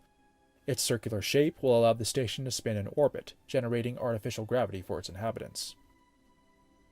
The exotic world of space travel allows Nolan to indulge in his continued exploration of functional style. Great consideration was given to the film's spacesuit costumes, with Nolan striving for a sleeker silhouette than the cumbersome suits employed by modern astronauts. As a piece of equipment designed to sustain an astronaut's life systems in hostile environments, these suits are inherently functional, and Nolan finds the opportunity to enhance their functionality towards the film shoot itself by building microphones directly into his actors' helmets. Classic literature has also played an increasingly prominent role in Nolan's work, stemming from his college years as an English lit major and most recently evidenced in the inspiration that Charles Dickens's A Tale of Two Cities served in the development of The Dark Knight Rises. Do not go gentle into that good night. Old age should burn and rave at close of day. Rage, rage against the dying of the light. In Interstellar, Professor Brand routinely cites Dylan Thomas's classic poem, "Do not go gentle into that good night," as a propulsive mantra, continually reminding us of the ultimate cost humanity will pay should the mission fail. Though Nolan is very mechanically minded in both the thematics and execution of his story, Interstellar's ultimate message is surprisingly organic and optimistically abstract. That love is a higher dimension than both space and time. That we all draw from an interconnected cosmic soul. That our love for each other gives the human race meaning and significance in the face of a cold, endless oblivion. By the time of Interstellar's release in November of 2014, Paramount had completely ceased the distribution of celluloid release prints in favor of an all-digital delivery to theaters. However, Nolan harnessed his considerable clout and convinced the studio to make an exception for him, even going so far as providing an incentive to see the IMAX, 70mm, and conventional 35mm film prints over digital by making them available a full 2 days before the film's official release. Interstellar scored mostly positive critical reviews, most of which praised Nolan's considerable technical showmanship and awe-inspiring ambition, even as they found some faults in the overall cohesiveness of the story. While the film's box office performance didn't post Batman kinds of numbers, Nolan's rabid fanbase and Interstellar's buzz as the most anticipated film of 2014 all but guaranteed a healthy haul. Interstellar's legacy as a technical triumph was confirmed at the Academy Awards, where it was nominated for Best Score, Best Sound Mixing, Best Sound Editing, and Best Production Design. It would go on to win the Oscar for Best Visual Effects, the same category that Kubrick won for his work on 2001: A Space Odyssey. While Interstellar may not end up as timeless a classic as Kubrick's masterpiece, it will nevertheless go down as one of the most audacious and ambitious science fiction epics ever made.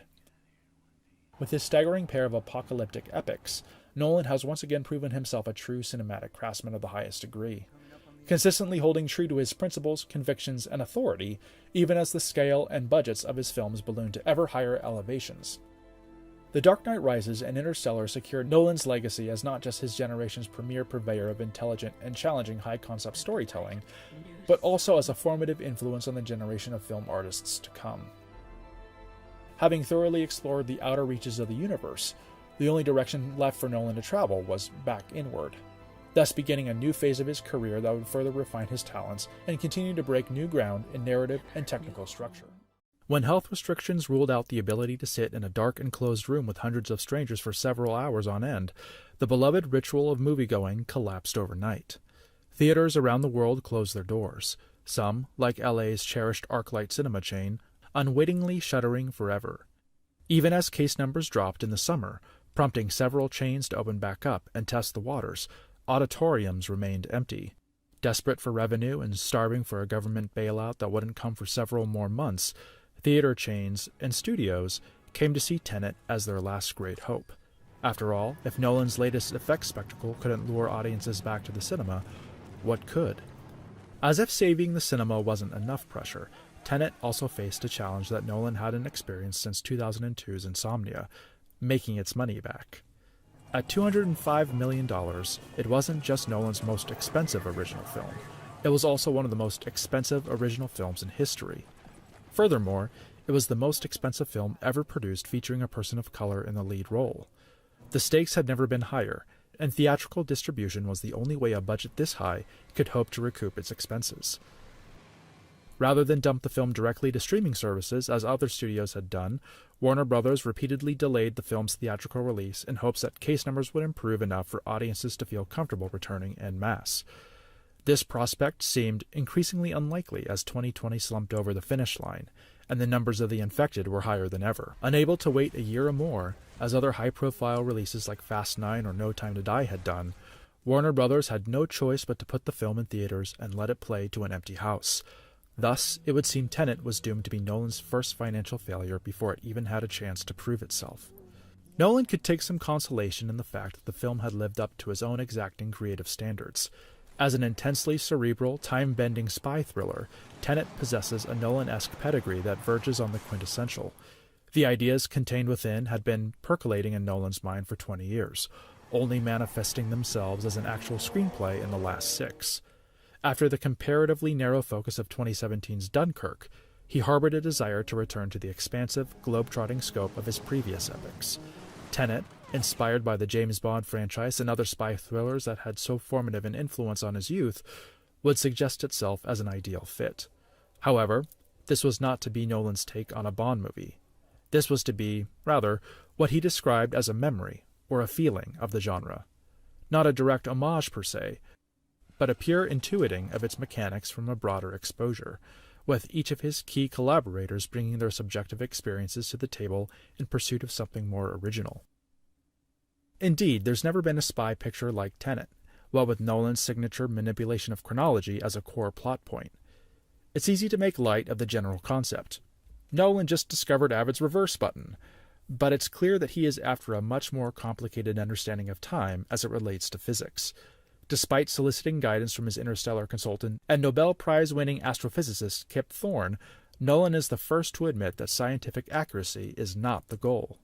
Nor is Tenet about the concept of time travel in the way that pop culture understands it, grounding its central idea in the concept of reverse entropy as a way to assign backwards chronological travel to individual objects.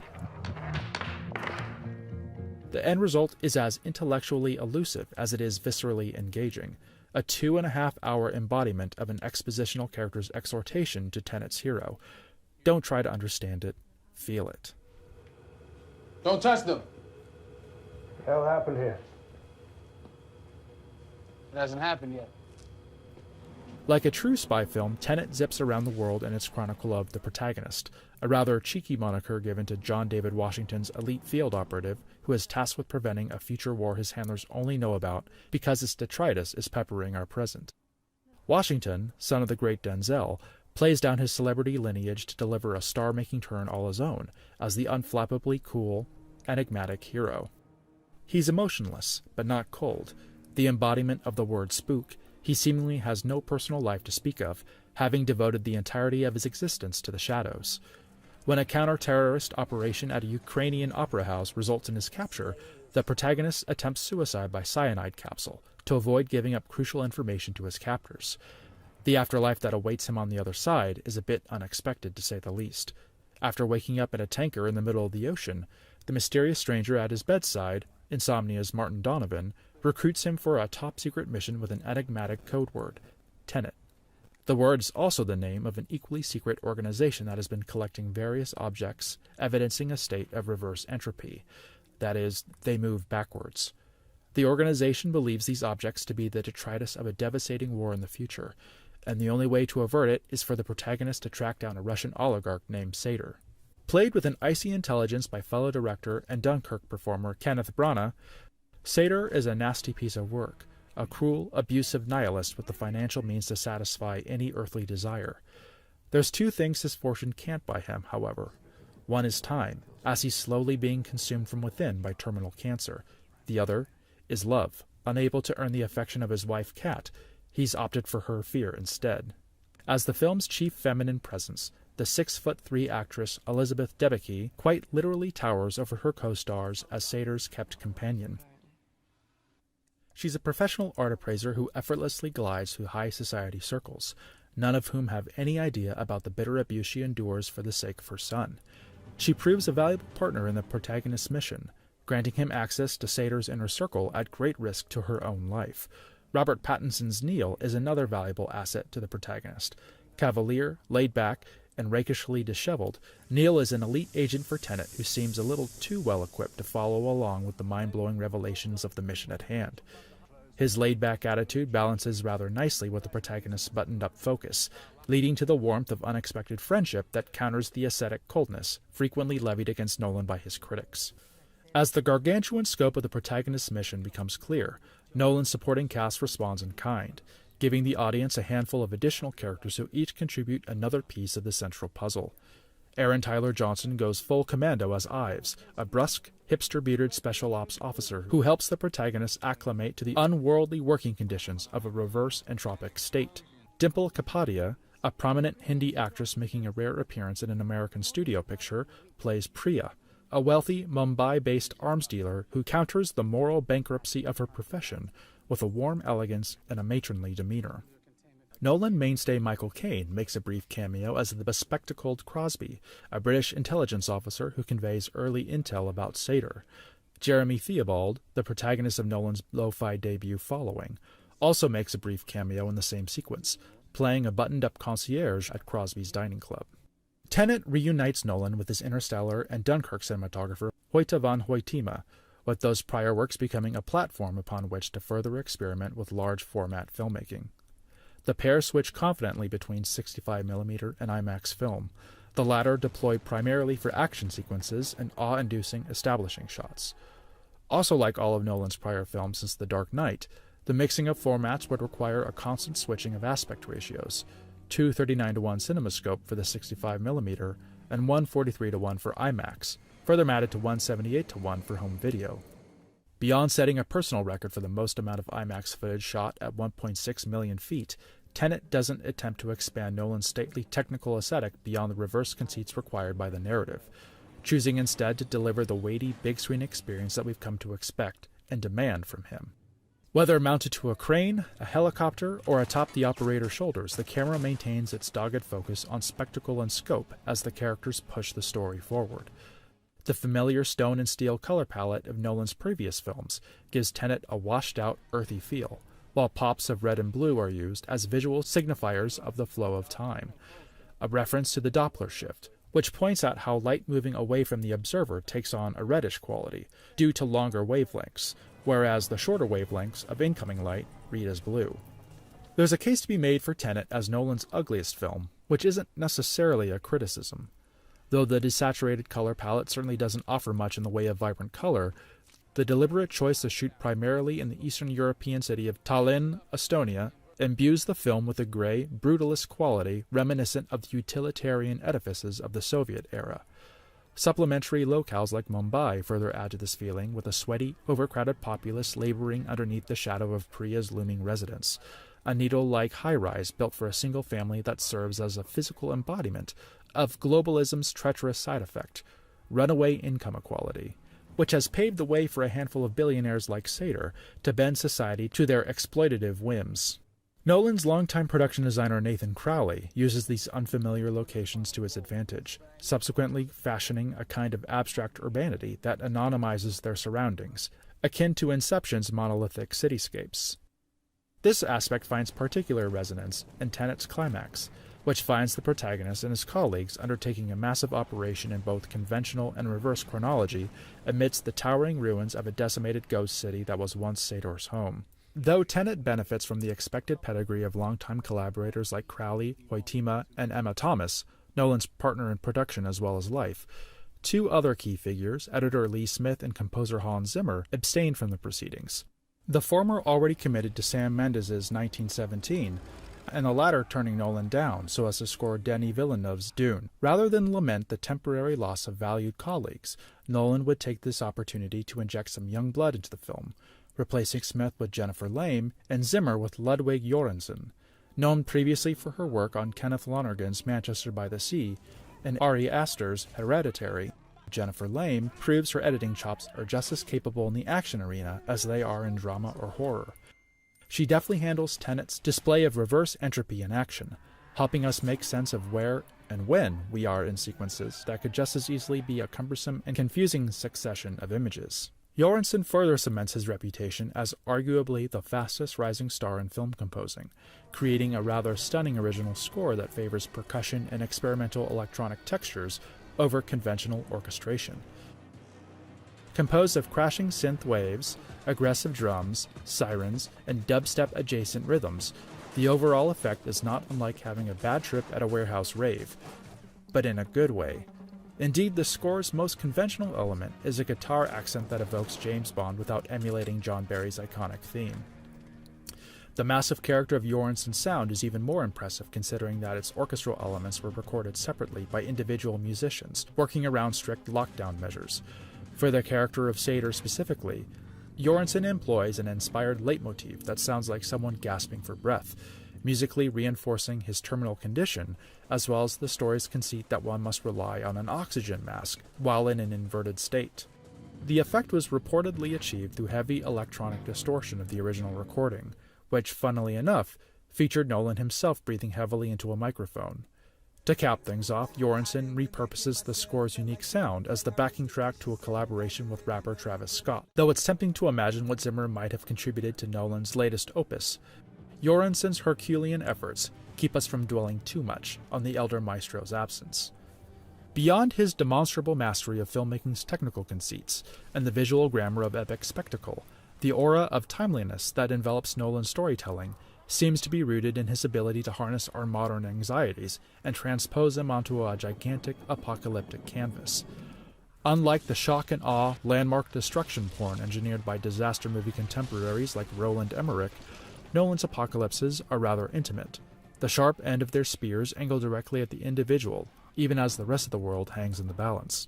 Even without the threat of coronavirus looming over its release, Tenet's central MacGuffin, the so-called algorithm that Sator seeks to reassemble from pieces sent to our present by mysterious agents from the future, evokes the rapidly destabilizing nature of the social media age. Just as Sator's efforts are veiled under the guise of benevolent climate change reversal, so too are the data-based algorithms that build our timelines and news feeds being twisted away by bad actors from their original community and relationship-cultivating purposes in order to mislead, disinform, and divide.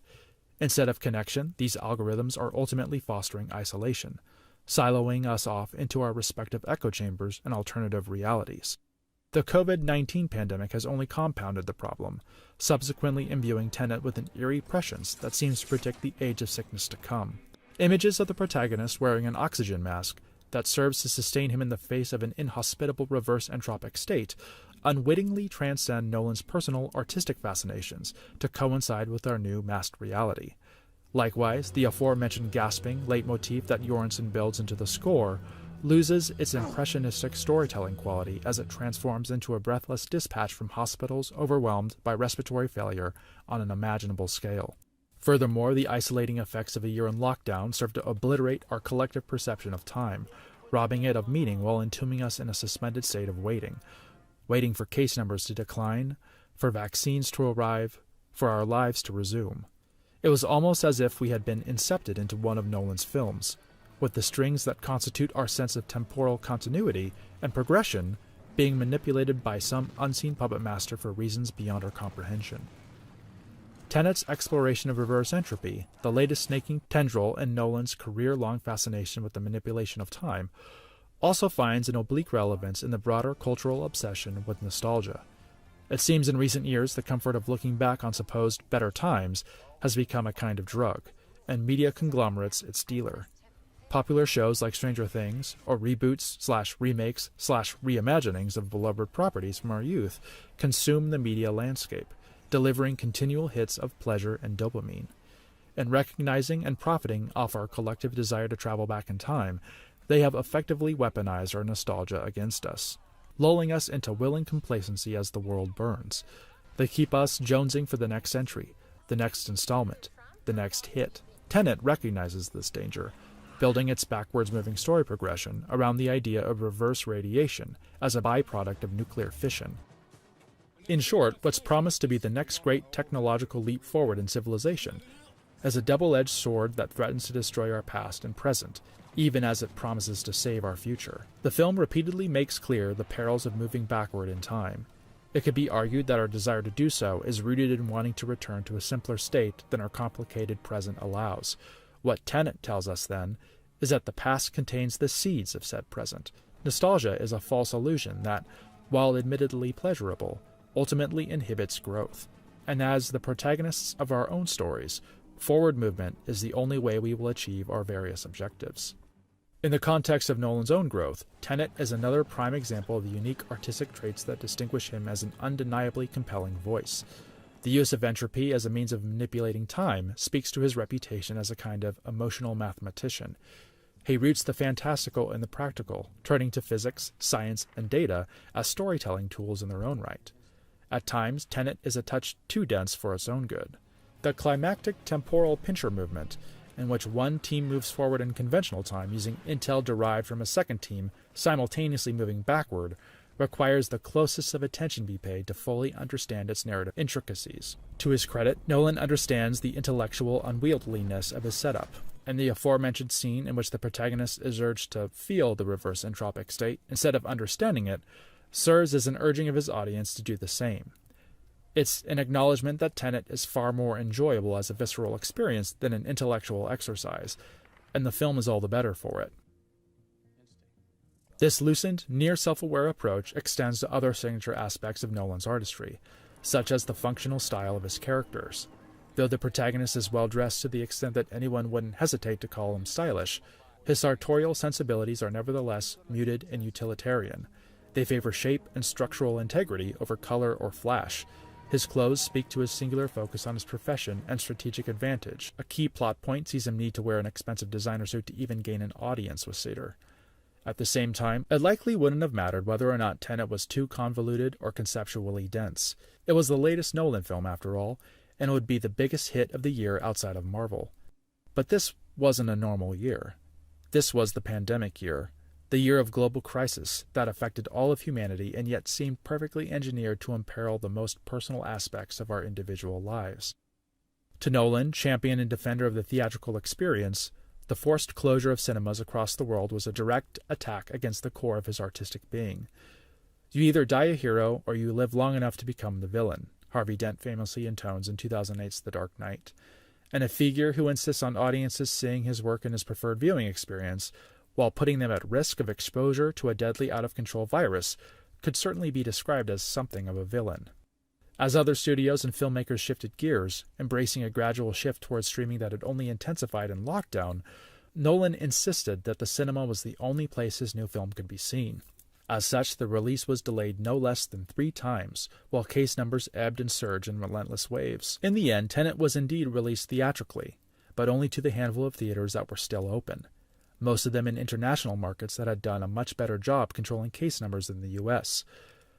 Considering all of that, its $363 million worldwide box office take should be impressive, but pales in comparison to Nolan's billion-dollar track record. A disappointment, even one with several caveats, is still a disappointment, and the occasion of Nolan's first true professional disappointment is cause for reflection on mainstream filmmaking's high-stakes, unsustainable addiction to immense returns, which requires ever higher production and advertising budgets to generate. As the pandemic begins to recede into the rear view of history, Tenet has enjoyed the opportunity to be seen by more people, and for its many positive qualities to be embraced. A collection of generous reviews would sing the film's praises, with The Ringer's Keith Phillips notably proclaiming that its bungled release actually positioned it well as a future cult favorite. Nevertheless, the occasion of Tenet's release came coupled with an unexpected development. In their haste to embrace the newfound flexibility of the streaming age, Warner Bros. Announced that their entire 2021 release slate would be available to subscribers on the proprietary streaming platform HBO Max the same day the films would hit theaters. In so doing, they ran afoul of the talent they otherwise proclaimed to value, robbing them of significant shares of theatrical revenue that they had previously negotiated for. While this development came too late for Nolan to be personally affected, Warner Bros.' spurning of the theatrical window was nevertheless a bridge too far, and presumably the end of the road with the studio that had been his home for most of his career. He publicly eviscerated their decision, even going so far as to call HBO Max, quote, the worst streaming service. It remains to be seen whether feathers can be unruffled, and the question of his next move is a rather large one.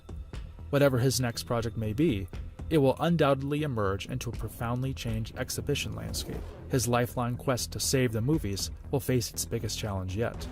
From our current vantage point, it's unclear whether or not he will ultimately succeed, but one thing is certain. In trying, he is ready to risk everything.